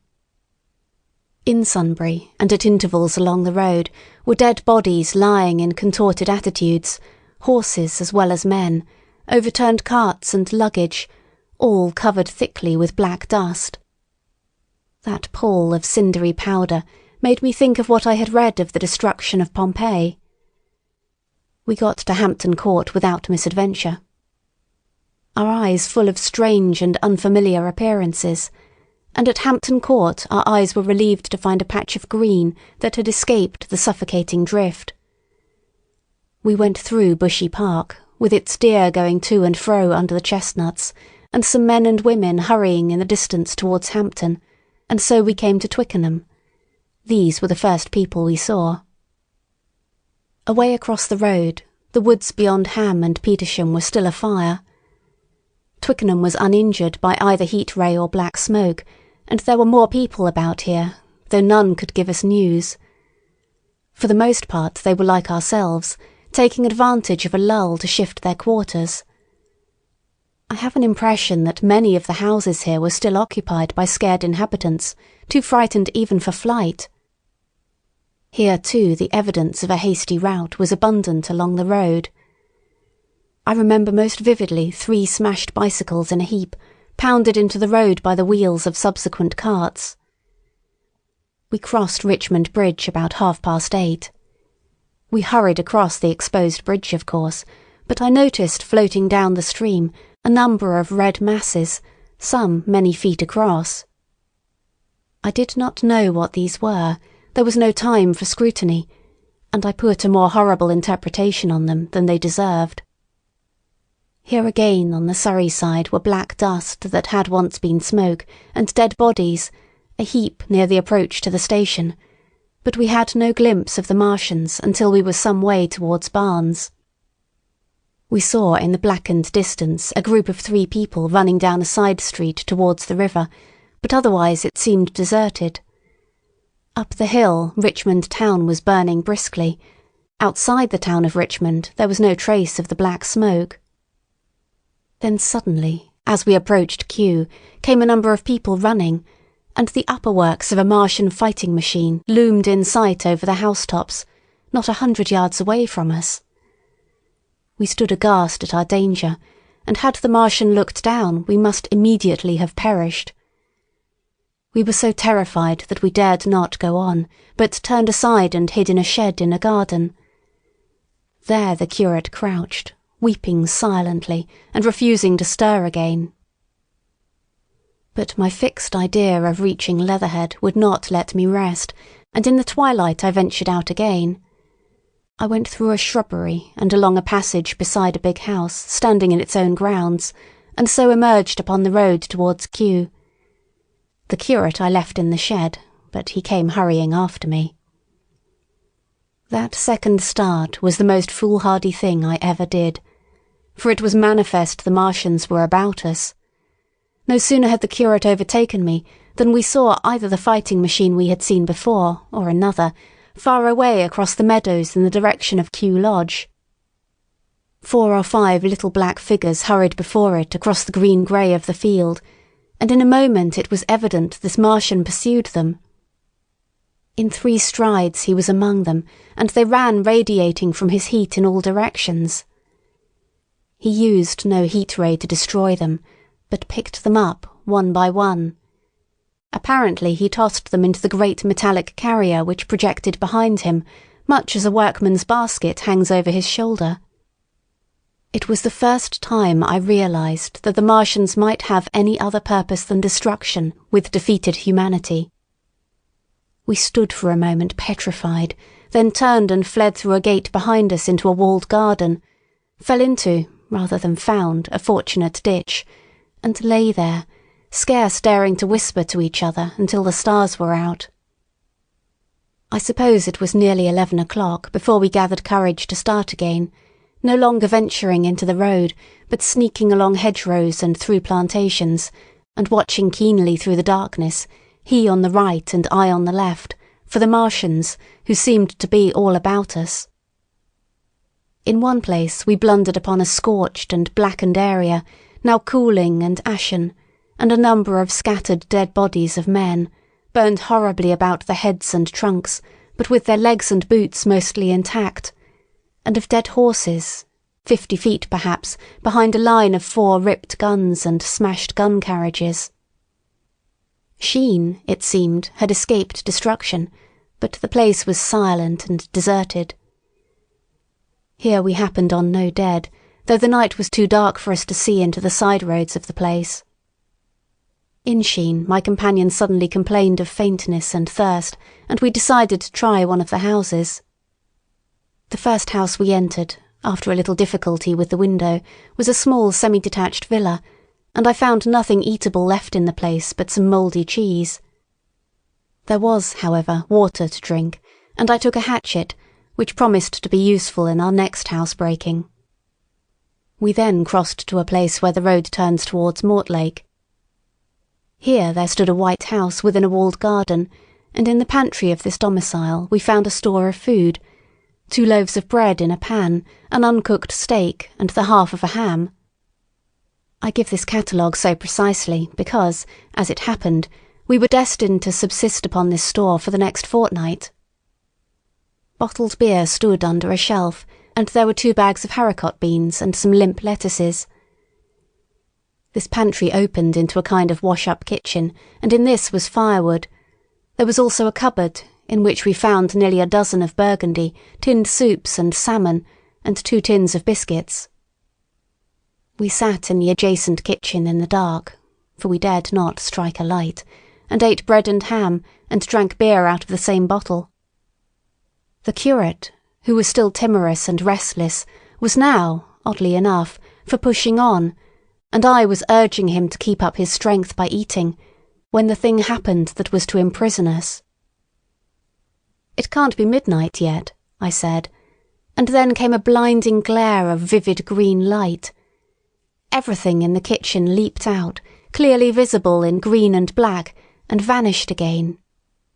And then followed such a concussion as I have never heard before or since. So close on the heels of this as to seem instantaneous came a thud behind me, a clash of glass, a crash and rattle of falling masonry all about us, and the plaster of the ceiling came down upon us, smashing into a multitude of fragments upon our heads. I was knocked headlong across the floor against the oven handle and stunned. I was insensible for a long time, the curate told me, and when I came to we were in darkness again, and he, with a face wet, as I found afterwards, with blood from a cut forehead, was dabbing water over me. For some time I could not recollect what had happened. Then things came to me slowly. A bruise on my temple asserted itself. "Are you better?" asked the curate in a whisper. At last I answered him. I sat up. "Don't move," he said. "The floor is covered with smashed crockery from the dresser. You can't possibly move without making a noise, and I fancy they are outside." We both sat quite silent, so that we could scarcely hear each other breathing. Everything seemed deadly still, but once something near us, some plaster or broken brickwork, slid down with a rumbling sound. Outside, and very near, was an intermittent metallic rattle. "That," said the curate, when presently it happened again. "Yes," I said, "but what is it?" "A Martian," said the curate. I listened again. "It was not like the heat ray," I said, and for a time I was inclined to think one of the great fighting machines had stumbled against the house, as I had seen one stumble against the tower of Shepperton Church. Our situation was so strange and incomprehensible that for 3 or 4 hours, until the dawn came in, we scarcely moved. And then the light filtered in, not through the window, which remained black, but through a triangular aperture between a beam and a heap of broken bricks in the wall behind us. The interior of the kitchen we now saw greyly for the first time. The window had been burst in by a mass of garden mould, which flowed over the table upon which we had been sitting and lay about our feet. Outside, the soil was banked high against the house. At the top of the window frame we could see an uprooted drain-pipe. The floor was littered with smashed hardware. The end of the kitchen towards the house was broken into, and since the daylight shone in there, it was evident the greater part of the house had collapsed. Contrasting vividly with this ruin was the neat dresser, stained in the fashion pale green, and with a number of copper and tin vessels below it, the wallpaper imitating blue and white tiles, and a couple of coloured supplements fluttering from the walls above the kitchen range. As the dawn grew clearer, we saw through the gap in the wall the body of a Martian, standing sentinel, I suppose, over the still glowing cylinder. At the sight of that we crawled as circumspectly as possible out of the twilight of the kitchen into the darkness of the scullery. Abruptly, the right interpretation dawned upon my mind. "The 5th cylinder," I whispered, "the 5th shot from Mars has struck this house and buried us under the ruins." For a time the curate was silent, and then he whispered, "God have mercy upon us." I heard him presently whimpering to himself. Save for that sound, we lay quite still in the scullery. I for my part scarce dared breathe, and sat with my eyes fixed on the faint light of the kitchen door. I could just see the curate's face, a dim oval shape, and his collar and cuffs. Outside there began a metallic hammering, then a violent hooting, and then again, after a quiet interval, a hissing like the hissing of an engine. These noises, for the most part problematical, continued intermittently, and seemed, if anything, to increase in number as time wore on.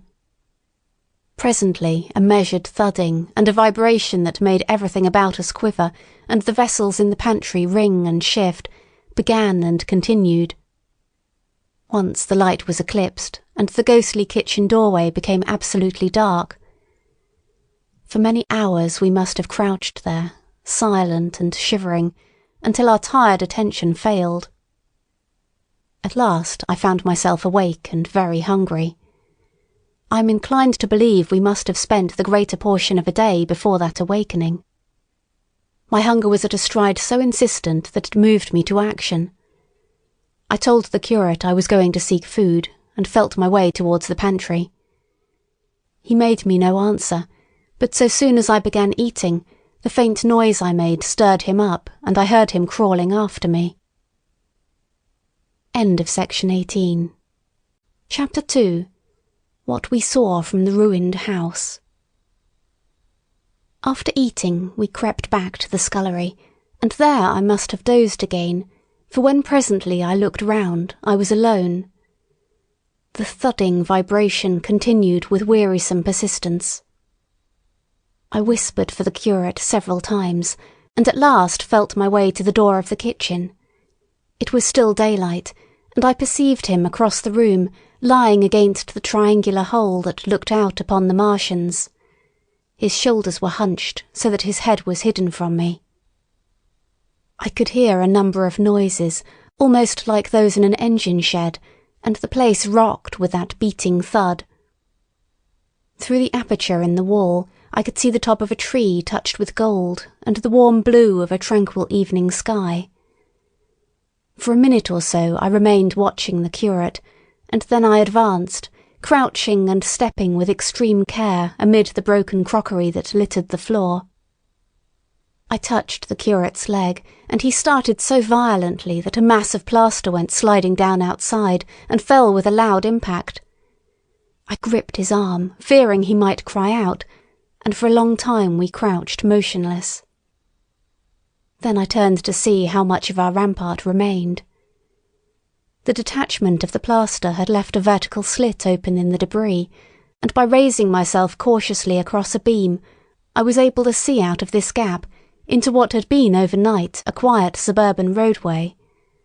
Vast, indeed, was the change that we beheld.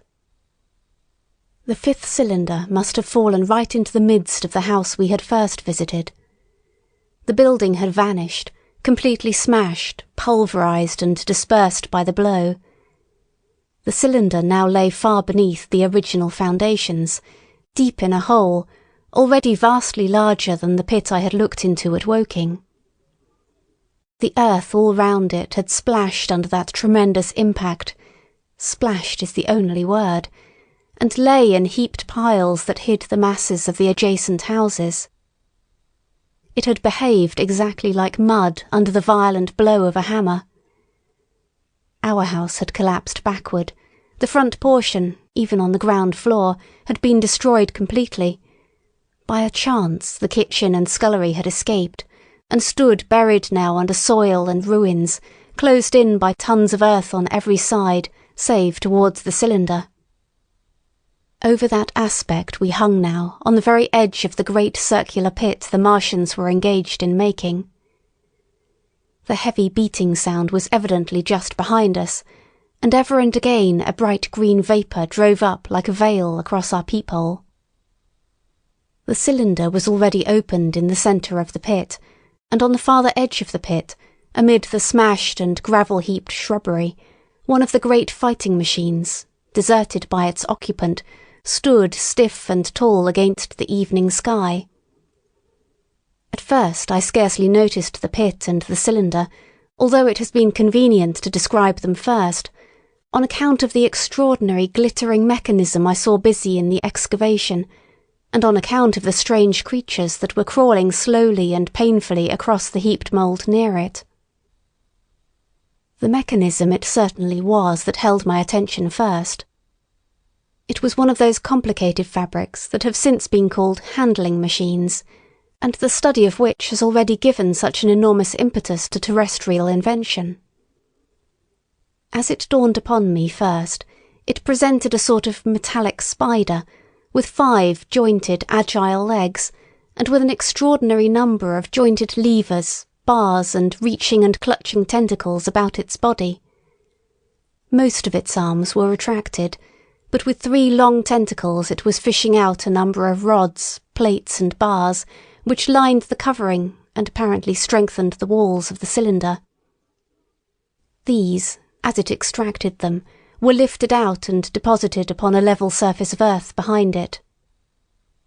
Its motion was so swift, complex, and perfect that at first I did not see it as a machine, in spite of its metallic glitter. The fighting machines were coordinated and animated to an extraordinary pitch, but nothing to compare with this. People who have never seen these structures, and have only the ill-imagined efforts of artists or the imperfect descriptions of such eyewitnesses as myself to go upon, scarcely realise that living quality. I recall particularly the illustration of one of the first pamphlets to give a consecutive account of the war. The artist had evidently made a hasty study of one of the fighting machines, and there his knowledge ended. He presented them as tilted, stiff tripods, without either flexibility or subtlety, and with an altogether misleading monotony of effect. The pamphlet containing these renderings had a considerable vogue, and I mention them here simply to warn the reader against the impression they may have created. They were no more like the Martians I saw in action than a Dutch doll is like a human being. To my mind, the pamphlet would have been much better without them. At first, I say, the handling machine did not impress me as a machine, but as a crab-like creature with a glittering integument. The controlling Martian whose delicate tentacles actuated its movements, seeming to be simply the equivalent of the crab's cerebral portion.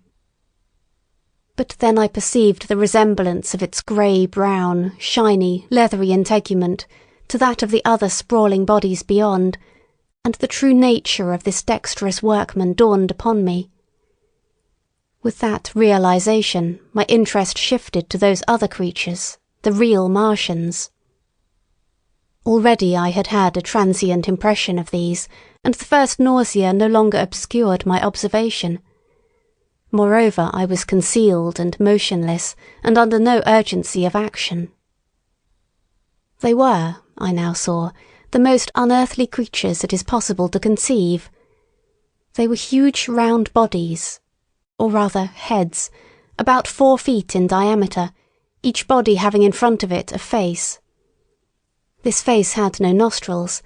Indeed, the Martians do not seem to have had any sense of smell, but it had a pair of very large dark-coloured eyes, and just beneath this a kind of fleshy beak.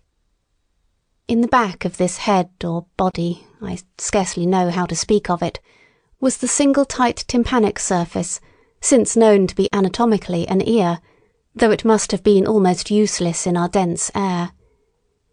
In a group round the mouth were 16 slender, almost whip-like tentacles, arranged in 2 bunches of 8 each. These bunches have since been named rather aptly by that distinguished anatomist, Professor Howes, the hands. Even as I saw these Martians for the first time, they seemed to be endeavouring to raise themselves on these hands, but of course, with the increased weight of terrestrial conditions, this was impossible. There is reason to suppose that on Mars they may have progressed upon them with some facility. The internal anatomy, I may remark here, as dissection has since shown, was almost equally simple. The greater part of the structure was the brain, sending enormous nerves to the eyes, ear, and tactile tentacles. Besides this were the bulky lungs, into which the mouth opened, and the heart and its vessels. The pulmonary distress caused by the denser atmosphere and greater gravitational attraction was only too evident in the convulsive movements of the outer skin. And this was the sum of the Martian organs. Strange as it may seem to a human being, all the complex apparatus of digestion, which makes up the bulk of our bodies, did not exist in the Martians. They were heads, merely heads. Entrails they had none. They did not eat, much less digest. Instead, they took the fresh, living blood of other creatures and injected it into their own veins. I have myself seen this being done, as I shall mention in its place. But, squeamish as I may seem, I cannot bring myself to describe what I could not endure even to continue watching. Let it suffice to say, blood obtained from a still living animal, in most cases from a human being, was run directly, by means of a little pipette, into the recipient canal. The bare idea of this is, no doubt, horribly repulsive to us, but at the same time I think that we should remember how repulsive our carnivorous habits would seem to an intelligent rabbit. The physiological advantages of the practice of injection are undeniable, if one thinks of the tremendous waste of human time and energy occasioned by eating and the digestive process. Our bodies are half made up of glands and tubes and organs, occupied in turning heterogeneous food into blood. The digestive processes and their reaction upon the nervous system sap our strength and colour our minds. Men go happy or miserable as they have healthy or unhealthy livers or sound gastric glands. But the Martians were lifted above all these organic fluctuations of mood and emotion. Their undeniable preference for men as their source of nourishment is partly explained by the nature of the remains of the victims they had brought with them as provisions from Mars. These creatures, to judge from the shriveled remains that have fallen into human hands, were bipeds with flimsy siliceous skeletons, almost like those of the siliceous sponges, and feeble musculature, standing about 6 feet high and having round, erect heads and large eyes in flinty sockets. 2 or 3 of these seemed to have been brought in each cylinder, and all were killed before Earth was reached. It was just as well for them, for the mere attempt to stand upright upon our planet would have broken every bone in their bodies. And while I am engaged in this description, I may add in this place certain further details which, although they were not all evident to us at the time, will enable the reader who is unacquainted with them to form a clearer picture of these offensive creatures. In 3 other points their physiology differed strangely from ours. Their organisms did not sleep, any more than the heart of man sleeps. Since they had no extensive muscular mechanism to recuperate, that periodical extinction was unknown to them. They had little or no sense of fatigue, it would seem. On Earth they could never have moved without effort, yet even to the last they kept in action. In 24 hours they did 24 hours of work, as even on Earth is perhaps the case with the ants. In the next place, wonderful as it seems in a sexual world, the Martians were absolutely without sex, and therefore without any of the tumultuous emotions that arise from that difference among men. A young Martian, there can now be no dispute, was really born upon Earth during the war, and it was found attached to its parent, partially budded off, just as young lily bulbs bud off, or like the young animals in the freshwater polyp. In man, in all the higher terrestrial animals, such a method of increase has disappeared, but even on this earth it was certainly the primitive method. Among the lower animals, even up to those first cousins of the vertebrated animals, the tunicates, the 2 processes occur side by side, but finally the sexual method superseded its competitor altogether. On Mars, however, just the reverse has apparently been the case. It is worthy of remark that a certain speculative writer of quasi-scientific repute, writing long before the Martian invasion, did forecast for man a final structure not unlike the actual Martian condition. His prophecy, I remember, appeared in November or December 1893 in a long-defunct publication, the Pall Mall Budget, and I recall a caricature of it in a pre-Martian periodical called Punch. He pointed out, writing in a foolish, facetious tone, that the perfection of mechanical appliances must ultimately supersede limbs, the perfection of chemical devices, digestion, that such organs as hair, external nose, teeth, ears and chin were no longer essential parts of the human being, and that the tendency of natural selection would lie in the direction of their steady diminution through the coming ages. The brain alone remained a cardinal necessity. Only one other part of the body had a strong case for survival, and that was the hand, teacher and agent of the brain. While the rest of the body dwindled, the hands would grow larger. There is many a true word written in jest, and here in the Martians we have beyond dispute the actual accomplishment of such a suppression of the animal side of the organism by the intelligence.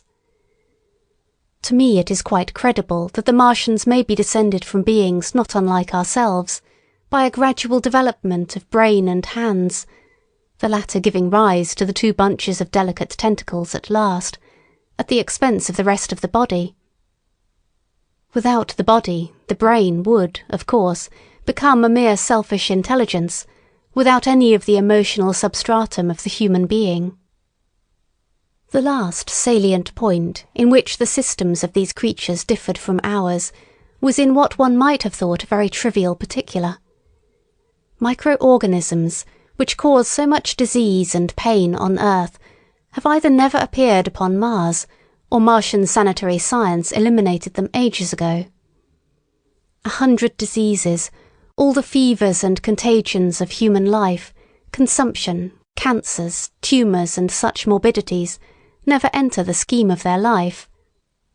And, speaking of the differences between the life on Mars and terrestrial life, I may allude here to the curious suggestions of the red weed. Apparently, the vegetable kingdom in Mars, instead of having green for a dominant colour, is of a vivid blood-red tint. At any rate, the seeds which the Martians, intentionally or accidentally, brought with them, gave rise in all cases to red-coloured growths. Only that known popularly as the red weed, however, gained any footing in competition with terrestrial forms. The red creeper was quite a transitory growth, and few people have seen it growing.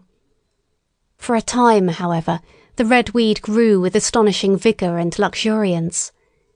It spread up the sides of the pit by the 3rd or 4th day of our imprisonment, and its cactus-like branches formed a carmine fringe to the edges of our triangular window. And afterwards I found it broadcast throughout the country, and especially wherever there was a stream of water.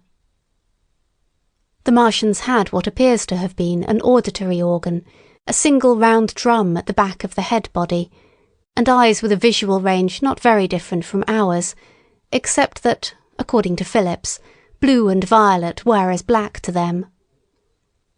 It is commonly supposed that they communicated by sounds and tentacular gesticulations. This is asserted, for instance, in the able but hastily compiled pamphlet, written evidently by someone not an eyewitness of Martian actions, to which I have already alluded, and which, so far, has been the chief source of information concerning them. Now, no surviving human being saw so much of the Martians in action as I did. I take no credit to myself for an accident, but the fact is so. And I assert that I watched them closely time after time, and that I have seen 4, 5, and once 6 of them sluggishly performing the most elaborately complicated operations together, without either sound or gesture. Their peculiar hooting invariably preceded feeding. It had no modulation, and was, I believe, in no sense a signal, but merely the expiration of air preparatory to the suctional operation. I have a certain claim to at least an elementary knowledge of psychology, and in this matter I am convinced, as firmly as I am convinced of anything, that the Martians interchanged thoughts without any physical intermediation. And I have been convinced of this in spite of strong preconceptions. Before the Martian invasion, as an occasional reader here or there may remember, I had written with some little vehemence against the telepathic theory. The Martians wore no clothing. Their conceptions of ornament and decorum were necessarily different from ours, and not only were they evidently much less sensible of changes of temperature than we are, but changes of pressure do not seem to have affected their health at all seriously. Yet, though they wore no clothing, it was in the other artificial additions to their bodily resources that their great superiority over man lay. We men, with our bicycles and road skates, our Lilienthal soaring machines, our guns and sticks and so forth, are just in the beginning of the evolution that the Martians have worked out. They have become practically mere brains, wearing different bodies according to their needs, just as men wear suits of clothes and take a bicycle in a hurry or an umbrella in the wet.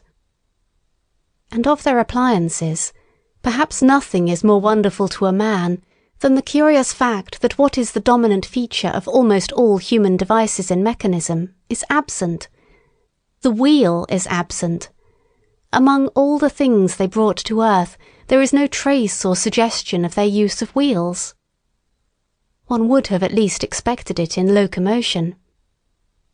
And in this connection, it is curious to remark that even on this earth, nature has never hit upon the wheel, or has preferred other expedients to its development. And not only did the Martians either not know of, which is incredible, or abstain from, the wheel, but in their apparatus singularly little use is made of the fixed pivot, or relatively fixed pivot, with circular motions thereabout confined to one plane. Almost all the joints of the machinery present a complicated system of sliding parts, moving over small but beautifully curved friction bearings. And while upon this matter of detail, it is remarkable that the long leverages of their machines are, in most cases, actuated by a sort of sham musculature of the discs in an elastic sheath. These discs become polarized and drawn closely and powerfully together when traversed by a current of electricity. In this way the curious parallelism to human motions, which was so striking and disturbing to the human beholder, was attained. Such quasi-muscles abounded in the crab-like handling machine, which, on my first peeping out of the slit, I watched unpacking the cylinder. It seemed infinitely more alive than the actual Martians lying beyond it in the sunset light, panting, stirring ineffectual tentacles, and moving feebly after their vast journey across space. While I was still watching their sluggish motions in the sunlight, and noting each strange detail of their form, the curate reminded me of his presence by pulling violently at my arm. I turned to a scowling face and silent, eloquent lips. He wanted the slit, which permitted only one of us to peep through, and so I had to forego watching them for a time while he enjoyed that privilege. When I looked again, the busy handling machine had already put together several of the pieces of apparatus it had taken out of the cylinder into a shape having an unmistakable likeness to its own, and down on the left a busy little digging mechanism had come into view, emitting jets of green vapour and working its way round the pit, excavating and embanking in a methodical and discriminating manner. This it was which had caused the regular beating noise and the rhythmic shocks that had kept our ruinous refuge quivering. It piped and whistled as it worked. So far as I could see, the thing was without a directing Martian at all. End of section 19. Chapter 3. The Days of Imprisonment. The arrival of a second fighting machine drove us from our peephole into the scullery, for we feared that from his elevation the Martian might see down upon us behind our barrier. At a later date we began to feel less in danger of their eyes, for to an eye in the dazzle of the sunlight outside our refuge must have been blank blackness. But at first the slightest suggestion of approach drove us into the scullery in heart-throbbing retreat. Yet, terrible as was the danger we incurred, the attraction of peeping was, for both of us, irresistible. And I recall now, with a sort of wonder, that, in spite of the infinite danger in which we were between starvation and a still more terrible death, we could yet struggle bitterly for that horrible privilege of sight. We would race across the kitchen in a grotesque way between eagerness and the dread of making a noise, and strike each other and thrust and kick within a few inches of exposure. The fact is that we had absolutely incompatible dispositions and habits of thought and action, and our danger and isolation only accentuated the incompatibility. At Halliford I had already come to hate the curate's trick of helpless exclamation, his stupid rigidity of mind. His endless muttering monologue vitiated every effort I made to think out a line of action, and drove me at times, thus pent up and intensified, almost to the verge of craziness. He was as lacking in restraint as a silly woman. He would weep for hours together, and I verily believe that to the very end this spoiled child of life thought his weak tears in some way efficacious. And I would sit in the darkness, unable to keep my mind off him by reason of his importunities. He ate more than I did, and it was in vain I pointed out that our only chance of life was to stop in the house until the Martians had done with their pit, that in that long patience a time might presently come when we should need food. He ate and drank impulsively in heavy meals at long intervals. He slept little. As the days wore on, his utter carelessness of any consideration so intensified our distress and danger that I had, much as I loathed doing it, to retort to threats, and at last to blows. That brought him to reason for a time. But he was one of those weak souls, void of pride, timorous, anemic, hateful souls, full of shifty cunning, who face neither God nor man, who face not even themselves. It is disagreeable for me to recall and write these things, but I set them down that my story may lack nothing. Those who have escaped the dark and terrible aspects of life will find my brutality, my flash of rage in our final tragedy, easy enough to blame, for they know what is wrong as well as any, but not what is possible to tortured men. But those who have been under the shadow, who have gone down at last to elemental things, will have a wider charity. And while within we fought out our dark, dim contest of whispers, snatched food and drink, and gripping hands and blows, without, in the pitiless sunlight of that terrible June, was the strange wonder, the unfamiliar routine of the Martians in the pit. Let me return to those first new experiences of mine. After a long time I ventured back to the peephole, to find that the newcomers had been reinforced by the occupants of no fewer than 3 of the fighting machines. These last had brought with them certain fresh appliances that stood in an orderly manner about the cylinder. The second handling machine was now completed, and was busied in serving one of the novel contrivances the big machine had brought. This was a body resembling a milk can in its general form, above which oscillated a pear-shaped receptacle, and from which a stream of white powder flowed into a circular basin below. The oscillatory motion was imparted to this by one tentacle of the handling machine.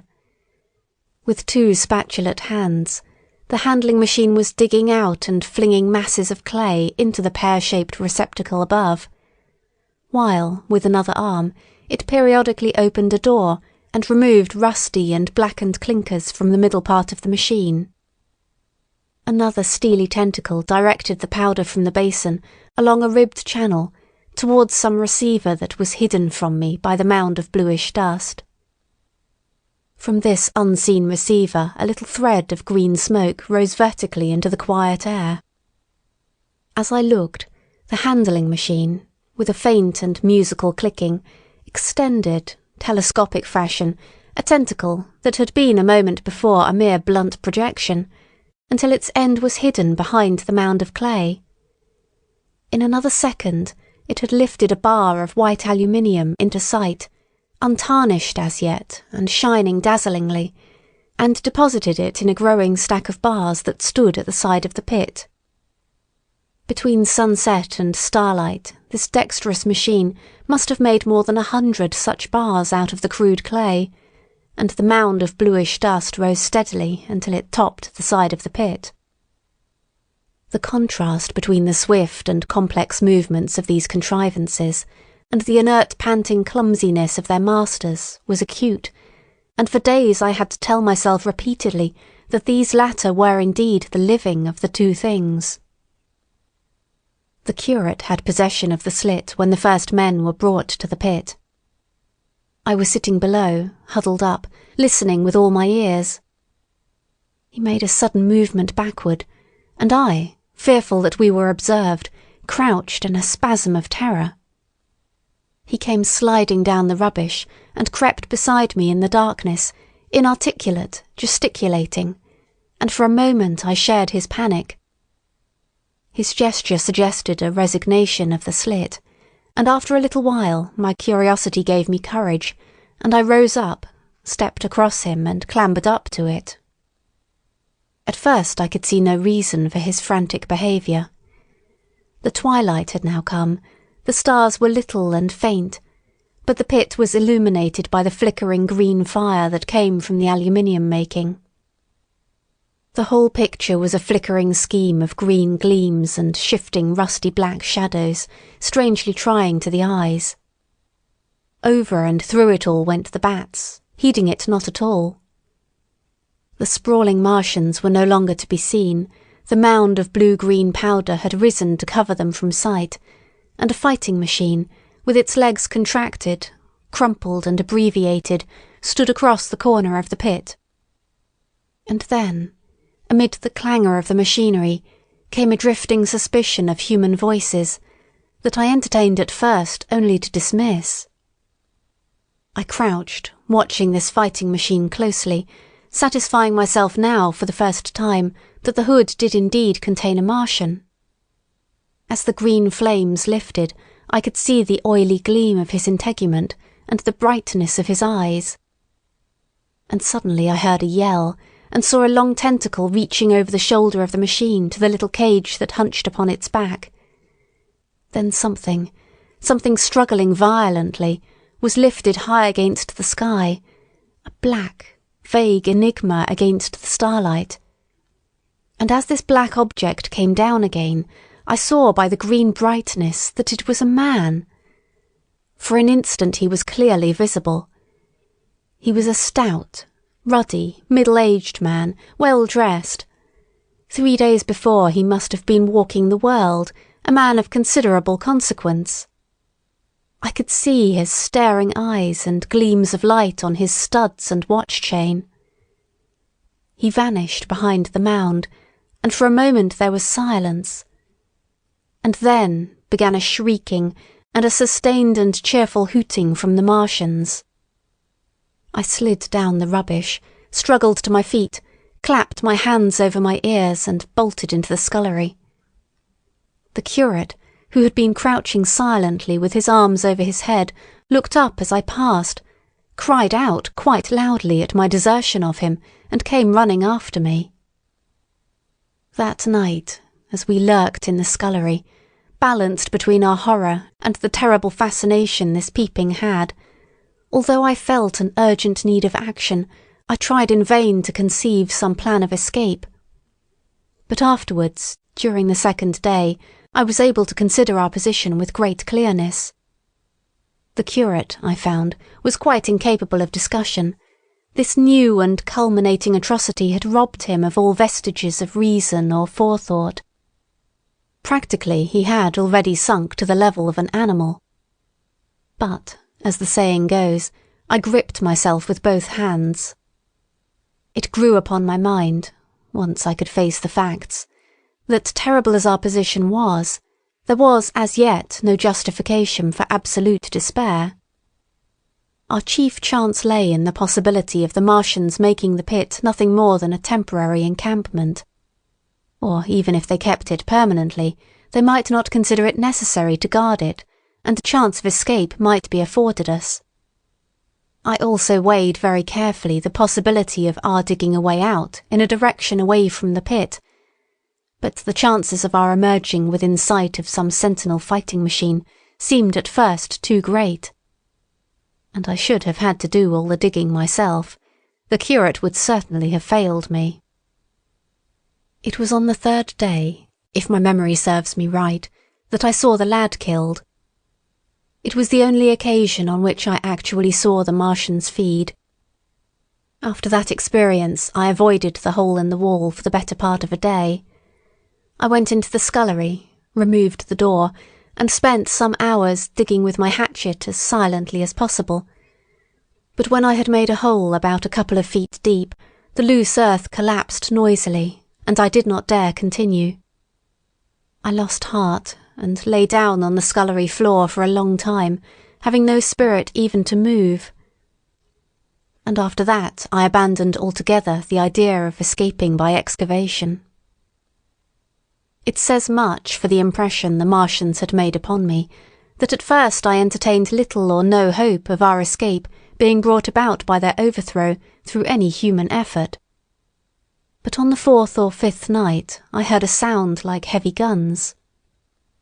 It was very late in the night, and the moon was shining brightly. The Martians had taken away the excavating machine, and, save for a fighting machine that stood in the remoter bank of the pit, and a handling machine that was buried out of my sight in a corner of the pit immediately beneath my peephole, The place was deserted by them. Except for the pale glow from the handling machine, and the bars and patches of white moonlight, the pit was in darkness, and, except for the clinking of the handling machine, quite still. That night was a beautiful serenity. Save for one planet, the moon seemed to have the sky to herself. I heard a dog howling, and that familiar sound it was that made me listen. Then I heard quite distinctly a booming exactly like the sound of great guns. 6 distinct reports I counted, and after a long interval, 6 again. And that was all. End of section 20. Chapter 4. The Death of the Curate. It was on the 6th day of our imprisonment that I peeped for the last time, and presently found myself alone. Instead of keeping close to me and trying to oust me from the slit, the curate had gone back into the scullery. I was struck by a sudden thought. I went back quickly and quietly into the scullery. In the darkness, I heard the curate drinking. I snatched in the darkness, and my fingers caught a bottle of Burgundy. For a few minutes there was a tussle. The bottle struck the floor and broke, and I desisted and rose. We stood panting and threatening each other. In the end, I planted myself between him and the food, and told him of my determination to begin a discipline. I divided the food in the pantry into rations to last us 10 days. I would not let him eat any more that day. In the afternoon he made a feeble attempt to get at the food. I had been dozing, but in an instant I was awake. All day and all night we sat face to face, I weary but resolute, and he weeping and complaining of his immediate hunger. It was, I know, a night and a day, but to me it seems now, an interminable length of time. And so our widened incompatibility ended at last in open conflict. For 2 vast days we struggled in undertones and wrestling contests. There were times when I beat and kicked him madly, times when I cajoled and persuaded him, and once I tried to bribe him with the last bottle of Burgundy, for there was a rainwater pump from which I could get water. But neither force nor kindness availed. He was indeed beyond reason. He would neither desist from his attacks on the food, nor from his noisy babbling to himself. The rudimentary precautions to keep our imprisonment endurable he would not observe. Slowly I began to realize the complete overthrow of his intelligence, to perceive that my sole companion in this close and sickly darkness was a man insane. From certain vague memories, I am inclined to think my own mind wandered at times. I had strange and hideous dreams whenever I slept. It sounds paradoxical, but I am inclined to think that the weakness and insanity of the curate warned me, braced me, and kept me a sane man. On the 8th day he began to talk aloud instead of whispering, and nothing I could do would moderate his speech. "It is just, O God," he would say over and over again. "It is just. On me and mine be the punishment laid. We have sinned. We have fallen short. There was poverty, sorrow. The poor were trodden in the dust, and I held my peace. I preached acceptable folly. My God, what folly! When I should have stood up, though I died for it, and called upon them to repent. Repent! Oppressors of the poor and needy, the winepress of God." Then he would suddenly revert to the matter of the food I withheld from him, praying, begging, weeping, at last threatening. He began to raise his voice. I prayed him not to.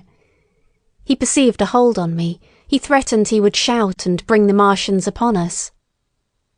For a time that scared me, but any concession would have shortened our chance of escape beyond estimating. I defied him, although I felt no assurance that he might not do this thing.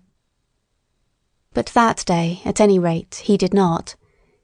He talked with his voice rising slowly through the greater part of the 8th and 9th days, threats, entreaties, mingled with a torrent of half-sane and always frothy repentance for his vacant sham of God's service, such as made me pity him. Then he slept a while, and began again with renewed strength, so loudly that I must needs make him desist. "Be still," I implored. He rose to his knees, for he had been sitting in the darkness near the copper. "I have been still too long," he said, in a tone that must have reached the pit. "And now I must bear my witness. Woe unto this unfaithful city! Woe, woe, woe, woe, woe, to the inhabitants of the earth by reason of the other voices of the trumpet." "Shut up," I said, rising to my feet, and in a terror lest the Martians should hear us. "For God's sake!" "Nay!" shouted the curate at the top of his voice, standing likewise and extending his arms. "Speak! The word of the Lord is upon me!" In 3 strides he was at the door leading into the kitchen. "I must bear my witness. I go. It has already been too long delayed." I put out my hand and felt the meat chopper hanging to the wall. In a flash I was after him. I was fierce with fear. Before he was halfway across the kitchen I had overtaken him. With one last touch of humanity I turned the blade back and struck him with the butt. He went headlong forward and lay stretched on the ground. I stumbled over him and stood panting. He lay still. Suddenly I heard a noise without, the run and smash of slipping plaster, and the triangular aperture in the wall was darkened. I looked up and saw the lower surface of a handling machine coming slowly across the hole. One of its gripping limbs curled amid the debris. Another limb appeared, feeling its way over the fallen beams. I stood petrified, staring. Then I saw through a sort of glass plate near the edge of the body, the face, as we may call it, and the large dark eyes of a Martian peering, and then a long metallic snake of tentacle came feeling slowly through the hole. I turned by an effort, stumbled over the curate, and stopped at the scullery door. The tentacle was now some way, 2 yards or more in the room, and twisting and turning with queer, sudden movements this way and that. For a while I stood fascinated by that slow, fitful advance. Then, with a faint, hoarse cry, I forced myself across the scullery. I trembled violently. I could scarcely stand upright. I opened the door of the coal cellar and stood there in the darkness, staring at the faintly lit doorway into the kitchen and listening. Had the Martian seen me? What was it doing now? Something was moving to and fro there, very quietly.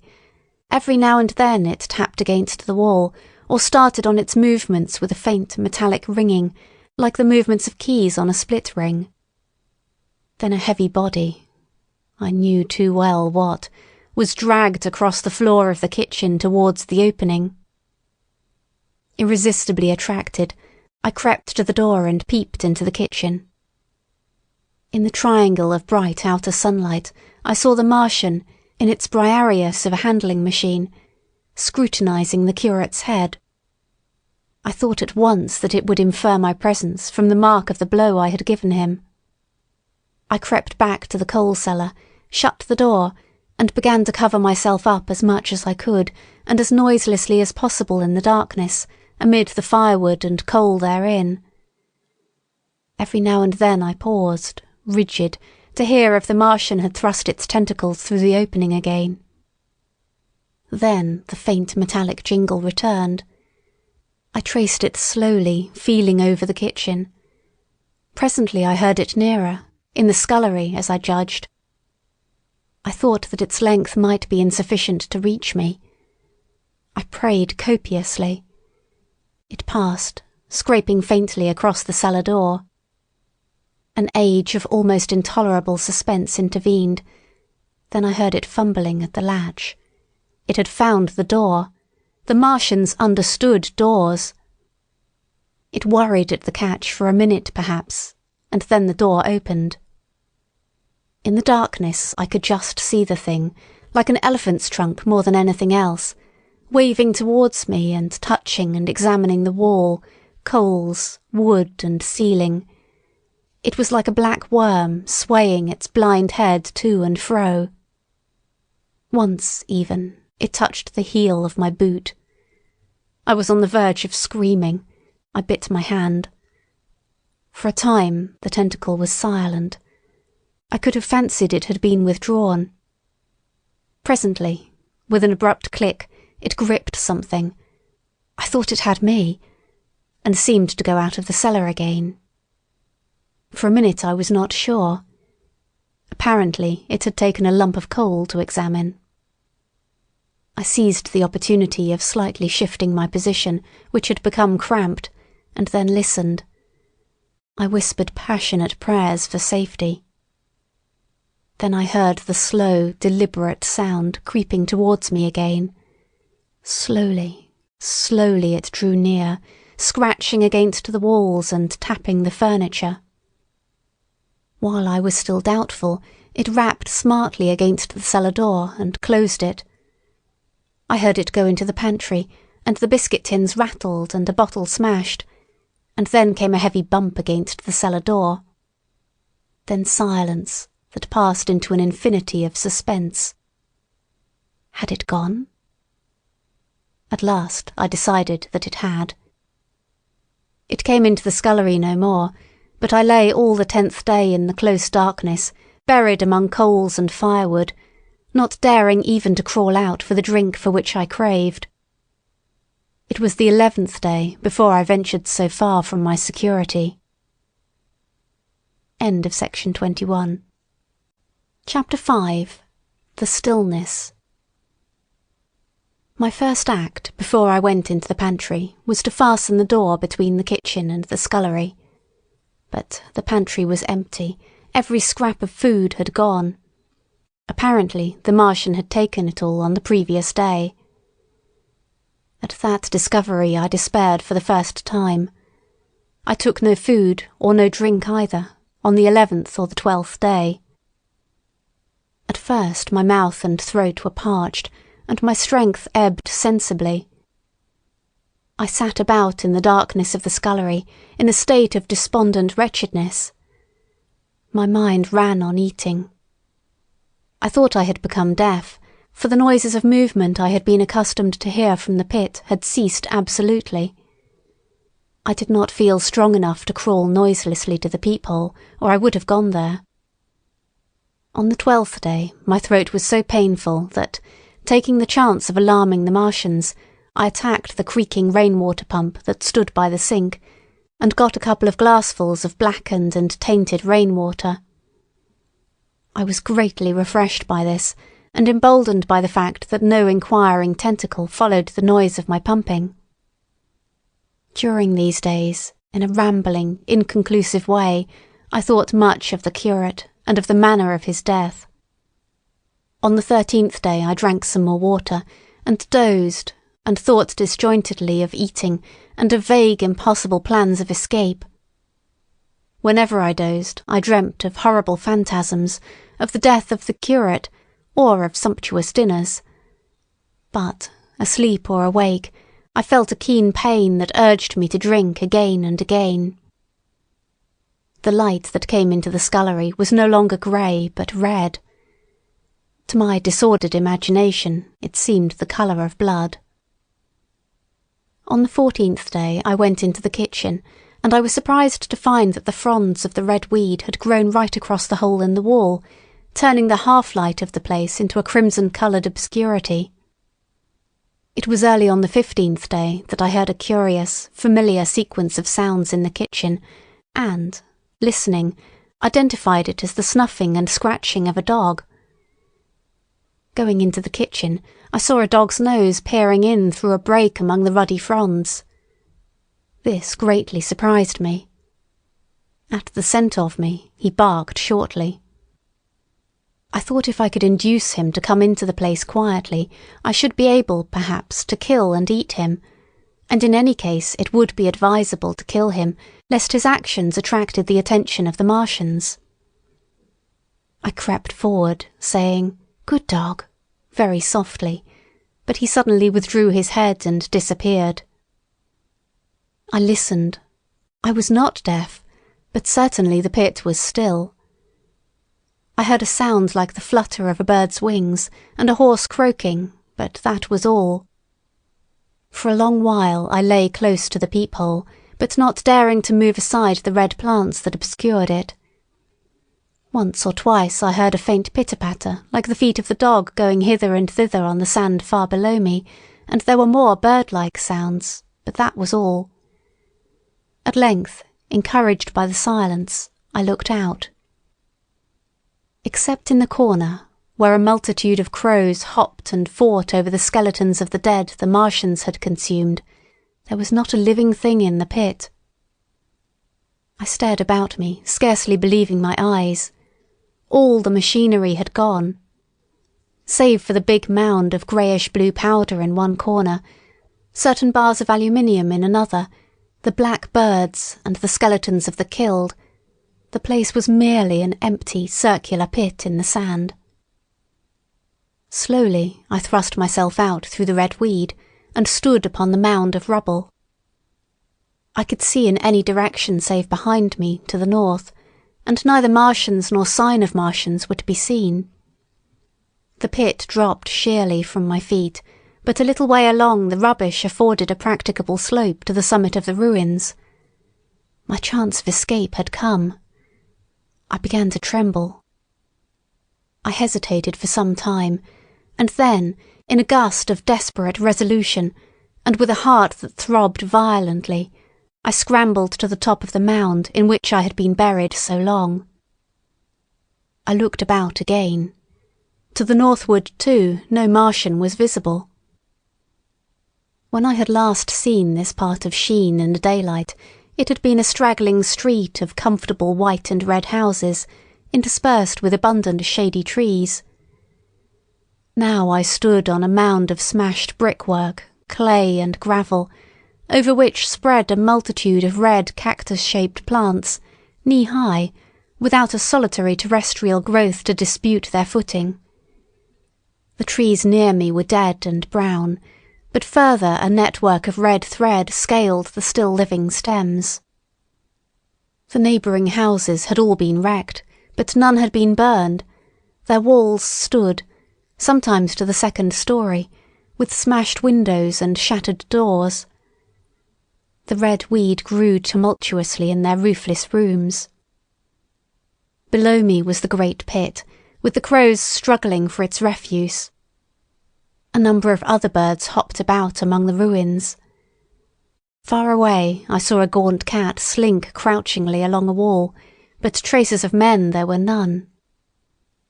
The day seemed, by contrast with my recent confinement, dazzlingly bright, the sky a glowing blue. A gentle breeze kept the red weed that covered every scrap of unoccupied ground gently swaying. And oh, the sweetness of the air.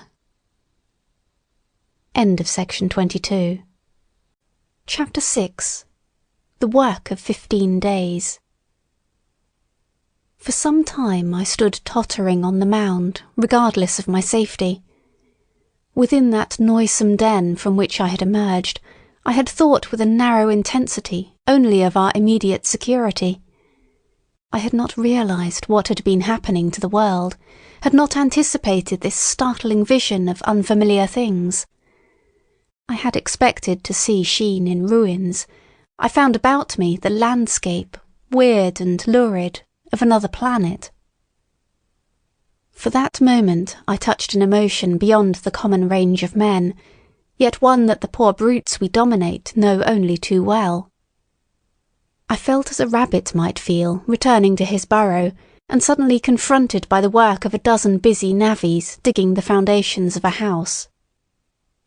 I felt the first inkling of a thing that presently grew quite clear in my mind, that oppressed me for many days, a sense of dethronement, a persuasion that I was no longer a master, but an animal among the animals, under the Martian heel.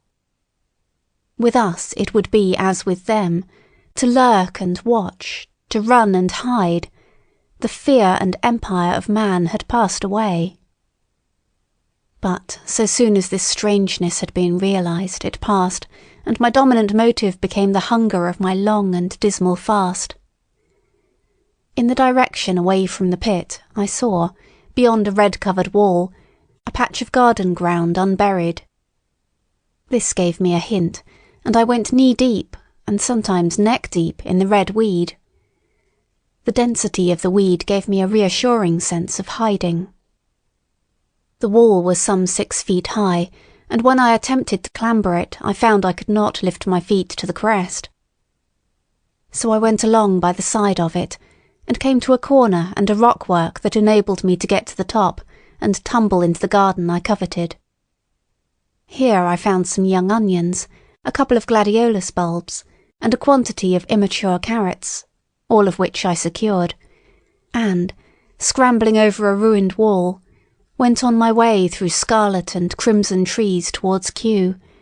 It was like walking through an avenue of gigantic blood drops, possessed with 2 ideas: to get more food, and to limp, as soon and as far as my strength permitted, out of this accursed unearthly region of the pit. Some way farther, in a grassy place, was a group of mushrooms, which also I devoured, and then I came upon a brown sheet of flowing shallow water where meadows used to be. These fragments of nourishment served only to whet my hunger. At first I was surprised at this flood in a hot, dry summer, but afterwards I discovered that it was caused by the tropical exuberance of the red weed. Directly this extraordinary growth encountered water, it straightway became gigantic and of unparalleled fecundity. Its seeds were simply poured down into the water of the Wey and Thames, and its swiftly growing and titanic water fronds speedily choked both those rivers. At Putney, as I afterwards saw, the bridge was almost lost in a tangle of this weed, and at Richmond, too, the Thames water poured in a broad and shallow stream across the meadows of Hampton and Twickenham.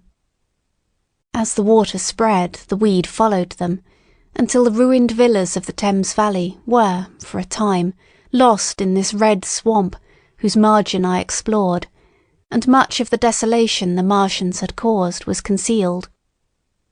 In the end, the red weed succumbed almost as quickly as it had spread. A cankering disease, due, it is believed, to the action of certain bacteria, presently seized upon it. Now, by the action of natural selection, all terrestrial plants have acquired a resisting power against bacterial diseases. They never succumb without a severe struggle. But the red weed rotted like a thing already dead. The fronds became bleached, and then shrivelled and brittle. They broke off at the least touch, and the waters that had stimulated their early growth carried their last vestiges out to sea. My first act on coming to this water was, of course, to slake my thirst. I drank a great deal of it, and, moved by an impulse, gnawed some fronds of red weed, but they were watery and had a sickly metallic taste. I found the water was sufficiently shallow for me to wade securely, although the red weed impeded my feet a little. But the flood evidently got deeper towards the river, and I turned back to Mortlake. I managed to make out the road by means of occasional ruins of its villas and fences and lamps, and so presently I got out of this spate and made my way to the hill going up towards Roehampton, and came out on Putney Common. Here the scenery changed from the strange and unfamiliar to the wreckage of the familiar. Patches of ground exhibited the devastation of a cyclone, and in a few score yards I would come upon perfectly undisturbed spaces, houses with their blinds trimly drawn and doors closed, as if they had been left for a day by the owners, or as if their inhabitants slept within. The red weed was less abundant. The tall trees along the lane were free from the red creeper. I hunted for food among the trees, finding nothing, and I also raided a couple of silent houses, but they had already been broken into and ransacked. I rested for the remainder of the daylight in a shrubbery, being, in my enfeebled condition, too fatigued to push on. All this time I saw no human beings, and no signs of the Martians. I encountered a couple of hungry-looking dogs, but both hurried circuitously away from the advances I made them. Near Roehampton I had seen 2 human skeletons, not bodies, but skeletons, picked clean, and in the woods by me I found the crushed and scattered bones of several cats and rabbits and the skull of a sheep. But though I gnawed parts of these in my mouth, there was nothing to be got from them. After sunset I struggled on along the road towards Putney, where I think the heat ray must have been used for some reason. And in the garden beyond Roehampton I got a quantity of immature potatoes, sufficient to stay my hunger. From this garden one looked down upon Putney and the river. The aspect of the place in the dusk was singularly desolate. Blackened trees, blackened desolate ruins, and down the hill the sheets of the flooded river, red-tinged with the weed. And over all, silence. It filled me with indescribable terror to think how swiftly that desolating change had come. For a time I believed that mankind had been swept out of existence, and that I stood there alone, the last man left alive. Hard by the top of Putney Hill I came upon another skeleton, with the arms dislocated and removed several yards from the rest of the body. As I proceeded, I became more and more convinced that the extermination of mankind was, save for such stragglers as myself, already accomplished in this part of the world. The Martians, I thought, had gone on and left the country desolated, seeking food elsewhere. Perhaps even now they were destroying Berlin or Paris, or it might be they had gone northward. End of section 23. Chapter 7. The Man on Putney Hill. I spent that night in the inn that stands at the top of Putney Hill, sleeping in a made bed for the first time since my flight to Leatherhead. I will not tell the needless trouble I had breaking into that house. Afterwards I found the front door was on the latch, nor how I ransacked every room for food, until, just on the verge of despair, in what seemed to me to be a servant's bedroom, I found a rat-gnawed crust and 2 tins of pineapple. The place had been already searched and emptied. In the bar I afterwards found some biscuits and sandwiches that had been overlooked. The latter I could not eat, they were too rotten, but the former not only stayed my hunger but filled my pockets. I lit no lamps, fearing some Martian might come beating that part of London for food in the night. Before I went to bed I had an interval of restlessness, and prowled from window to window, peering out for some sign of these monsters. I slept little. As I lay in bed, I found myself thinking consecutively, a thing I do not remember to have done since my last argument with the curate. During all the intervening time, my mental condition had been a hurrying succession of vague emotional states, or a sort of stupid receptivity. But in the night my brain, reinforced I suppose by the food I had eaten, grew clear again, and I thought. 3 things struggled for possession of my mind: the killing of the curate, the whereabouts of the Martians, and the possible fate of my wife. The former gave me no sensation of horror or remorse to recall. I saw it simply as a thing done, a memory infinitely disagreeable, but quite without the quality of remorse. I saw myself then as I see myself now, driven step by step towards that hasty blow, the creature of a sequence of accidents leading inevitably to that. I felt no condemnation, yet the memory, static, unprogressive, haunted me. In the silence of the night, with that sense of the nearness of God that sometimes comes into the stillness and the darkness, I stood my trial, my only trial, for that moment of wrath and fear. I retraced every step of our conversation, from the moment when I had found him crouching beside me, heedless of my thirst, and pointing to the fire and smoke that streamed up from the ruins of Weybridge. We had been incapable of cooperation. Grim chance had taken no heed of that. Had I foreseen, I should have left him at Halliford. But I did not foresee, and crime is to foresee and do. And I set this down as I have set all this story down, as it was. There were no witnesses. All these things I might have concealed. But I set it down, and the reader must form his judgment as he will. And when, by an effort, I had set aside that picture of a prostrate body, I faced the problem of the Martians and the fate of my wife. For the former I had no data. I could imagine 100 things, and so, unhappily, I could for the latter. And suddenly that night became terrible. I found myself sitting up in bed, staring at the dark. I found myself praying that the heat ray might have suddenly and painlessly struck her out of being. Since the night of my return from Leatherhead I had not prayed. I had uttered prayers, fetish prayers, had prayed as heathens mutter charms when I was in extremity, but now I prayed indeed, pleading steadfastly and sanely, face to face with the darkness of God.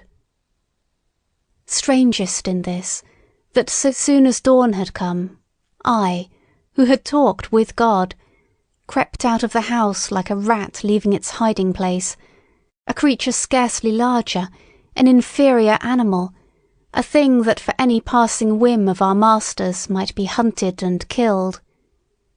Perhaps they also prayed confidently to God.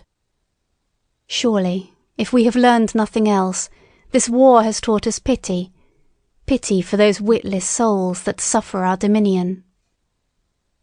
The morning was bright and fine, and the eastern sky glowed pink, and was fretted with little golden clouds. In the road that runs from the top of Putney Hill to Wimbledon was a number of poor vestiges of the panic torrent that must have poured Londonward on the Sunday night after the fighting began. There was a little two-wheeled cart inscribed with the name of Thomas Lobb, greengrocer, New Malden, with a smashed wheel and an abandoned tin trunk. There was a straw hat trampled into the now hardened mud, and at the top of West Hill a lot of blood-stained glass about the overturned water trough. My movements were languid, my plans of the vaguest. I had an idea of going to Leatherhead, though I knew that there I had the poorest chance of finding my wife. Certainly, unless death had overtaken them suddenly, my cousins and she would have fled thence, but it seemed to me I might find or learn there whither the Surrey people had fled. I knew I wanted to find my wife, that my heart ached for her and the world of men, but I had no clear idea how the finding might be done. I was also sharply aware now of my intense loneliness. From the corner I went, under cover of a thicket of trees and bushes, to the edge of Wimbledon Common, stretching wide and far. That dark expanse was lit in patches by yellow gorse and broom. There was no red weed to be seen, and as I prowled, hesitating, on the verge of the open, the sun rose, flooding it all with light and vitality. I came upon a busy swarm of little frogs in a swampy place among the trees. I stopped to look at them, drawing a lesson from their stout resolve to live. And presently, turning suddenly, with an odd feeling of being watched, I beheld something crouching amid a clump of bushes. I stood regarding this. I made a step towards it, and it rose up and became a man armed with a cutlass. I approached him slowly. He stood silent and motionless, regarding me. As I drew nearer, I perceived he was dressed in clothes as dusty and filthy as my own. He looked, indeed, as though he had been dragged through a culvert. Nearer I distinguished the green slime of ditches, mixing with the pale drab of dried clay and shiny coaly patches. His black hair fell over his eyes, and his face was dark and dirty and sunken, so that at first I did not recognize him. There was a red cut across the lower part of his face. "Stop!" he cried, when I was within 10 yards of him, and I stopped. His voice was hoarse. "Where do you come from?" he said. I thought, surveying him. "I come from Mortlake," I said. "I was buried near the pit the Martians made about their cylinder. I have worked my way out and escaped." "There is no food about here," he said. "This is my country, all this hill down to the river and back to Clapham, and up to the edge of the common. There is only food for one. Which way are you going?" I answered slowly. "I don't know," I said. "I have been buried in the ruins of a house 13 or 14 days. I don't know what has happened." He looked at me doubtfully, then started and looked with a changed expression. "I've no wish to stop about here," said I. "I think I shall go to Leatherhead, for my wife was there." He shot out a pointing finger. "It is you," said he, "the man from Woking, and you weren't killed at Weybridge." I recognised him at the same moment. "You are the artilleryman who came into my garden." "Good luck," he said. "We are lucky ones. Fancy you." He put out a hand and I took it. "I crawled up a drain," he said, "but they didn't kill everyone, and after they went away I got off towards Walton across the fields. But it's not 16 days altogether, and your hair is grey." He looked over his shoulder suddenly. "Only a rook," he said. "One gets to know that birds have shadows these days. This is a bit open. Let us crawl under those bushes and talk." "Have you seen any Martians?" I said.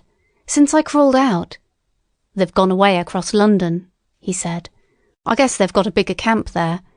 Of a night, all over there, Hampstead way, the sky is alive with their lights.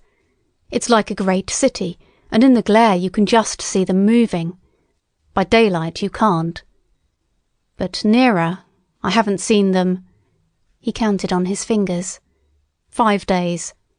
Then I saw a couple across Hammersmith way carrying something big. And the night before last—" He stopped and spoke impressively. "It was just a matter of lights, but it was something up in the air. I believe they've built a flying machine and are learning to fly." I stopped on hands and knees, for we had come to the bushes. "Fly?" "Yes," he said. "Fly." I went on into a little bower and sat down. "It is all over with humanity," I said. "If they can do that, they will simply go round the world." He nodded. "They will. But it will relieve things over here a bit. And besides—" He looked at me. "Aren't you satisfied it is up with humanity? I am. We're down. We're beat." I stared. Strange as it may seem, I had not arrived at this fact, a fact perfectly obvious so soon as he spoke. I had still held a vague hope. Rather, I had kept a lifelong habit of mind. He repeated his words. "We're beat." They carried absolute conviction. "It's all over," he said. "They've lost one, just one. And they've made their footing good and crippled the greatest power in the world. They've walked over us. The death of that one at Weybridge was an accident. And these are only pioneers. They kept on coming. These green stars, I've seen none these 5 or 6 days, but I've no doubt they're falling somewhere every night. Nothing's to be done. We're under. We're beat." I made him no answer. I sat staring before me, trying in vain to devise some countervailing thought. "This isn't a war," said the artilleryman. "It never was a war, any more than there's war between man and ants." Suddenly I recalled the night in the observatory. After the 10th shot they fired no more, at least until the first cylinder came. How do you know? Said the artilleryman. I explained. He thought. Something wrong with the gun, he said. But what if there is? They'll get it right again. And even if there's a delay, how can it alter the end? It's just men and ants. There's the ants build their cities, live their lives, have wars, revolutions, until the men want them out of the way, and then they go out of the way. That's what we are now, just ants. Only... Yes, I said. We're eatable ants. We sat looking at each other. And what will they do with us? I said. That's what I've been thinking, he said. That's what I've been thinking. After Weybridge I went south, thinking. I saw what was up. Most of the people were hard at it, squealing and exciting themselves. But I'm not so fond of squealing. I've been in sight of death once or twice. I'm not an ornamental soldier, and at the best and worst, death. It's just death. And it's the man that keeps on thinking comes through. I saw everyone tracking away south. Says I, food won't last this way, and I turned right back. I went for the Martians like a sparrow goes for man. All round. He waved a hand to the horizon. They're starving in heaps, bolting, treading on each other. He saw my face and halted awkwardly. No doubt lots who had money have gone away to France, he said. He seemed to hesitate whether to apologise, met my eyes and went on. There's food all about here, canned things in shops, wines, spirits, mineral waters, and the water mains and drains are empty. Well, I was telling you what I was thinking. Here's intelligent things, I said, and it seems they want us for food. First, they'll smash us up. Ships, machines, guns, cities, all the order and organisation. All that will go. If we were the size of ants, we might pull through. But we're not. It's all too bulky to stop. That's the first certainty, eh? I assented. It is. I've thought it out. Very well, then. Next. At present, we're caught as we're wanted. A Martian has only to go a few miles to get a crowd on the run. And I saw one day, out by Wandsworth, picking houses to pieces and routing among the wreckage. But they won't go on doing that. So soon as they've settled all our guns and ships, and smashed our railways, and done all the things they are doing over there, they will begin catching us systematic, picking the best and storing us in cages and things. That's what they will start doing in a bit. Lord, they haven't begun on us yet. Don't you see that? Not begun, I exclaimed. Not begun. All that's happened so far is through our not having the sense to keep quiet, worrying them with guns and such foolery, and losing our heads and rushing off in crowds to where there wasn't any more safety than where we were. They don't want to bother us yet. They're making their things, making all the things they couldn't bring with them, getting things ready for the rest of their people. Very likely that's why the cylinders have stopped for a bit, for fear of hitting those who are here. And instead of our rushing about blind, on the howl, or getting dynamite on the chance of busting them up, we've got to fix ourselves up according to the new state of affairs. That's how I figure it out. It isn't quite according to what a man wants for his species, but it's about what the facts point to. And that's the principle I acted upon. Cities, nations, civilization, progress. It's all over. That game's up. We're beat. But if that is so, what is there to live for? The artilleryman looked at me for a moment. There won't be any more blessed concerts for 1,000,000 years or so. There won't be any Royal Academy of Arts, and no nice little feeds at restaurants. If it's amusement you're after, I reckon the game is up.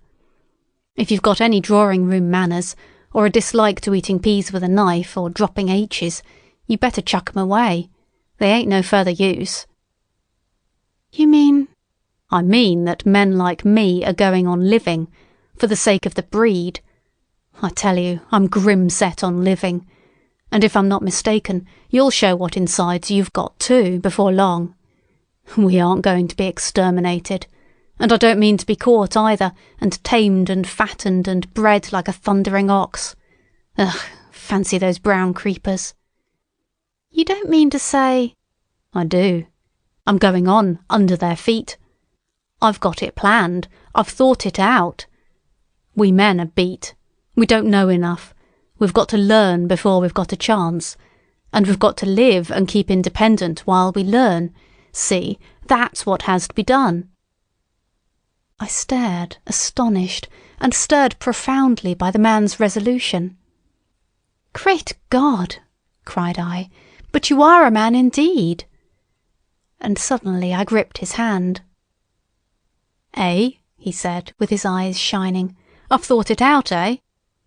Go on, I said. Well, those who mean to escape their catching must get ready. I'm getting ready. Mind you, it isn't all of us that are made for wild beasts, and that's what it's got to be.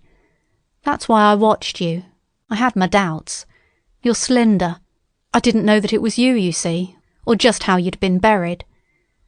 All these, the sort of people that lived in these houses, and all those damn little clerks that used to live down that way, they'd be no good. They haven't any spirit in them, no proud dreams and no proud lusts, and a man who hasn't one or the other, Lord, what is he but funk and precautions? They just used to skedaddle off to work. I've seen hundreds of 'em, bit of breakfast in hand, running wild and shining to catch their little season ticket train, for fear they'd get dismissed if they didn't. Working at businesses they were afraid to take the trouble to understand, skedaddling back for fear they wouldn't be in time for dinner, keeping indoors after dinner for fear of the back streets, and sleeping with the wives they married, not because they wanted them, but because they had a bit of money that would make for safety in their one little miserable skedaddle through the world. Lives insured and a bit invested for fear of accidents. And on Sundays, fear of the hereafter, as if hell was built for rabbits. Well, the Martians will be just a godsend to these. Nice roomy cages, fattening food, careful breeding, no worry. After a week or so chasing about the fields and lands on empty stomachs, they'll come and be caught cheerful. They'll be quite glad after a bit. They'll wonder what people did before there were Martians to take care of them. And the bar loafers and mashers and singers, I can imagine them. I can imagine them, he said, with a sort of sombre gratification. There'll be any amount of sentiment and religion loose among them. There's hundreds of things I saw with my eyes that I've only begun to see clearly these last few days. There's lots will take things as they are, fat and stupid, and lots will be worried by a sort of feeling that it's all wrong and that they ought to be doing something. Now, whenever things are so that a lot of people feel they ought to be doing something, the weak, and those who go weak with a lot of complicated thinking, always make for a sort of do-nothing religion, very pious and superior, and submit to persecution and the will of the Lord. Very likely you've seen the same thing. It's energy in a gale of funk, and turned clean inside out. These cages will be full of psalms and hymns and piety. And those of a less simple sort will work in a bit of, eroticism. He paused. Very likely these Martians will make pets of some of them, train them to do tricks. Who knows? Get sentimental over the pet boy who grew up and had to be killed. And some, maybe, they will train to hunt us. No, I cried. That's impossible. No human being. What's the good of going on with such lies? Said the artilleryman. There's men who'd do it cheerful. What nonsense to pretend there isn't. And I succumbed to his conviction. If they come after me, he said. Lord, if they come after me. And subsided into a grim meditation. I sat contemplating these things. I could find nothing to bring against this man's reasoning. In the days before the invasion, no one would have questioned my intellectual superiority to his. I, a professed and recognised writer on philosophical themes, and he a common soldier. And yet he had already formulated a situation that I had scarcely realised. "What are you doing?" I said presently. "What plans have you made?" He hesitated. "Well, it's like this," he said. "What have we to do? We have to invent a sort of life where men can live and breed, and be sufficiently secure to bring the children up. Yes, wait a bit, and I'll make it clearer what I think ought to be done. The tame ones will go like all tame beasts. In a few generations they'll be big, beautiful, rich-blooded, stupid, rubbish. The risk is that we who keep wild will go savage, degenerate into a sort of big savage rat. You see, how I mean to live is underground. I've been thinking about the drains. Of course, those who don't know drains think horrible things, but under this London are miles and miles, hundreds of miles, and a few days' rain and London empty will leave them sweet and clean. The main drains are big enough and airy enough for anyone. Then there's cellars, vaults, stores, from which bolting passages may be made to the drains, and the railway tunnels and subways. Eh? You begin to see? And we form a band, able-bodied, clean-minded men. We're not going to pick up any rubbish that drifts in. Weaklings go out again." "As you meant me to go?" "Well, I parleyed, didn't I?" "We won't quarrel about that. Go on." "Those who stop obey orders. Able-bodied, clean-minded women we want also, mothers and teachers. No lackadaisical ladies, no blasted rolling eyes. We can't have any weak or silly. Life is real again, and the useless and cumbersome and mischievous have to die. They ought to die. They ought to be willing to die. It's a sort of disloyalty, after all, to live and taint the race. And they can't be happy.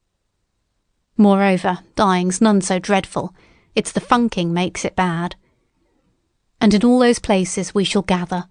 Our district will be London. And we may even be able to keep a watch, and run about in the open when the Martians keep away. Play cricket, perhaps. That's how we shall save the race. Eh? It's a possible thing. But saving the race is nothing in itself. As I say, that's only being rats. It's saving our knowledge and adding to it is the thing. There, men like you come in. There's books, there's models. We must make great safe places down deep, and get all the books we can. Not novels and poetry swipes, but ideas, science books. That's where men like you come in. We must go to the British Museum and pick all those books through. Especially we must keep up our science, learn more. We must watch those Martians. Some of us must go as spies. When it's all working, perhaps I will. Get caught, I mean. And the great thing is, we must leave the Martians alone. We mustn't even steal. If we get in their way, we clear out. We must show them we mean no harm. Yes, I know, but they're intelligent things, and they won't hunt us down if they have all they want, and think we're just harmless vermin." The artilleryman paused and laid a brown hand upon my arm. "After all, it may not be so much we have to learn before. Just imagine this, 4 or 5 of their fighting machines suddenly starting off, heat rays right and left, and not a Martian in 'em. Not a Martian in 'em, but men who have learned the way how. It may be in my time even, those men. Fancy having one of them lovely things, with its heat ray wide and free. Fancy having it in control. What would it matter if you smashed to smithereens at the end of the run, after a bust like that? I reckon the Martians will open their beautiful eyes. Can't you see them, man? Can't you see them hurrying, puffing and blowing and hooting to their other mechanical affairs? Something out of gear in every case. And swish, bang, rattle, swish. Just as they are fumbling over it, swish comes the heat ray, and behold, man has come back to his own. For a while, the imaginative daring of the artilleryman, and the tone of assurance and courage he assumed, completely dominated my mind. I believed unhesitatingly both in his forecast of human destiny and in the practicability of his astonishing scheme, and the reader who thinks me susceptible and foolish must contrast his position, reading steadily with all his thoughts about his subject, and mine, crouching fearfully in the bushes and listening, distracted by apprehension. We talked in this manner through the early morning time, and later crept out of the bushes, and, after scanning the sky for Martians, hurried precipitately to the house on Putney Hill where he had made his lair. It was the coal cellar of the place, and when I saw the work he had spent a week upon, it was a burrow scarcely 10 yards long, which he designed to reach to the main drain on Putney Hill, I had my first inkling of the gulf between his dreams and his powers. Such a hole I could have dug in a day. But I believed in him sufficiently to work with him all that morning until past midday at his digging. We had a garden barrow and shot the earth we removed against the kitchen range. We refreshed ourselves with a tin of mock turtle soup and wine from the neighbouring pantry. I found a curious relief from the aching strangeness of the world in this steady labour. As we worked, I turned his project over in my mind, and presently objections and doubts began to arise. But I worked there all the morning, so glad was I to find myself with a purpose again. After working an hour, I began to speculate on the distance one had to go before the cloaca was reached, the chances we had of missing it altogether. My immediate trouble was why we should dig this long tunnel, when it was possible to get into the drain at once down one of the manholes and work back to the house. It seemed to me, too, that the house was inconveniently chosen and required a needless length of tunnel. And just as I was beginning to face these things, the artilleryman stopped digging and looked at me. "We're working well," he said. He put down his spade. "Let us knock off a bit," he said. "I think it's time we reconnoitred from the roof of the house." I was for going on, and after a little hesitation he resumed his spade. And then suddenly I was struck by a thought. I stopped, and so did he at once. "Why were you walking about the common," I said, "instead of being here?" "Taking the air," he said. "I was coming back. It's safer by night." "But the work?"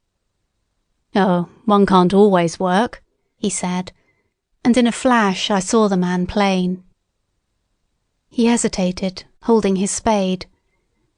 "We ought to reconnoitre now," he said, "because if any come near they may hear the spades and drop upon us unawares." I was no longer disposed to object. We went together to the roof and stood on a ladder peeping out of the roof door. No Martians were to be seen, and we ventured out on the tiles and slipped down under shelter of the parapet. From this position a shrubbery hid the greater portion of Putney, but we could see the river below, a bubbly mass of red weed, and the low parts of Lambeth flooded and red.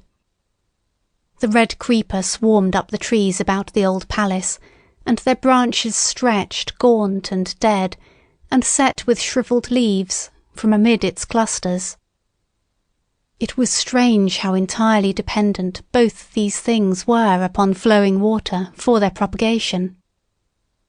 About us neither had gained a footing. Laburnums, pink mays, snowballs, and trees of arbor vitae rose out of laurels and hydrangeas, green and brilliant into the sunlight. Beyond Kensington dense smoke was rising, and that and a blue haze hid the northward hills. The artilleryman began to tell me of the sort of people who still remained in London. "One night last week," he said, "some fools got the electric light in order, and there was all Regent Street and the Circus ablaze, crowded with painted and ragged drunkards, men and women, dancing and shouting till dawn. A man who was there told me. And as the day came, they became aware of a fighting machine standing near by the Langham and looking down at them. Heaven knows how long he had been there. It must have given some of them a nasty turn.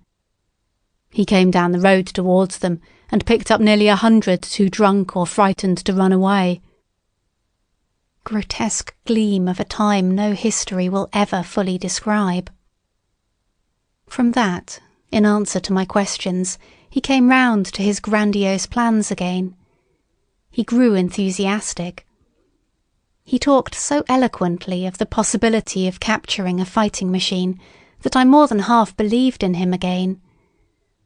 But now that I was beginning to understand something of his quality, I could divine the stress he laid on doing nothing precipitately. And I noted that now there was no question that he personally was to capture and fight the great machine.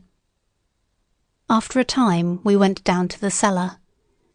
Neither of us seemed disposed to resume digging, and when he suggested a meal I was nothing loath. He became suddenly very generous, and when we had eaten he went away and returned with some excellent cigars.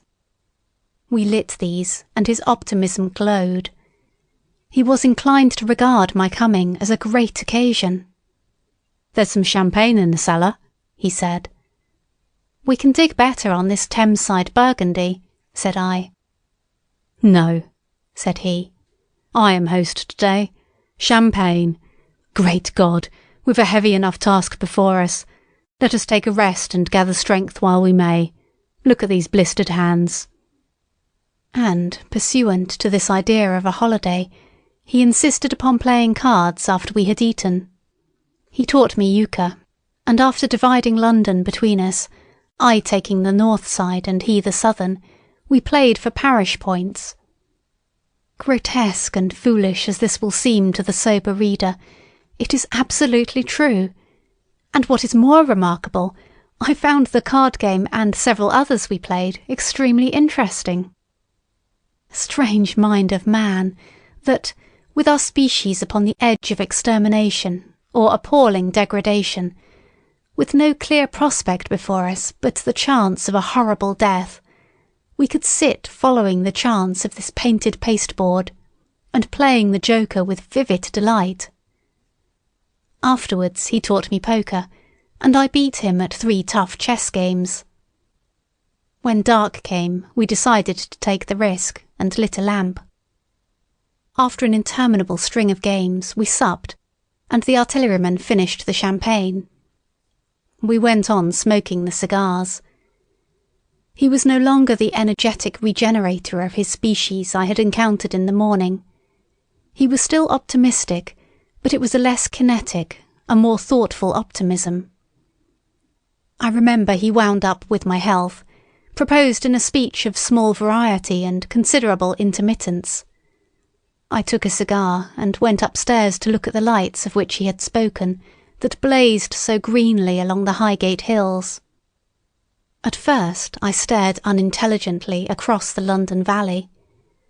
The northern hills were shrouded in darkness, the fires near Kensington glowed redly, and now and then an orange-red tongue of flame flashed up and vanished in the deep blue night.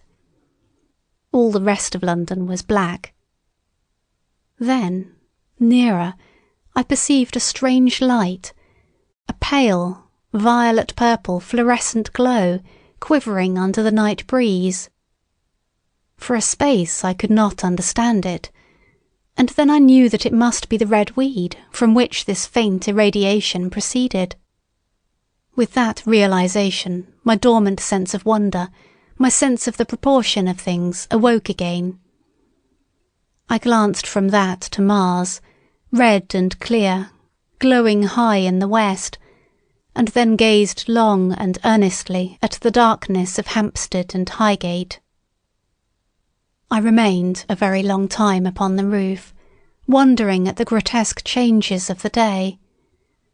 I recalled my mental states, from the midnight prayer to the foolish card-playing. I had a violent revulsion of feeling. I remember I flung away the cigar with a certain wasteful symbolism. My folly came to me with glaring exaggeration. I seemed a traitor to my wife and to my kind. I was filled with remorse. I resolved to leave this strange, undisciplined dreamer of great things to his drink and gluttony, and to go on into London. There, it seemed to me, I had the best chance of learning what the Martians and my fellow men were doing. I was still upon the roof when the late moon rose. End of section 24. Chapter 8. Dead London. After I had parted from the artilleryman, I went down the hill and by the High Street across the bridge to Fulham. The red weed was tumultuous at that time and nearly choked the bridge roadway, but its fronds were already whitening in patches by the spreading disease that presently removed it so swiftly. At the corner of the lane that runs to Putney Bridge Station, I found a man lying. He was as black as a sweep with the black dust, alive, but helplessly and speechlessly drunk. I could get nothing from him but curses and furious lunges at my head. I think I should have stayed by him, but for the brutal expression of his face. There was black dust along the roadway from the bridge onwards, and it grew thicker in Fulham. The streets were horribly quiet. I got food, sour, hard and mouldy, but quite eatable, in a baker's shop here. Some way towards Walham Green the streets became clear of powder, and I passed a white terrace of houses on fire. The noise of the burning was an absolute relief. Going on towards Brompton, the streets were quiet again. Here I came once more upon the black powder in the streets, and upon dead bodies. I saw altogether about a dozen in the length of the Fulham Road.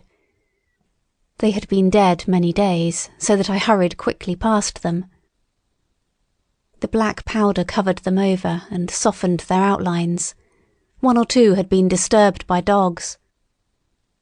Where there was no black powder, it was curiously like a Sunday in the city, with the closed shops, the houses locked up and the blinds drawn, the desertion and the stillness.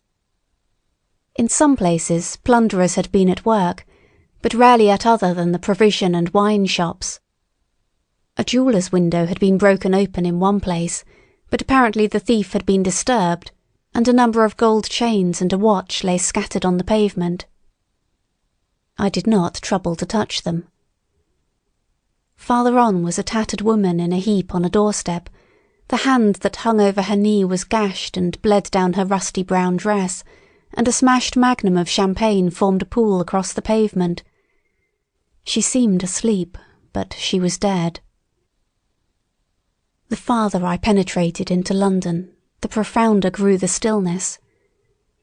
But it was not so much the stillness of death, it was the stillness of suspense, of expectation. At any time the destruction that had already singed the northwestern borders of the metropolis, and had annihilated Ealing and Kilburn, might strike among these houses and leave them smoking ruins. It was a city condemned and derelict.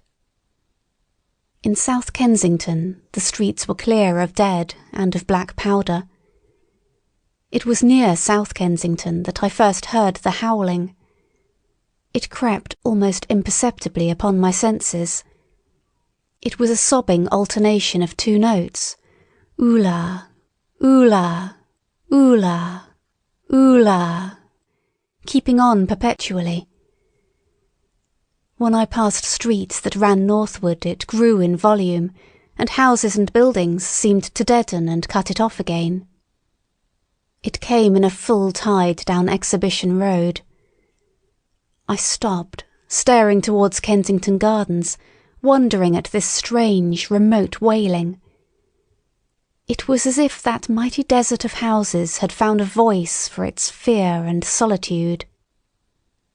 Oola, oola, oola, oola, wailed that superhuman note, great waves of sound sweeping down the broad sunlit roadway between the tall buildings on each side.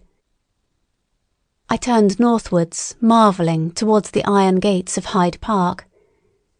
I had half a mind to break into the Natural History Museum and find my way up to the summits of the towers in order to see across the park. But I decided to keep to the ground, where quick hiding was possible, and so went on up the Exhibition Road. All the large mansions on each side of the road were empty and still, and my footsteps echoed against the sides of the houses. At the top, near the park gate, I came upon a strange sight, a bus overturned and the skeleton of a horse picked clean. I puzzled over this for a time, and then went on to the bridge over the Serpentine. The voice grew stronger and stronger, though I could see nothing above the housetops on the north side of the park, save a haze of smoke to the northwest. "Oolah! Oolah! Oolah! Oolah!" cried the voice, coming, as it seemed to me, from the district about Regent's Park. The desolating cry worked upon my mind. The mood that had sustained me passed. The wailing took possession of me. I found I was intensely weary, footsore, and now again hungry and thirsty. It was already past noon. Why was I wandering alone in this city of the dead? Why was I alone when all London was lying in state and in its black shroud? I felt intolerably lonely. My mind ran on old friends that I had forgotten for years. I thought of the poisons in the chemists' shops, of the liquors the wine merchants stored. I recalled the two sodden creatures of despair, who, so far as I knew, shared the city with myself. I came into Oxford Street by the Marble Arch, and here again were black powder and several bodies, and an evil, ominous smell from the gratings of the cellars of some of the houses. I grew very thirsty after the heat of my long walk. With infinite trouble I managed to break into a public house and get food and drink. I was weary after eating, and went into the parlour behind the bar, and slept on a black horsehair sofa I found there. I awoke to find that dismal howling still in my ears.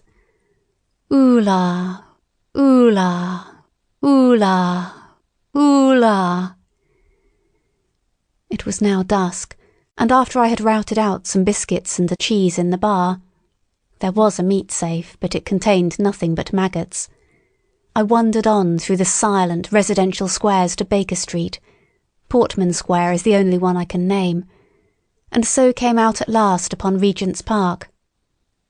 And as I emerged from the top of Baker Street, I saw far away over the trees, in the clearness of the sunset, the hood of the Martian giant from which this howling proceeded. I was not terrified. I came upon him as if it were a matter of course. I watched him for some time, but he did not move. He appeared to be standing and yelling, for no reason that I could discover. I tried to formulate a plan of action. That perpetual sound of oolah, oolah, oolah, oolah confused my mind. Perhaps I was too tired to be very fearful. Certainly I was more curious to know the reason of this monotonous crying than afraid. I turned back away from the park and struck into Park Road, intending to skirt the park, went along under the shelter of the terraces, and got a view of this stationary, howling Martian from the direction of St. John's Wood. A couple of 100 yards out of Baker Street I heard a yelping chorus, and saw, first a dog with a piece of putrescent red meat in his jaws coming headlong towards me, and then a pack of starving mongrels in pursuit of him. He made a wide curve to avoid me, as though he feared I might prove a fresh competitor. As the yelping died away down the silent road, the wailing sound of oolah, oolah, oolah, ooh-la, reasserted itself. I came upon the wrecked handling machine halfway to St. John's Wood Station. At first I thought a house had fallen across the road. It was only as I clambered among the ruins that I saw, with a start, this mechanical Samson lying, with its tentacles bent and smashed and twisted, among the ruins it had made. The forepart was shattered. It seemed as if it had driven blindly straight at the house, and had been overwhelmed in its overthrow. It seemed to me then that this might have happened by a handling machine escaping from the guidance of its Martian. I could not clamber among the ruins to see it, and the twilight was now so far advanced that the blood with which its seat was smeared, and the gnawed gristle of the Martian that the dogs had left, were invisible to me. Wondering still more at all that I had seen, I pushed on towards Primrose Hill. Far away, through a gap in the trees, I saw a second Martian, as motionless as the first, standing in the park towards the zoological gardens, and silent. A little beyond the ruins about the smashed handling machine, I came upon the red weed again, and found the Regent's Canal, a spongy mass of dark red vegetation. As I crossed the bridge, the sound of ooh-la, ooh-la, ooh-la, ooh-la ceased. It was, as it were, cut off. The silence came like a thunderclap. The dusky houses about me stood faint and tall and dim. The trees towards the park were growing black. All about me the red weed clambered among the ruins, writhing to get above me in the dimness. Night, the mother of fear and mystery, was coming upon me. But while that voice sounded, the solitude, the desolation had been endurable. By virtue of it, London had still seemed alive, and the sense of life about me had upheld me. Then suddenly a change, the passing of something, I knew not what, and then a stillness that could be felt. Nothing but this gaunt quiet. London about me gazed at me spectrally. The windows in the white houses were like the eye sockets of skulls. About me, my imagination found 1,000 noiseless enemies moving. Terror seized me, a horror of my temerity. In front of me, the road became pitchy black, as though it was tarred, and I saw a contorted shape lying across the pathway. I could not bring myself to go on. I turned down St. John's Wood Road and ran headlong from this unendurable stillness towards Kilburn. I hid from the night and the silence until long after midnight in a cabman's shelter in Harrow Road. But before the dawn my courage returned, and while the stars were still in the sky, I turned once more towards Regent's Park. I missed my way among the streets, and presently saw down a long avenue, in the half-light of the early dawn, the curve of Primrose Hill. On the summit, towering up to the fading stars, was a third Martian, erect and motionless like the others. An insane resolve possessed me. I would die and end it, and I would save myself even the trouble of killing myself. I marched on recklessly towards this Titan, and then, as I drew nearer and the light grew, I saw that a multitude of black birds was circling and clustering about the hood. At that, my heart gave a bound, and I began running along the road. I hurried through the red weed that choked St. Edmund's Terrace.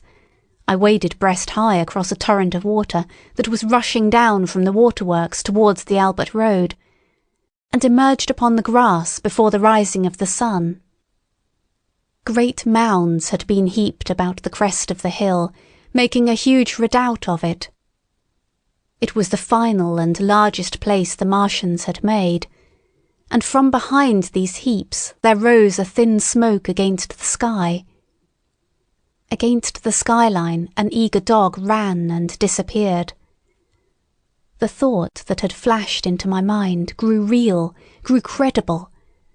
I felt no fear, only a wild, trembling exultation as I ran up the hill towards the motionless monster. Out of the hood hung lank shreds of brown, at which the hungry birds pecked and tore. In another moment I had scrambled up the earthen rampart and stood upon its crest, and the interior of the redoubt was below me.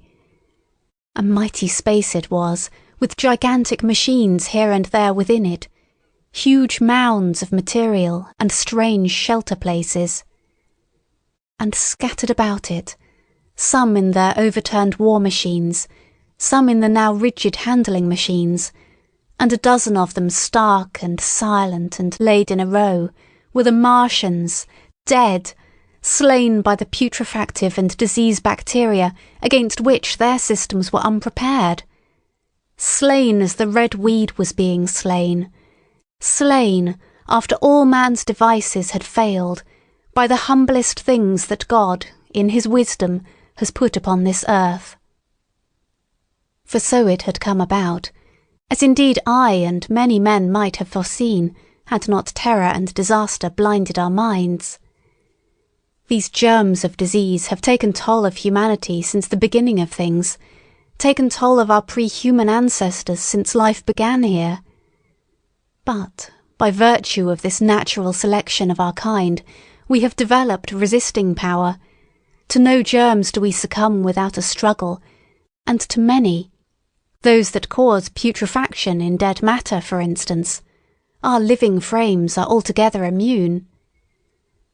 But there are no bacteria in Mars, and, directly these invaders arrived, directly they drank and fed, our microscopic allies began to work their overthrow. Already when I watched them they were irrevocably doomed, dying and rotting even as they went to and fro. It was inevitable. By the toll of 1 billion deaths man has bought his birthright of the earth, and it is his against all comers. It would still be his were the Martians 10 times as mighty as they are, for neither do men live nor die in vain.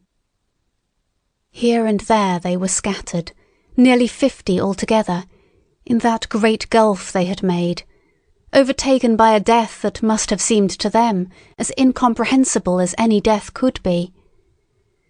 To me also at that time this death was incomprehensible. All I knew was that these things that had been alive and so terrible to men were dead. For a moment I believed that the destruction of Sennacherib had been repeated, that God had repented, that the angel of death had slain them in the night. I stood staring into the pit, and my heart lightened gloriously, even as the rising sun struck the world to fire about me with his rays. The pit was still in darkness. The mighty machines, so great and wonderful in their power and complexity, so unearthly in their tortuous forms, rose weird and vague and strange out of the shadows towards the light. A multitude of dogs, I could hear, fought over the bodies that lay darkly in the depth of the pit, far below me. Across the pit on its farther lip, flat and vast and strange, lay the great flying machine with which they had been experimenting upon our denser atmosphere when decay and death arrested them. Death had come not a day too soon.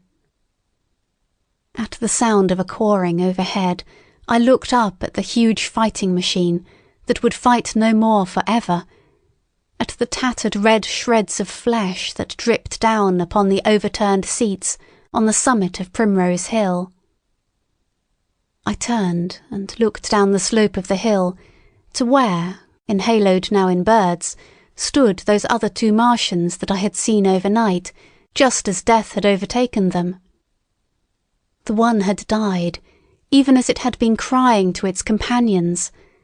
Perhaps it was the last to die, and its voice had gone on perpetually until the force of its machinery was exhausted. They glittered now, harmless tripod towers of shining metal in the brightness of the rising sun. All about the pit, and saved as by a miracle from everlasting destruction, stretched the great mother of cities. Those who have only seen London veiled in her sombre robes of smoke can scarcely imagine the naked clearness and beauty of the silent wilderness of houses. Eastward, over the blackened ruins of the Albert Terrace and the splintered spire of the church, the sun blazed dazzling in a clear sky, and here and there some facet in the great wilderness of roofs caught the light and glared with a white intensity. Northward were Kilburn and Hampstead, blue and crowded with houses. Westward the great city was dimmed, and southward, beyond the Martians, the green waves of Regent's Park, the Langham Hotel, the dome of the Albert Hall, the Imperial Institute, and the giant mansions of the Brompton Road came out clear and little in the sunrise, the jagged ruins of Westminster rising hazily beyond. Far away and blue were the Surrey hills, and the towers of the Crystal Palace glittered like two silver rods.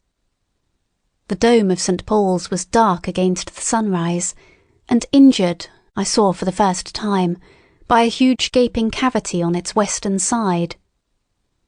And as I looked at this wide expanse of houses and factories and churches, silent and abandoned, as I thought of the multitudinous hopes and efforts, the innumerable hosts of lives that had gone to build this human reef, and of all the swift and ruthless destruction that had hung over it all, when I realized that the shadow had been rolled back, and that men might still live in the streets, and this dear, vast, dead city of mine be once again alive and powerful, I felt a wave of emotion that was near akin to tears. The torment was over. Even that day the healing would begin. The survivors of the people scattered over the country, leaderless, lawless, foodless, like sheep without a shepherd, the thousands who had fled by sea, would begin to return. The pulse of life, growing stronger and stronger, would beat again in the empty streets and pour across the vacant squares. Whatever destruction was done, the hand of the destroyer was stayed. All the gaunt wrecks, the blackened skeletons of houses that stared so dismally at the sunlit grass of the hill, would presently be echoing with the hammers of the restorers and ringing with the tapping of their trowels. At the thought I extended my hands towards the sky and began thanking God. In a year, thought I, in a year. With overwhelming force came the thought of myself, of my wife, and the old life of hope and tender helpfulness that had ceased for ever. End of section 25. Chapter 9. Wreckage. And now comes the strangest thing in my story. Yet, perhaps, it is not altogether strange. I remember, clearly and coldly and vividly, all that I did that day until the time that I stood weeping and praising God upon the summit of Primrose Hill. And then I forget. Of the next 3 days I know nothing. I have learned since that, so far from my being the first discoverer of the Martian overthrow, several such wanderers as myself had already discovered this on the previous night. One man, the first, had gone to St. Martin's-le-Grand, and while I sheltered in the cabman's hut, had contrived to telegraph to Paris. Thence the joyful news had flashed all over the world. 1,000 cities, chilled by ghastly apprehensions, suddenly flashed into frantic illuminations. They knew of it in Dublin, Edinburgh, Manchester, Birmingham, at the time when I stood upon the verge of the pit. Already men, weeping with joy, as I have heard, shouting and staying their work to shake hands and shout. were making up trains, even as near as Crewe, to descend upon London. The church bells that had ceased a fortnight since suddenly caught the news, until all England was bell-ringing. Men on cycles, lean-faced, unkempt, scorched along every country lane, shouting of unhoped deliverance, shouting to gaunt, staring faces of despair. And for the food, across the Channel, across the Irish Sea, across the Atlantic, corn, bread and meat were tearing to our relief. All the shipping in the world seemed going Londonward in those days. But of all this I have no memory. I drifted, a demented man. I found myself in a house of kindly people, who had found me on the third day, wandering, weeping and raving through the streets of St. John's Wood. They have told me since that I was singing some insane doggerel about "the last man left alive, hurrah, the last man left alive." Troubled as they were with their own affairs, these people, whose name, much as I would like to express my gratitude to them, I may not even give here, nevertheless cumbered themselves with me, sheltered me and protected me from myself. Apparently they had learned something of my story from me during the days of my lapse. Very gently, when my mind was assured again, did they break to me what they had learned of the fate of Leatherhead. 2 days after I was imprisoned, it had been destroyed, with every soul in it, by a Martian. He had swept it out of existence, as it seemed, without any provocation, as a boy might crush an ant-hill, in the mere wantonness of power. I was a lonely man, and they were very kind to me. I was a lonely man and a sad one, and they bore with me. I remained with them 4 days after my recovery. All that time I felt a vague, a growing craving to look once more on whatever remained of the little life that seemed so happy and bright in my past. It was a mere hopeless desire to feast upon my misery. They dissuaded me. They did all they could to divert me from this morbidity.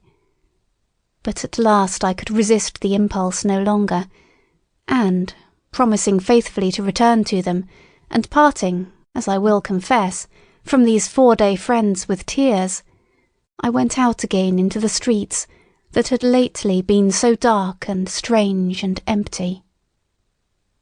Already they were busy with returning people. In places even there were shops open, and I saw a drinking fountain running water. I remember how mockingly bright the day seemed as I went back on my melancholy pilgrimage to the little house at Woking, how busy the streets and vivid the moving life about me. So many people were abroad everywhere, busied in 1,000 activities, that it seemed incredible that any great proportion of the population could have been slain. But then I noticed how yellow were the skins of the people I met, how shaggy the hair of the men, how large and bright their eyes, and that every other man still wore his dirty rags. Their faces seemed all with one of two expressions, a leaping exultation and energy, or a grim resolution. Save for the expression of the faces, London seemed a city of tramps. The vestries were indiscriminately distributing bread sent us by the French government. The ribs of the few horses showed dismally. Haggard special constables with white badges stood at the corners of every street. I saw little of the mischief wrought by the Martians until I reached Wellington Street, and there I saw the red weed clambering over the buttresses of Waterloo Bridge. At the corner of the bridge, too, I saw one of the common contrasts of that grotesque time, a sheet of paper flaunting against a thicket of the red weed, transfixed by a stick that kept it in place. It was the placard of the first newspaper to resume publication, the Daily Mail. I bought a copy for a blackened shilling I found in my pocket. Most of it was in blank, but the solitary compositor who did the thing had amused himself by making a grotesque scheme of advertisement stereo on the back page. The matter he printed was emotional. The news organisation had not, as yet, found its way back. I learned nothing fresh except that already, in 1 week, the examination of the Martian mechanisms had yielded astonishing results. Among other things, the article assured me what I did not believe at the time, that the secret of flying was discovered. At Waterloo I found the free trains that were taking people to their homes. The first rush was already over. There were few people in the train, and I was in no mood for casual conversation. I got a compartment to myself, and sat with folded arms, looking greyly at the sunlit devastation that flowed past the windows. And just outside the terminus, the train jolted over temporary rails, and on either side of the railway the houses were blackened ruins. To Clapham Junction the face of London was grimy with powder of the black smoke, in spite of 2 days of thunderstorms and rain, and at Clapham Junction the line had been wrecked again. There were hundreds of out-of-work clerks and shopmen working side by side with the customary navvies, and we were jolted over a hasty relaying. All down the line from there the aspect of the country was gaunt and unfamiliar. Wimbledon particularly had suffered. Walton, by virtue of its unburned pine woods, seemed the least hurt of any place along the line. The Wandle, the Mole, every little stream, was a heaped mass of red weed, in appearance between butcher's meat and pickled cabbage. The Surrey pine woods were too dry, however, for the festoons of the red climber. Beyond Wimbledon, within sight of the line, in certain nursery grounds, were the heaped masses of earth about the 6th cylinder. A number of people were standing over it, and some sappers were busy in the midst of it. Over it flaunted a Union Jack, flapping cheerfully in the morning breeze. The nursery grounds were everywhere crimson with the weed, a wide expanse of livid colour cut with purple shadows, and very painful to the eye.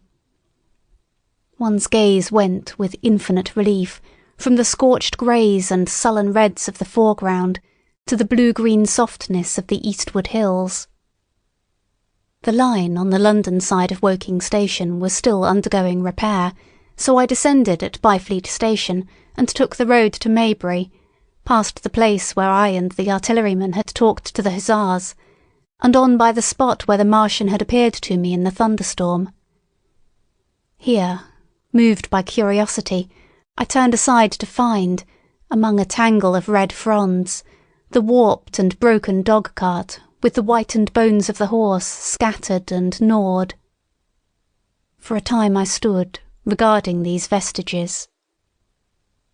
Then I returned through the pine wood, neck high with red weed here and there, to find the landlord of the Spotted Dog had already found burial, and so came home past the College Arms. A man standing at an open cottage door greeted me by name as I passed. I looked at my house with a quick flash of hope that faded immediately. The door had been forced, it was unfast and was opening slowly as I approached. It slammed again. The curtains of my study fluttered out of the open window from which I and the artilleryman had watched the dawn. No one had closed it since. The smashed bushes were just as I had left them nearly 4 weeks ago. I stumbled into the hall, and the house felt empty. The stair carpet was ruffled and discoloured where I had crouched, soaked to the skin from the thunderstorm the night of the catastrophe. Our muddy footsteps, I saw, still went up the stairs. I followed them to my study, and found lying on my writing table still, with the selenite paperweight upon it, the sheet of work I had left on the afternoon of the opening of the cylinder. For a space I stood, reading over my abandoned arguments. It was a paper on the probable development of moral ideas with the development of the civilizing process, and the last sentence was the opening of a prophecy. In about 200 years, I had written, we may expect. The sentence ended abruptly. I remembered my inability to fix my mind that morning, scarcely a month gone by, and how I had broken off to get my daily chronicle from the newsboy. I remembered how I went down to the garden gate as he came along, and how I had listened to his odd story of men from Mars. I came down and went into the dining room.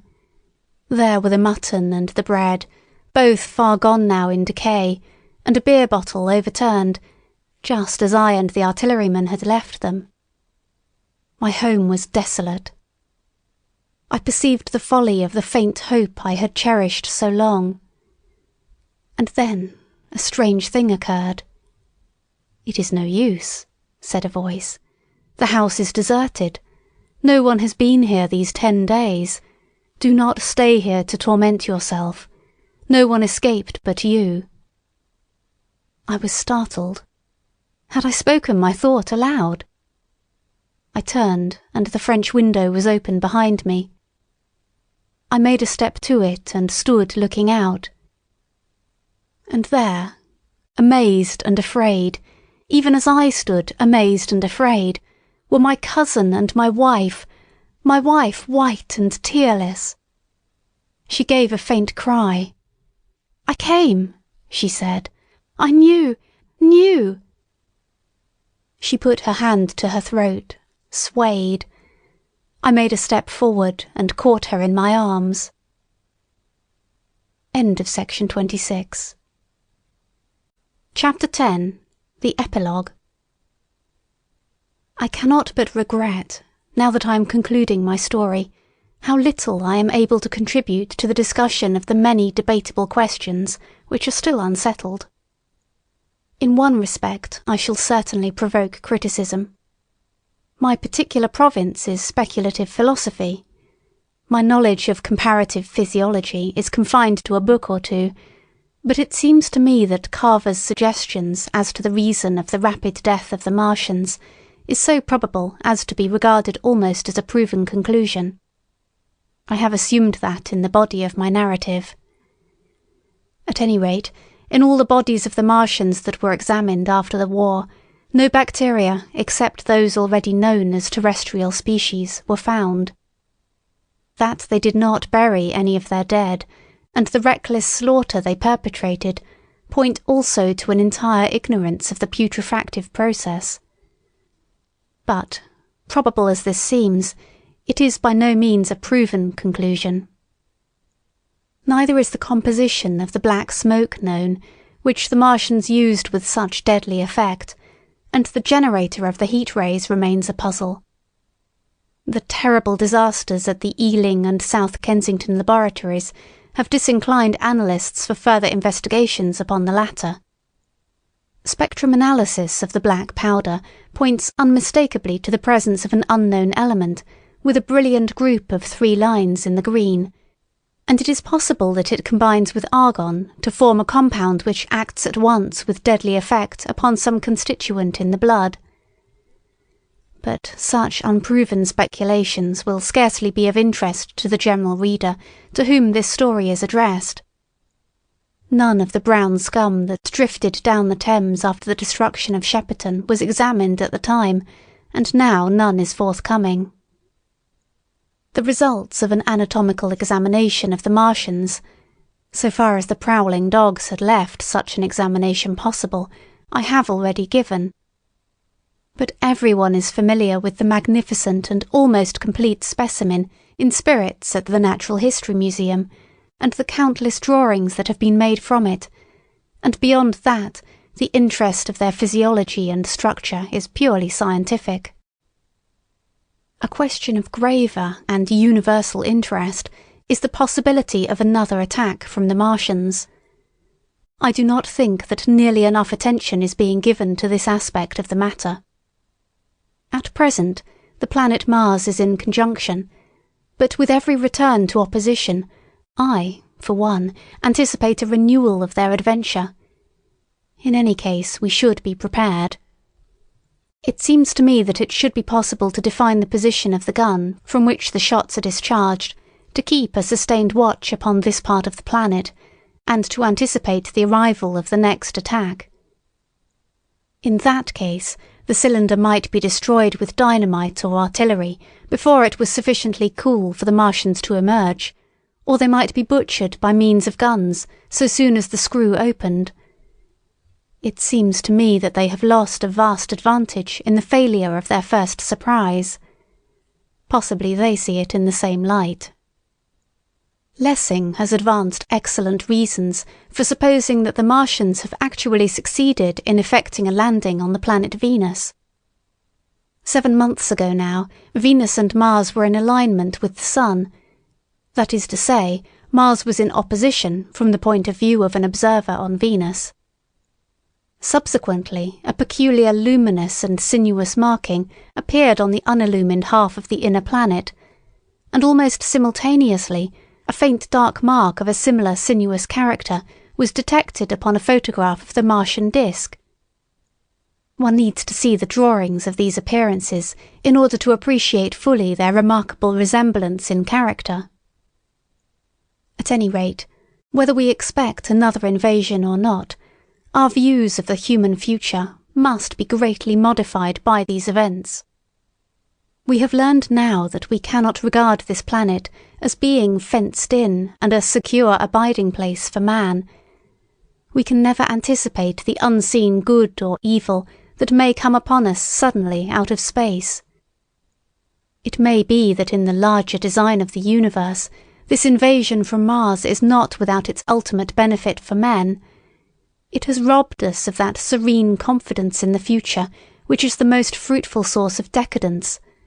The gifts to human science it has brought are enormous, and it has done much to promote the conception of the commonweal of mankind. It may be that across the immensity of space, the Martians have watched the fate of these pioneers of theirs and learned their lesson, and that on the planet Venus they have found a securer settlement. Be that as it may, for many years yet there will certainly be no relaxation of the eager scrutiny of the Martian disk, and those fiery darts of the sky, the shooting stars, will bring with them as they fall an unavoidable apprehension to all the sons of men. The broadening of men's views that has resulted can scarcely be exaggerated. Before the cylinder fell, there was a general persuasion that through all the deep of space, no life existed beyond the petty surface of our minute sphere. Now we see further. If the Martians can reach Venus, there is no reason to suppose that the thing is impossible for men, and when the slow cooling of the sun makes this earth uninhabitable, as at last it must do, it may be that the thread of life that has begun here will have streamed out and caught our sister planet within its toils. Dim and wonderful is the vision I have conjured up in my mind of life spreading slowly from this little seedbed of the solar system throughout the inanimate vastness of sidereal space. But that is a remote dream. It may be, on the other hand, that the destruction of the Martians is only a reprieve. To them, and not to us, perhaps, is the future ordained. I must confess the stress and danger of the time have left an abiding sense of doubt and insecurity in my mind. I sit in my study writing by lamplight, and suddenly I see again the healing valley below set with writhing flames, and feel the house behind and about me empty and desolate. I go out into the Byfleet Road, and vehicles pass me, a butcher boy in a cart, a cab full of visitors, a workman on a bicycle, children going to school, and suddenly they become vague and unreal, and I hurry again with the artilleryman through the hot, brooding silence. Of a night I see the black powder darkening the silent streets, and the contorted bodies shrouded in that lair. They rise upon me tattered and dog-bitten. They gibber and grow fiercer, paler, uglier, mad distortions of humanity at last, and I wake, cold and wretched in the darkness of the night.